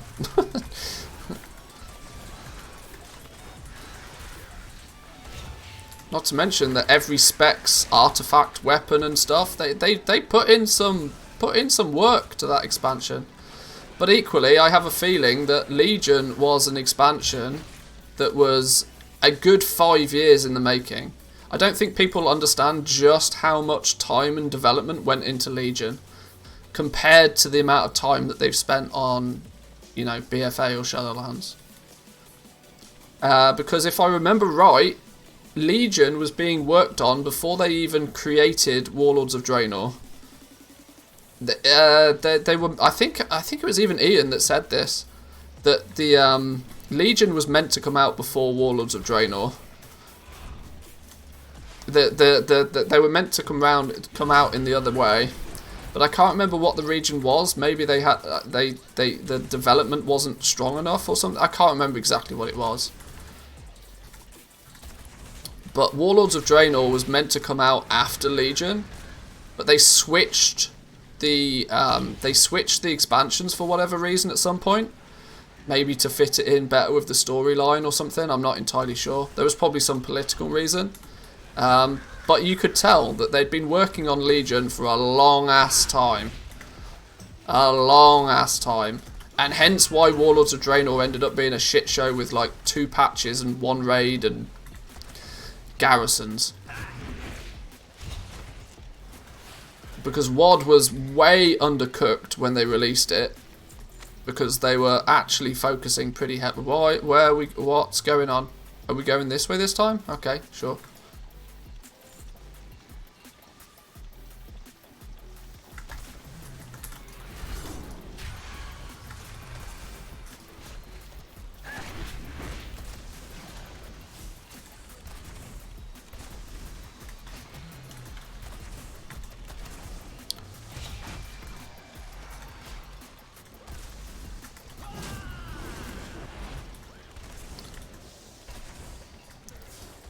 I must admit, the beginning of Warlords of Draenor, apart from the fiasco of the fact that nobody could make their garrison, because they hadn't really got the instanced the sharding system, like, to a point where it actually worked.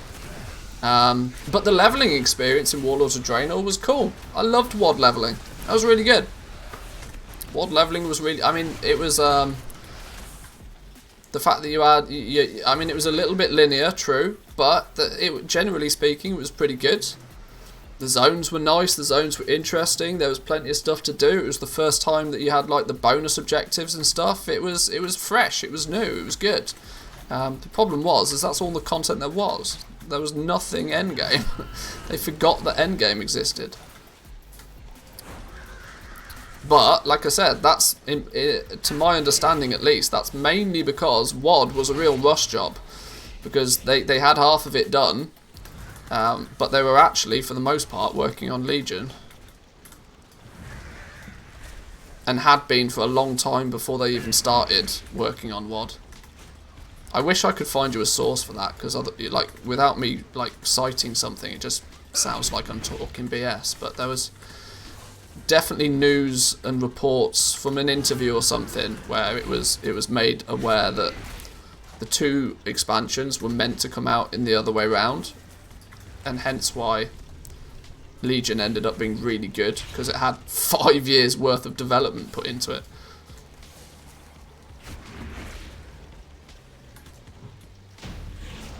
Oh damn, that dude got absolutely slapped.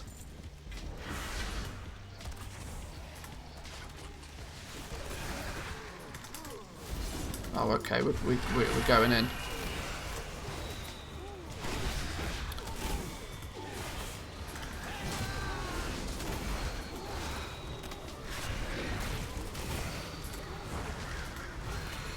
Were you always on Twitch? No, I was on streaming on YouTube for quite a while.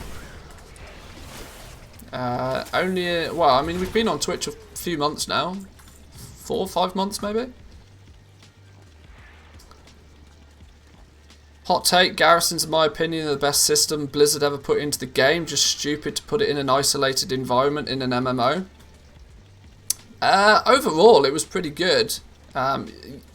It's not, I wouldn't even go as far as to say it's that much of a hot take. It's just people have a nasty taste about Garrisons. But generally speaking, from a systems perspective, it was pretty good, yeah. It was the...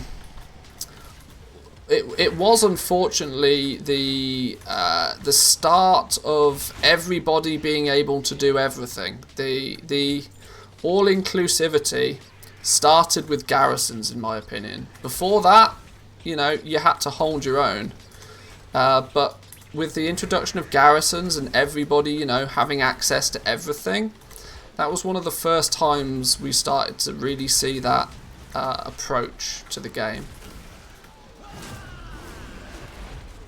Whereas before, like, if you wanted, you know, if you wanted a tailor to craft some bags, you had to grind that bitch. you had to put in a shift. Whereas in WoD, just make a tailoring hut, job done.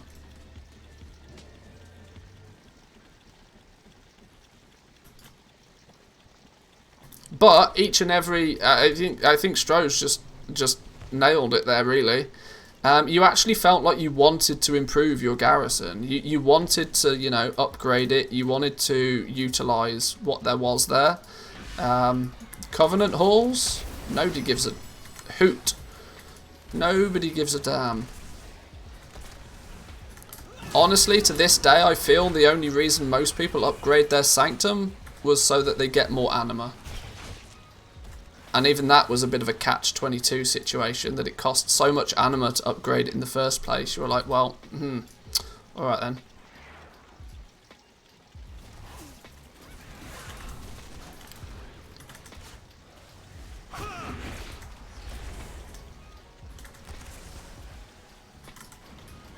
No wonder I've missed you. Yeah, sorry. We did start out our streaming. Well, Reckles will know this. I wasn't always just on YouTube. I actually, this Twitch channel was created way back. Way back. And then I took a long break from content creation in general. And when I came back for Shadowlands, I decided to start streaming on YouTube. But quickly realised that, well, the audience is still here on Twitch, even if I don't like the platform, so... OGAF, yep. Yeah, I've been around a lot longer than most people realise.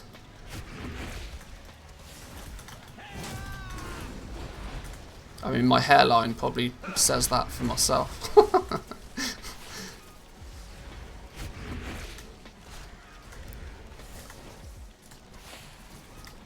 Sanctums are about as mobile gamey as you can get. Well, it's funny, right? Because the mission table is basically just Raid Shadow Legends.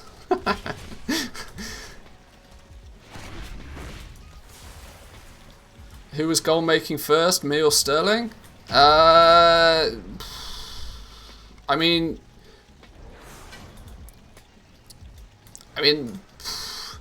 publicly, publicly, I don't know. I was probably goal making first.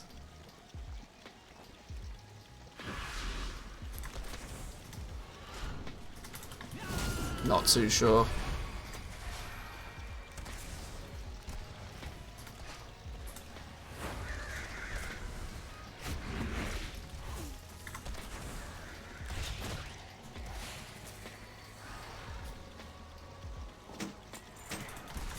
Right, this is the pull where if shit's gonna go wrong, it's gonna go wrong now. You upgrade the Covenant Sanctum to get more anima. Once the Sanctum is upgraded, you don't need it for anything anymore. Yeah, that's also true. It has a very definitive life cycle. Whereas the Garrison, I mean, the Garrison is still arguably useful to this day.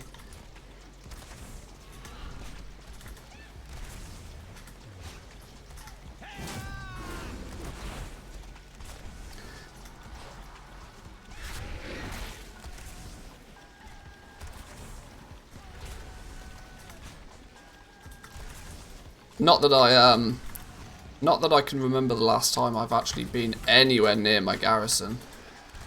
But I know there's some people that still make an absolute killing from there. 25,000 anima for 5 Korthite crystals. See, that's not even good value now when Korthite crystals are expensive. Imagine in a couple of months' time when Korthite crystals are 400 gold apiece. It's going to be the most useless thing that Blizzard implemented ever. Of all the things.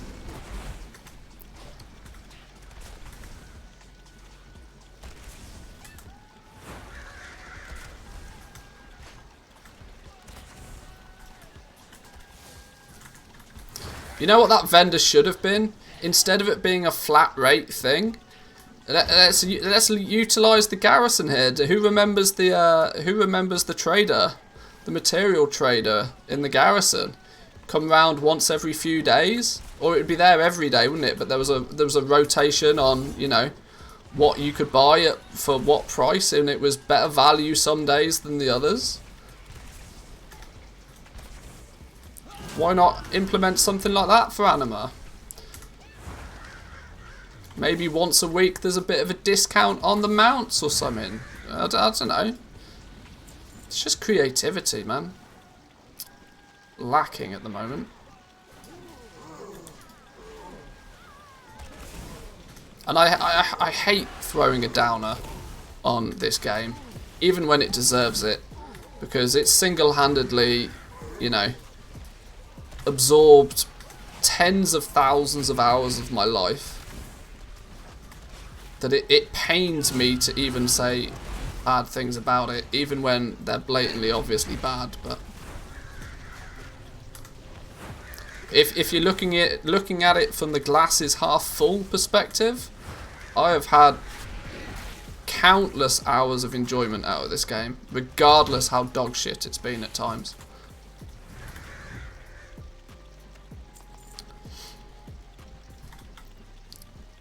Decided to check how much gold I've spent on vendor mats before I went on vacation. I'm a little scared to look again.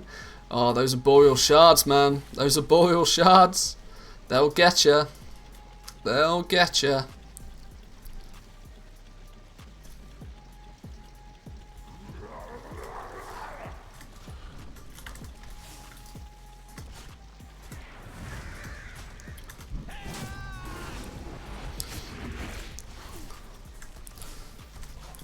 Legendary cycle based off the casual players getting their one best in slot. So if you just did 2 level 9 Torghast, then you'd get your Lego. That'd be where the biggest drop off happens, in my opinion.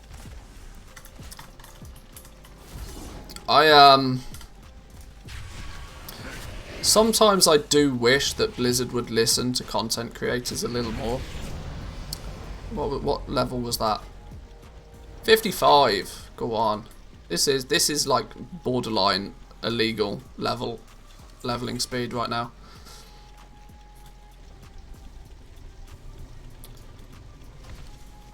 I'd much yeah. Legendaries is another example of it's a system that had great potential, but they half cooked it because they didn't math it out right. They just genuinely didn't math it out right. Any sensible person could have told them that basing the Vestige of Origin price on stupidly low prices over in the NA realm because people had been farming Lightless Silk for 12 years was a bad decision, but no checks were made. They just, right, this will do, implement it, bang, go. To my mind, it's just another example of them being rushed. Like, just take your time, Blizzard. Go cancel scan. Is that okay? I'll go cancel scan. Teleport out of dungeon. I haven't sold a bean. Oh no, I lie. A pair of umberhide pauldrons for 250k. This is why you craft. This is why you craft those off meta pieces. Rank 5 as well. Rank 5 shoulders of all things. Happy. That was a very profitable dungeon run. Anything over this side of the world? No. I don't expect to do much on this side of the world.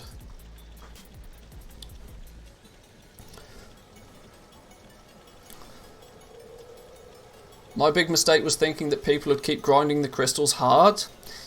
If they were more expensive, people would have done. But the problem was the biggest problem was the fact that Blizzard made it so that you needed 40 of them. Oh my days, the fact that you need 40 of them is just bananas. I was on record pretty frequently saying that maybe if you needed, I don't know, 3 or 4 to make a single legendary would feel about balanced. Then that would then be you have your rank 4 that would be, I don't know, quick maths, 50k. Then your rank 5 might be 60k in crafting cost, and then your rank 6 might be 70k in crafting cost. And then everybody would have bought a rank 5, then they'd have bought a rank 6, and everybody would be happy. But no, Blizzard for some reason decided that 40 Korthite crystals was the balanced number based on the scarcity of them.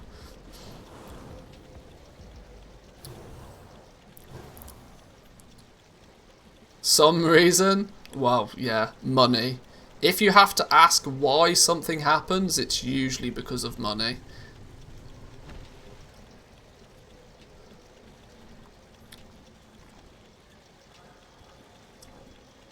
They simmed it, I bet, but didn't predict the Korthia activity drop off. Yeah. I'm almost beyond giving them too much credit for actually testing stuff. I still feel that they pull numbers out their ass out of nowhere.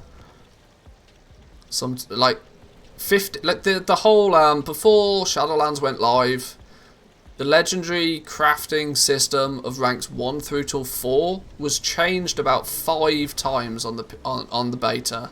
For all the way from you needing to only craft 5 of each, all the way up to needing to craft 20 of each, until they balanced it on needing to craft 15 of each.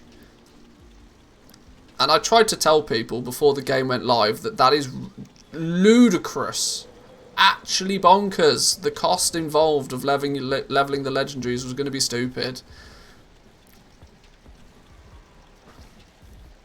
And if it takes me, one person, to work that out, surely somebody that's actually got years of experience in game design should have seen that before I did.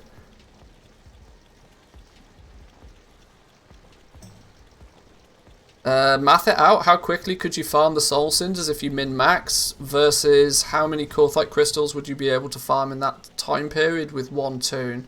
Well, you would be it was 3 and a bit weeks to get rank 5, and then 4 weeks to get rank 6 based on soul cinders.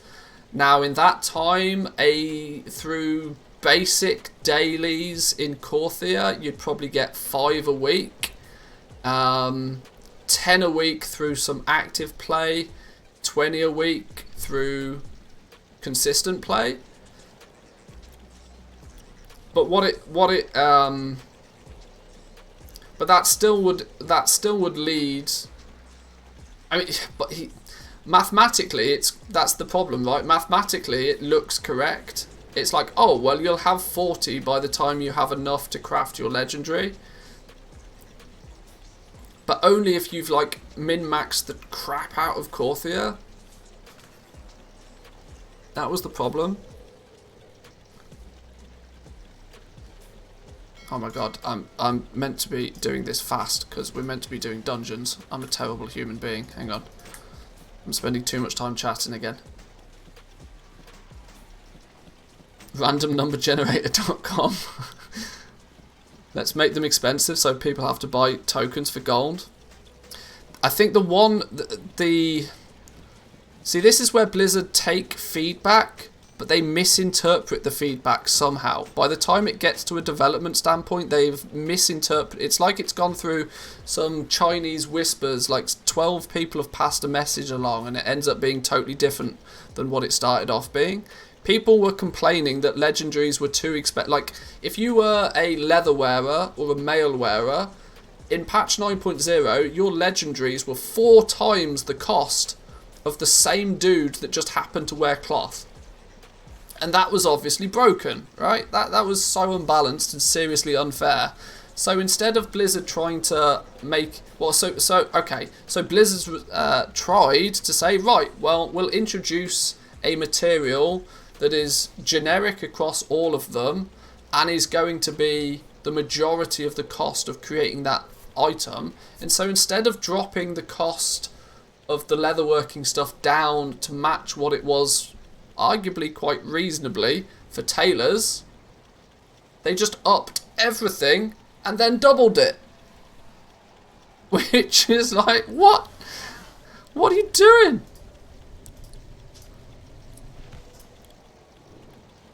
I remember paying 65k gold for my rank 2 legendary.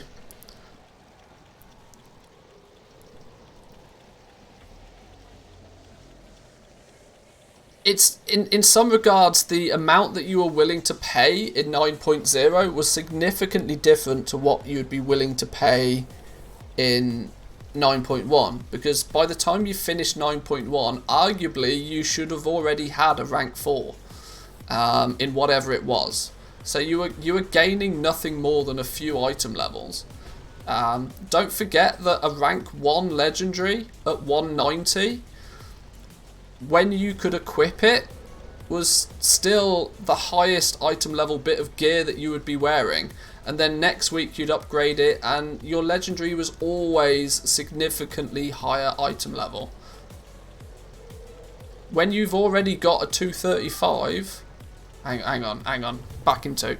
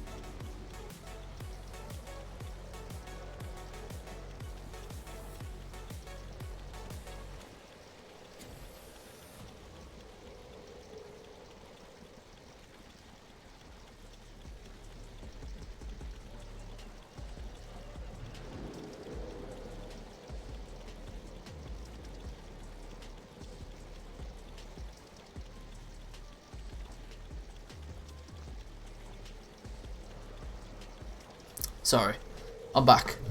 The wife was leaving the house. I had to go say goodbye.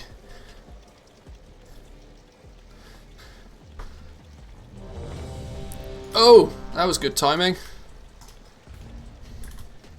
Right, where are we at? Real quick, post auctions go. Post auctions go. Post auctions go. I've always thought they just need to do something about the party loot system. I love it, but 2x4s break any math that relies on farming. The cloth Lego prices would have been balanced if everybody farmed their mats solo. But people get 20 times more cloth per hour farming than they do solo. Yeah. There's This is a topic of conversation that will interest you, Reckles. a good few times early in the expansion, we sort of theorized that everybody getting cloth is a bad idea.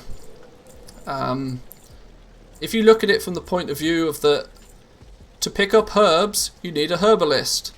To pick up ore, you need a miner. Why does a tailor have the ability to not only gather their own materials, but also gather them more efficiently than anybody else? That naturally leads to a serious imbalance in the amount of cloth that's available. Because a blacksmith relies on miners. A jewel crafter relies on miners. You can obviously combo it up, but tailoring not only is self-sufficient but extra self-sufficient. It doesn't make sense. The only solution I really see that would be sensible is to split off cloth gathering in some way. I don't know, you could call it tapestry or something even. They could, like, you know, gather... I don't know, gather cotton or string or whatever in a similar fashion to herbalism, and then make cloth from it. And then tailors would obviously then be reliant on that profession and that farming profession to get their cloth. And that would be 9 times more easier to balance everything. And it would probably be the death of 2x4s, which has been a 2x4 farming has been a bit of a thorn in Blizzard's side for quite a while now.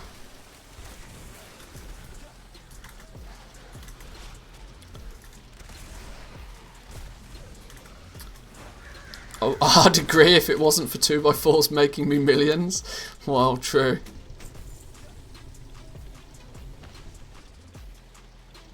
Yeah, it's difficult to argue against the imbalance when you're on the right side of the imbalance.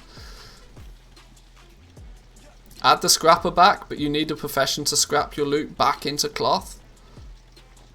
I mean, you're going to touch a nerve for a few people by suggesting that you had the scrapper back. I can guarantee there's some people that still to this day have nightmares about the scrapper. Tide spray linen braces.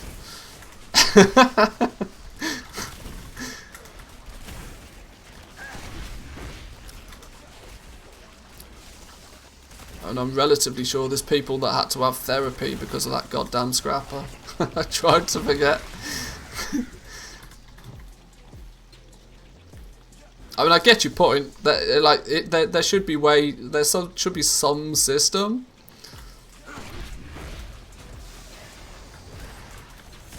I liked the scrapper, I just didn't like the expulsum. Yeah, expulsum made even crafting feel like farming. And it's like most people that enjoy the aspect of crafting with professions often enjoy that because they don't enjoy farming so much. It's a very common viewpoint to have. I would just pull the lot. Pulled a lot. Sorry, Hunter Ninja pulled. Ninja pulled for the deeps.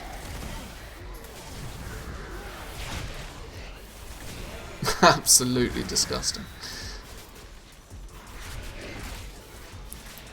Scrapper with a 9-slot maximum. Gross. Yeah. Yeah. Yeah, why couldn't you just select all? Scrap. There you go. Why did the dustbin have to only have 9 slots in it?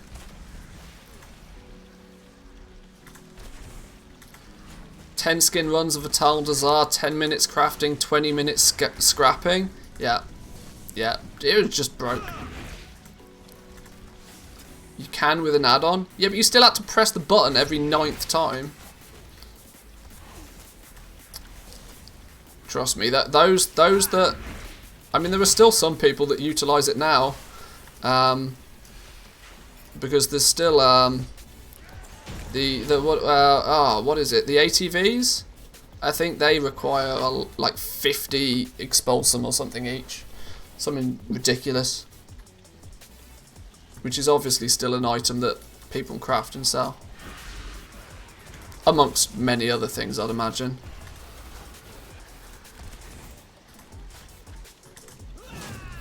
I mean, I like the fact that it was a barrier to entry, but what I didn't like was the fact that it was just another time. The barrier to entry was just time gating again, which was exactly the same as farming.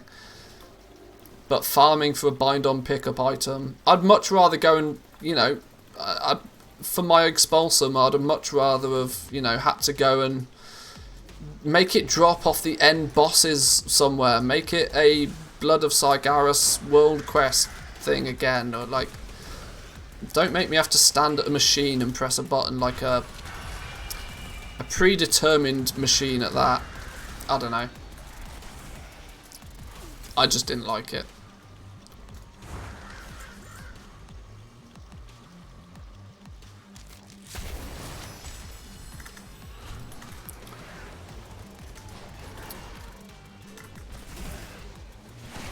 Yeah, Expulsum was basically, imagine Arboreal Shards, but instead of buying them from a vendor, you had to craft cloth braces and slowly turn in cloth braces to get your Arboreal Shards. Imagine if that was a thing. That's basically what Expulsum was.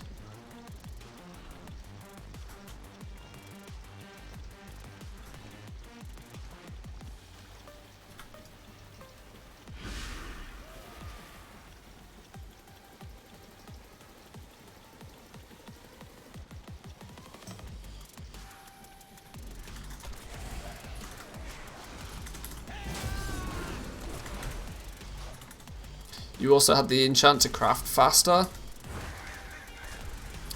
Yeah, I'm not entirely sure why Blizzard took that out the game, but I also feel they took it out the game because it was another balancing thing. With the prominence of raw gold farming,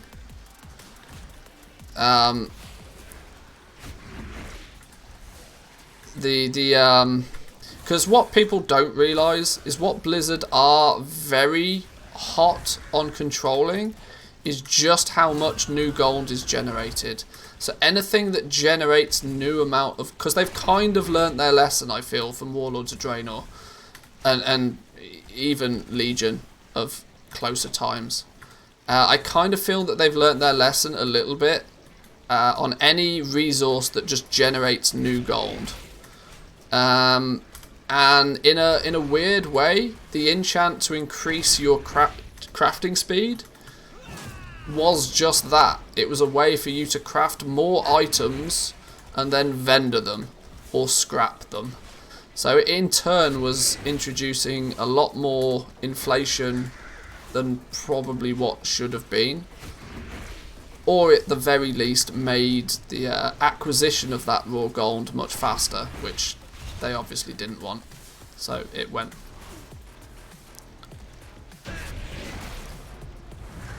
Damn, he got nuked again. I think I've done this dungeon like every time now. Is this the only dungeon this week?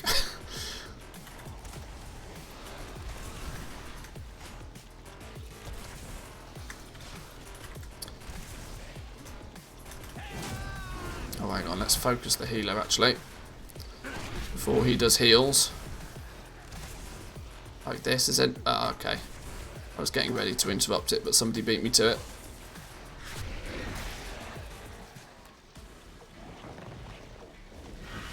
Oh no, I have no idea who I misdirected then.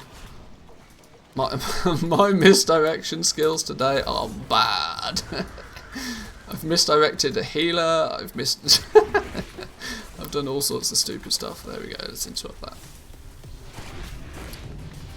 Did I just miss? Oh, 56! Boom! Speedy speedies. Is it who does the mind control? I guess it's an instant cast, whoever does it, because I'm not seeing anything to interrupt, and I got mind controlled there somehow. Oh, is it? They're all Coil Fang. That's just all of them. Oh no, my crab. My poor crab. Ghost Caller, come back.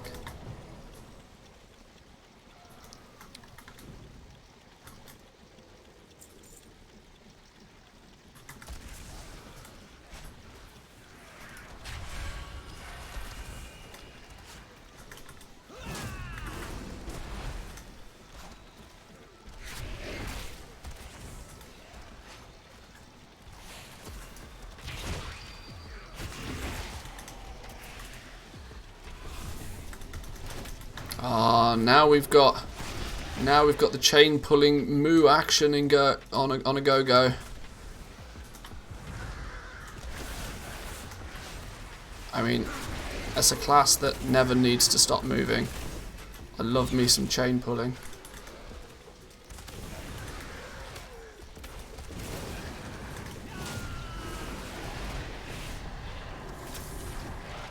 Did give the enchanters something to sell, but the enchant was so cheap it didn't provide anything to enchanters either.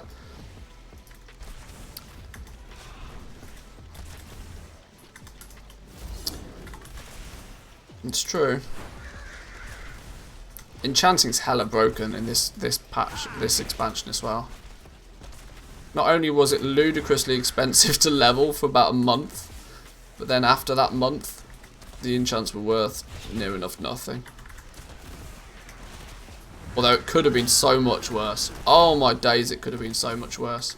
I'm not sure how many of you remember that the before Shadowlands went live, you could convert your enchanting materials. So you could turn dust into shards, and you could turn shards into crystals. You think the prices of enchants are a bit loopy now? Oh boy, they'd have all been like 90 gold a piece right now.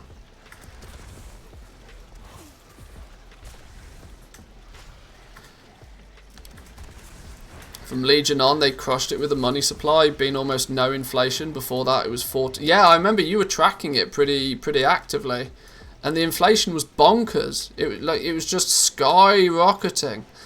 And there was quite blatantly obvious multi-billionaires kicking about because of Legion and WoD money.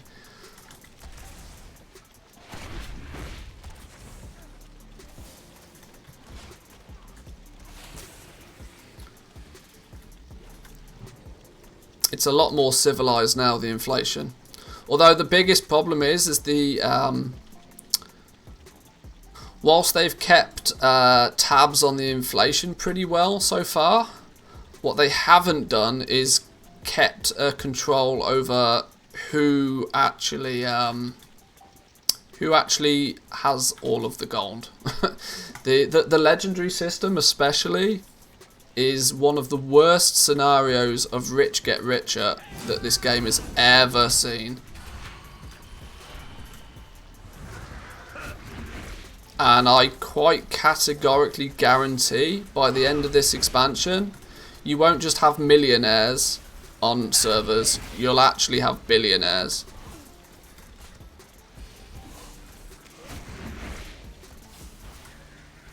And it will be almost entirely because of legendaries.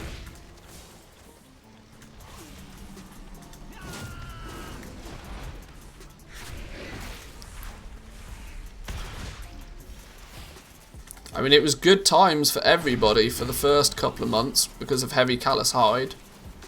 But the difficulty with legendaries is now is that no longer is it, you know, it was kind of, while it wasn't balanced, it kind of was, you were either farming heavy callous hide or you were crafting with and then selling legendaries. And that was really the that was really the two ways that you would make lots of gold. Now the problem is all of the money that the farmers made, they're now not able to achieve the same as what they once were, but were and are now just giving all of that gold slowly but surely to the crafters. I'm close to that, 750 million just from Legos. Yeah. Yeah, exactly. All of the gold is slowly, not even slowly, relatively quickly being funneled up to the wealthiest of the wealthy. No, all good, Woo. Thank you, my man. Appreciate the runs. Having somebody that isn't a dipshit, really helpful. Thank you. Appreciate the runs. We got ourselves relatively quickly up to 57 today, which is a nice position to be in. Let's get a cancel scan on the go, though, because I don't think we've been selling much of anything recently. Now, I know it's somewhat, what's the right word, hypocritical for me to be complaining about all of the gold going up to the top when I'm doing my best efforts to be that one at the top, but I mean, hate the game, not the player, right?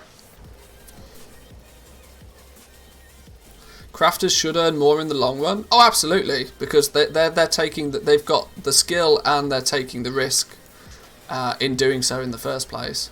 What if WoW implemented tax brackets? I'd be done. I'd be done. Alt F4, uninstall.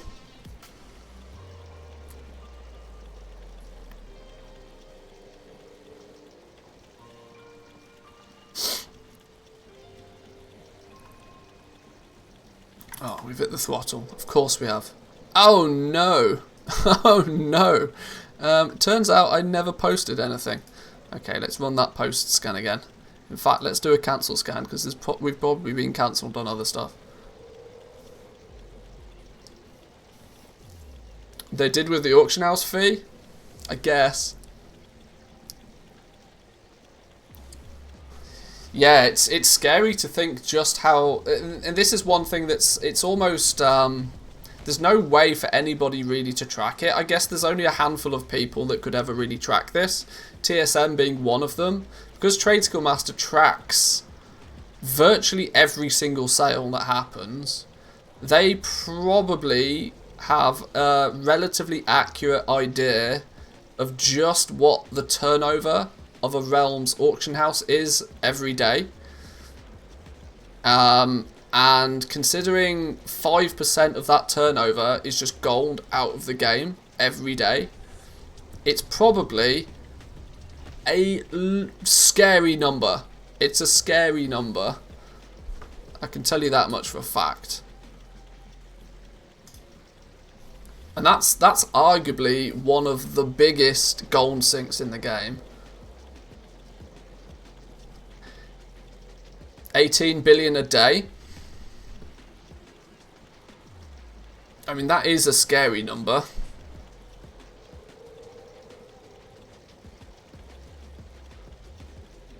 And then you've got all of the gold gone via Arboreal Shards. Arboreal Shards is maybe a single percentage of the gold that leaves the game. In compared to the probably 80% of the gold that leaves the game leaves through the auction house. That 5% doesn't make a huge difference to the people actively buying and selling on the auction house, but boy oh boy does it take a lot of gold out of the game. There was that talk by that security company or something, wasn't there, a while ago, that that were talking mostly about how they go about tracking RMT, but they talked about just the flow of gold through the auction house. I can't remember who it was or where it was, but I remember it being a thing.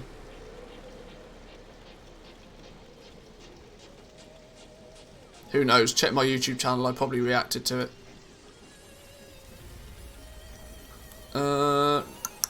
What was I doing?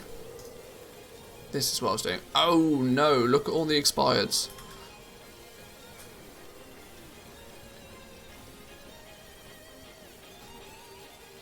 Right, let's grab these last few out. Get these back up on the auction house. We looked at it for a moment on stream. It might have been a Wowhead wrap-up. Yeah, you're right, actually. In fact, no, Gumdrops made a big thing about it. I think Gumdrops tweeted it out or something. That data science conference, yeah.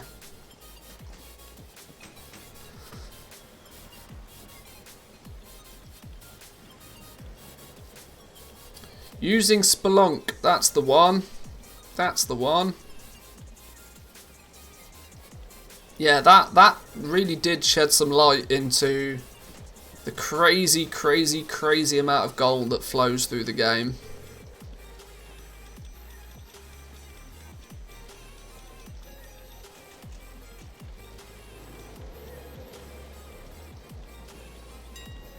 And interestingly, the numbers are far greater than even most us goblins realise.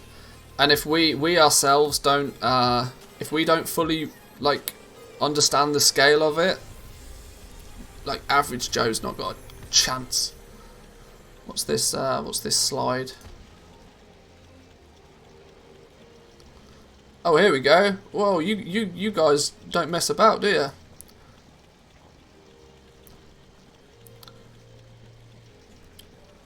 Can we make this look not so shit, please? There we go. So, the economy of World of Warcraft, making millions of gold and how Blizzard knows you're doing it using Spelunk. What was the slide that gave it all away? Yeah, cool. Some dude, don't care about the dude. Work on the security team at Blizzard. Not people security. Too soon. Economy, 10 million plus pseudo-financial transactions per day. 10 million plus transactions. Not like revenue, but straight up transactions. Slide 11. Oh! Oh! Oh! Number 9. 21 billion gold moves through WoW each day. Correlating to 100 million plus events is difficult to scale with traditional stuff. Blah, blah, blah. 21 billion gold a day.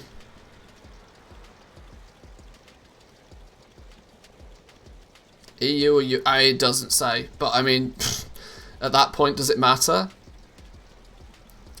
21 billion gold a day moves through World of Warcraft. Now, that's probably, you can see here, the split of that.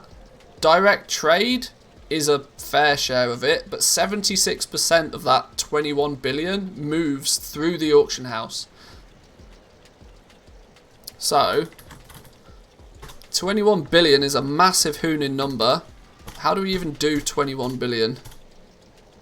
That's 21 million, that's 210, that's 2 billion, that's 21 billion, right? 21 billion, 76% of that, so multiply that by 0.76. 16 billion a day. Was it a day? 16 billion a day goes through the auction house. So what's 5% of 16 billion? Oh my god. What's it? Multiplying that by 0.05? The best part of nearly 800 million gold a day leaves the game, disappears. Poof!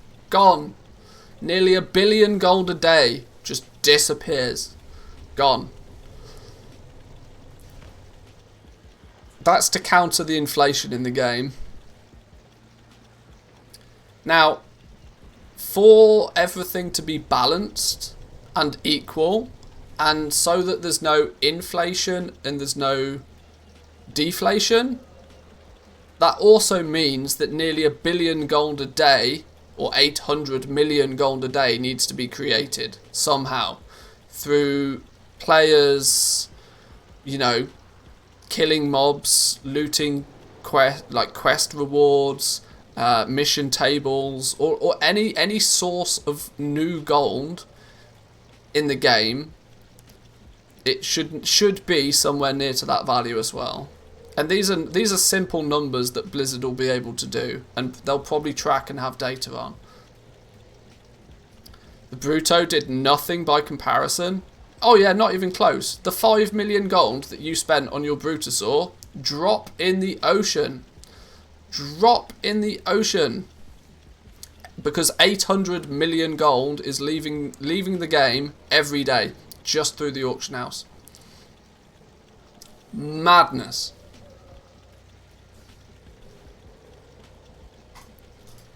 Assuming these numbers are somewhat accurate. But pretty special. Pretty special. Where do we go with where do we was that was basically the one, wasn't it? That was the slide that, you know, that's the clickbait slide right there. This is just how they handle all of that data. Nobody gives a care about any of this. When to sell. This looks remarkably like the Undermine Journal. Who's buying it and when? Yeah, the rest of it's just blah. This is the clickbait page right here.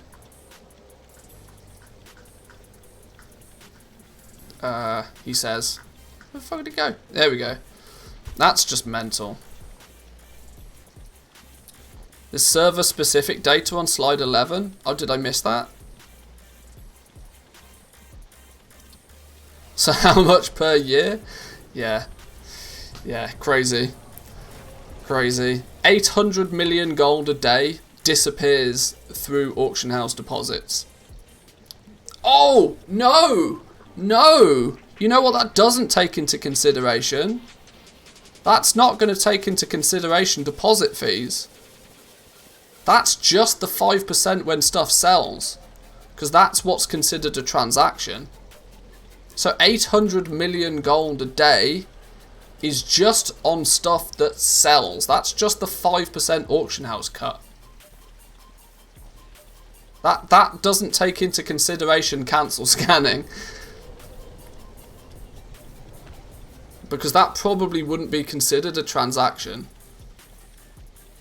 Deposit fees on legendaries is effectively zero. True. But on gear, it's another story. Deposit fees is probably only another few million on top of it. The lion's share is going to be that 5%, but damn. What's that? 292 billion a year? I'd guess. It's stupid numbers. Mad levels. 292 billion gold a year disappears out of World of Warcraft just through that 5% auction house. Gotta love it, right? Makes my piddly 20 million gold look, you know, child's play, right?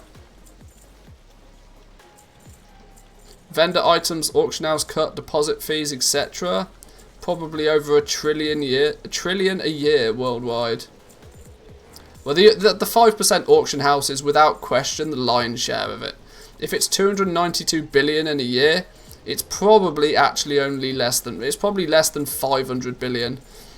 Maybe only 350 billion, because without question the auction house is the big one.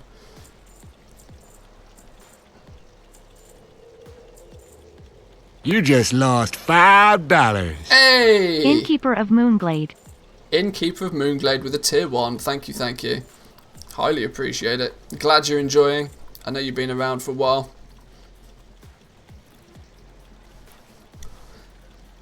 I want to know if there's actually less trading per character on Classic, or if we just have massive auction house usage. I mean, Classic's just a different story completely.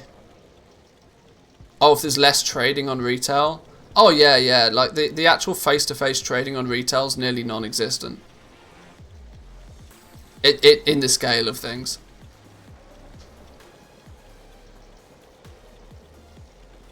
Finally made 100 million liquid gold. Shit the bed. Congratulations. That's crazy. That's crazy. On to 1 billion, right? On to 1 billion. Only 700 million more, and you'll have enough gold. You'll have just as much gold as Blizzard loses in a day. just to make your 100 million, like, you know. Thank you so much. Been getting lots of tips from you since the beta. You're a legend. I'm glad I was able to assist in that somewhat. 100 mil on Moonglade. I knew there was some shady RP. Selling lap dances, that's what it was. Selling lap dances.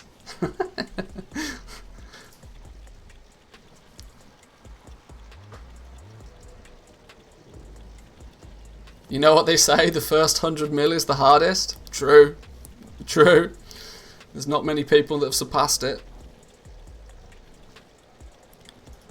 Right, we need to grab some of the... no, we don't need to grab some of these. There's me saying we need to grab some of these, and we don't.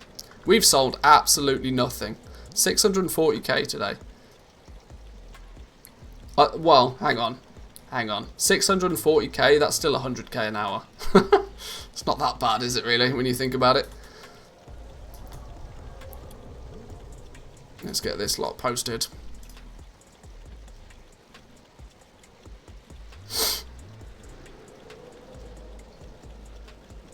Not sure I'll hit that. 20 million feels fine for me. Not sure I'll do much more. Yeah, it depends where your enjoyment lies. I get that dopamine kick from just selling something on the auction house. The total that lives as liquid gold in my bags doesn't really... It could be 20 million, it could be 1 million. It doesn't make a huge difference to me. Obviously, having more liquid gold presents or provides more opportunities to you. I wouldn't, you know, wouldn't casually be able to just buy boosts for new characters on new realms if I didn't have stupid amounts of gold just lying about, but the opportunities to spend gold are few and far between most of the time. It's the art of making it that I enjoy. Or when I say make it, I mean, you know, coercing it off other players through the auction house.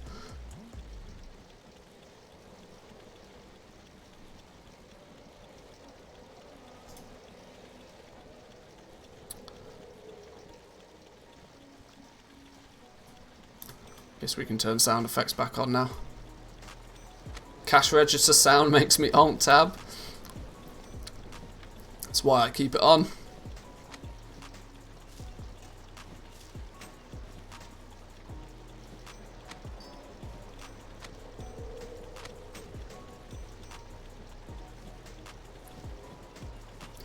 Mailbox is real slow right now. You can tell we're getting into the busy part of the day.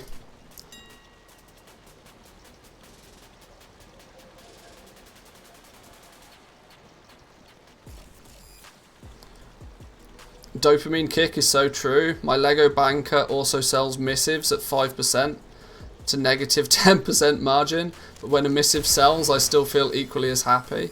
Yeah, it's an odd one, right? You still feel just as good by basically giving gold away than you do from, you know.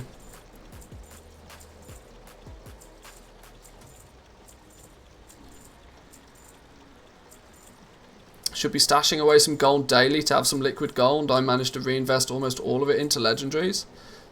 It's not the worst decision. This is, for the most part, the main reason why I have very little liquid gold most of the time. It's only after, you know, big crazy patch launches and expansion launches where I end up with lots of gold. But very quickly after, I end up investing it into, you know, something else. Gold sat in your bags is doing just that. It's just sat there. It's not doing anything. You might as well make it work for you. Now, unfortunately, in World of Warcraft, you don't have the ability to buy a yacht or a football team or build a rocket and go into space. So, you got to be more creative with it.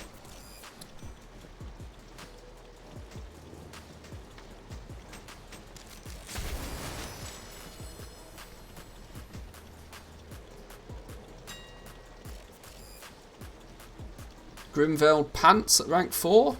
Sure, why not? And no supercars in WoW. It's true. It's true. That being said, any Lamborghini owners? any Oilers in chat? Any Lamborghini owners? Spectral Tiger's a bit like a Porsche. Yeah, maybe. Maybe. Got me one of them.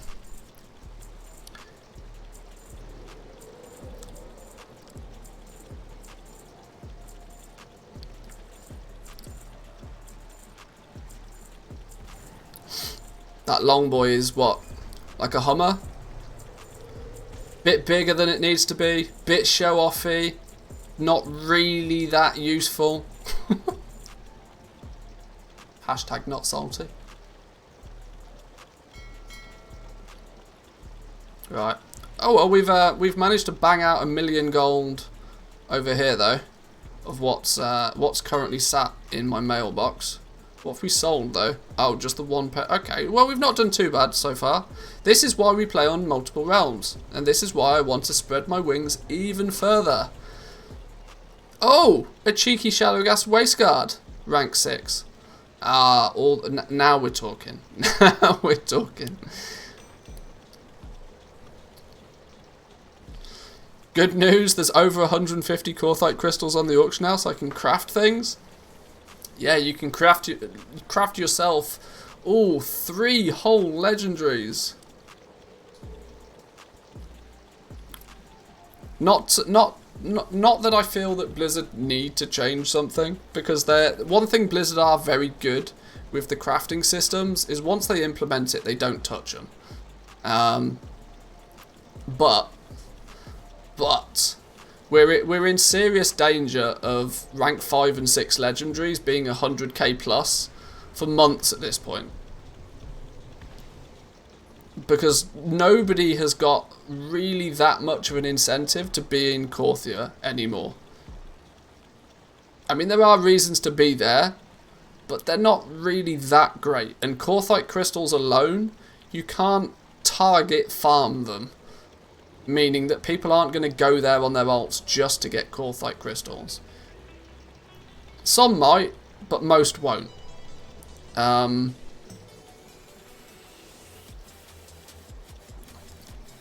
Which may result in some weird.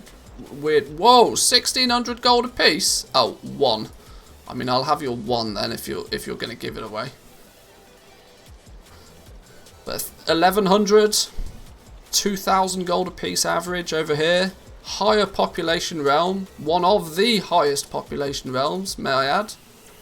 We are currently sat with 1,500 Korthite crystals, nearly 3,000 gold apiece. Because somebody bought them all and reset them, that's why.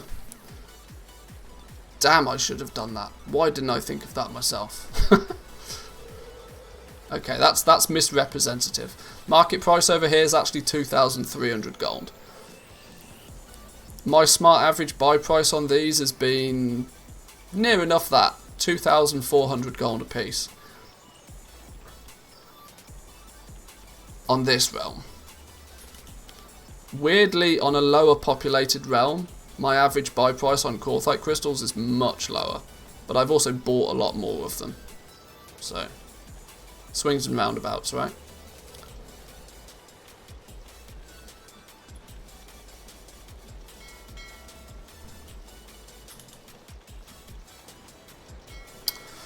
Alrighty, well boys and girls, I think I'm going to leave it there for today. We streamed a little bit longer since it's reset day. I'm going to take a bit of a break, probably go get myself some proper food as I only had a small lunch. And maybe work on some YouTube videos. We'll see. Due to our slightly revised streaming schedule, I'll be back on Friday. There's a strong possibility I might stream tomorrow anyway, just because if I can get my YouTube content sorted, I've got no reason to not. But yeah, that's about all I got on that one. So we'll be back on Friday. good luck with reset day, boys and girls. And if you're so inclined and need yourself a few new 60s, this time walking leveling is a bit bonkers. A level and a half for every dungeon is a bit crazy, so give that a go if you need some new level 60s. If you're like myself trying to get set up on a few different realms, it's a really quick and easy way to get yourself up.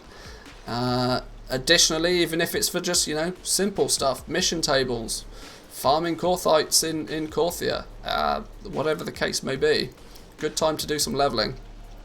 But I'll love you and leave you for today, boys and girls. If you're new around here, remember to hit that follow button. You could even drop a sub if you're so inclined. And I'll see you all on Friday. Peace.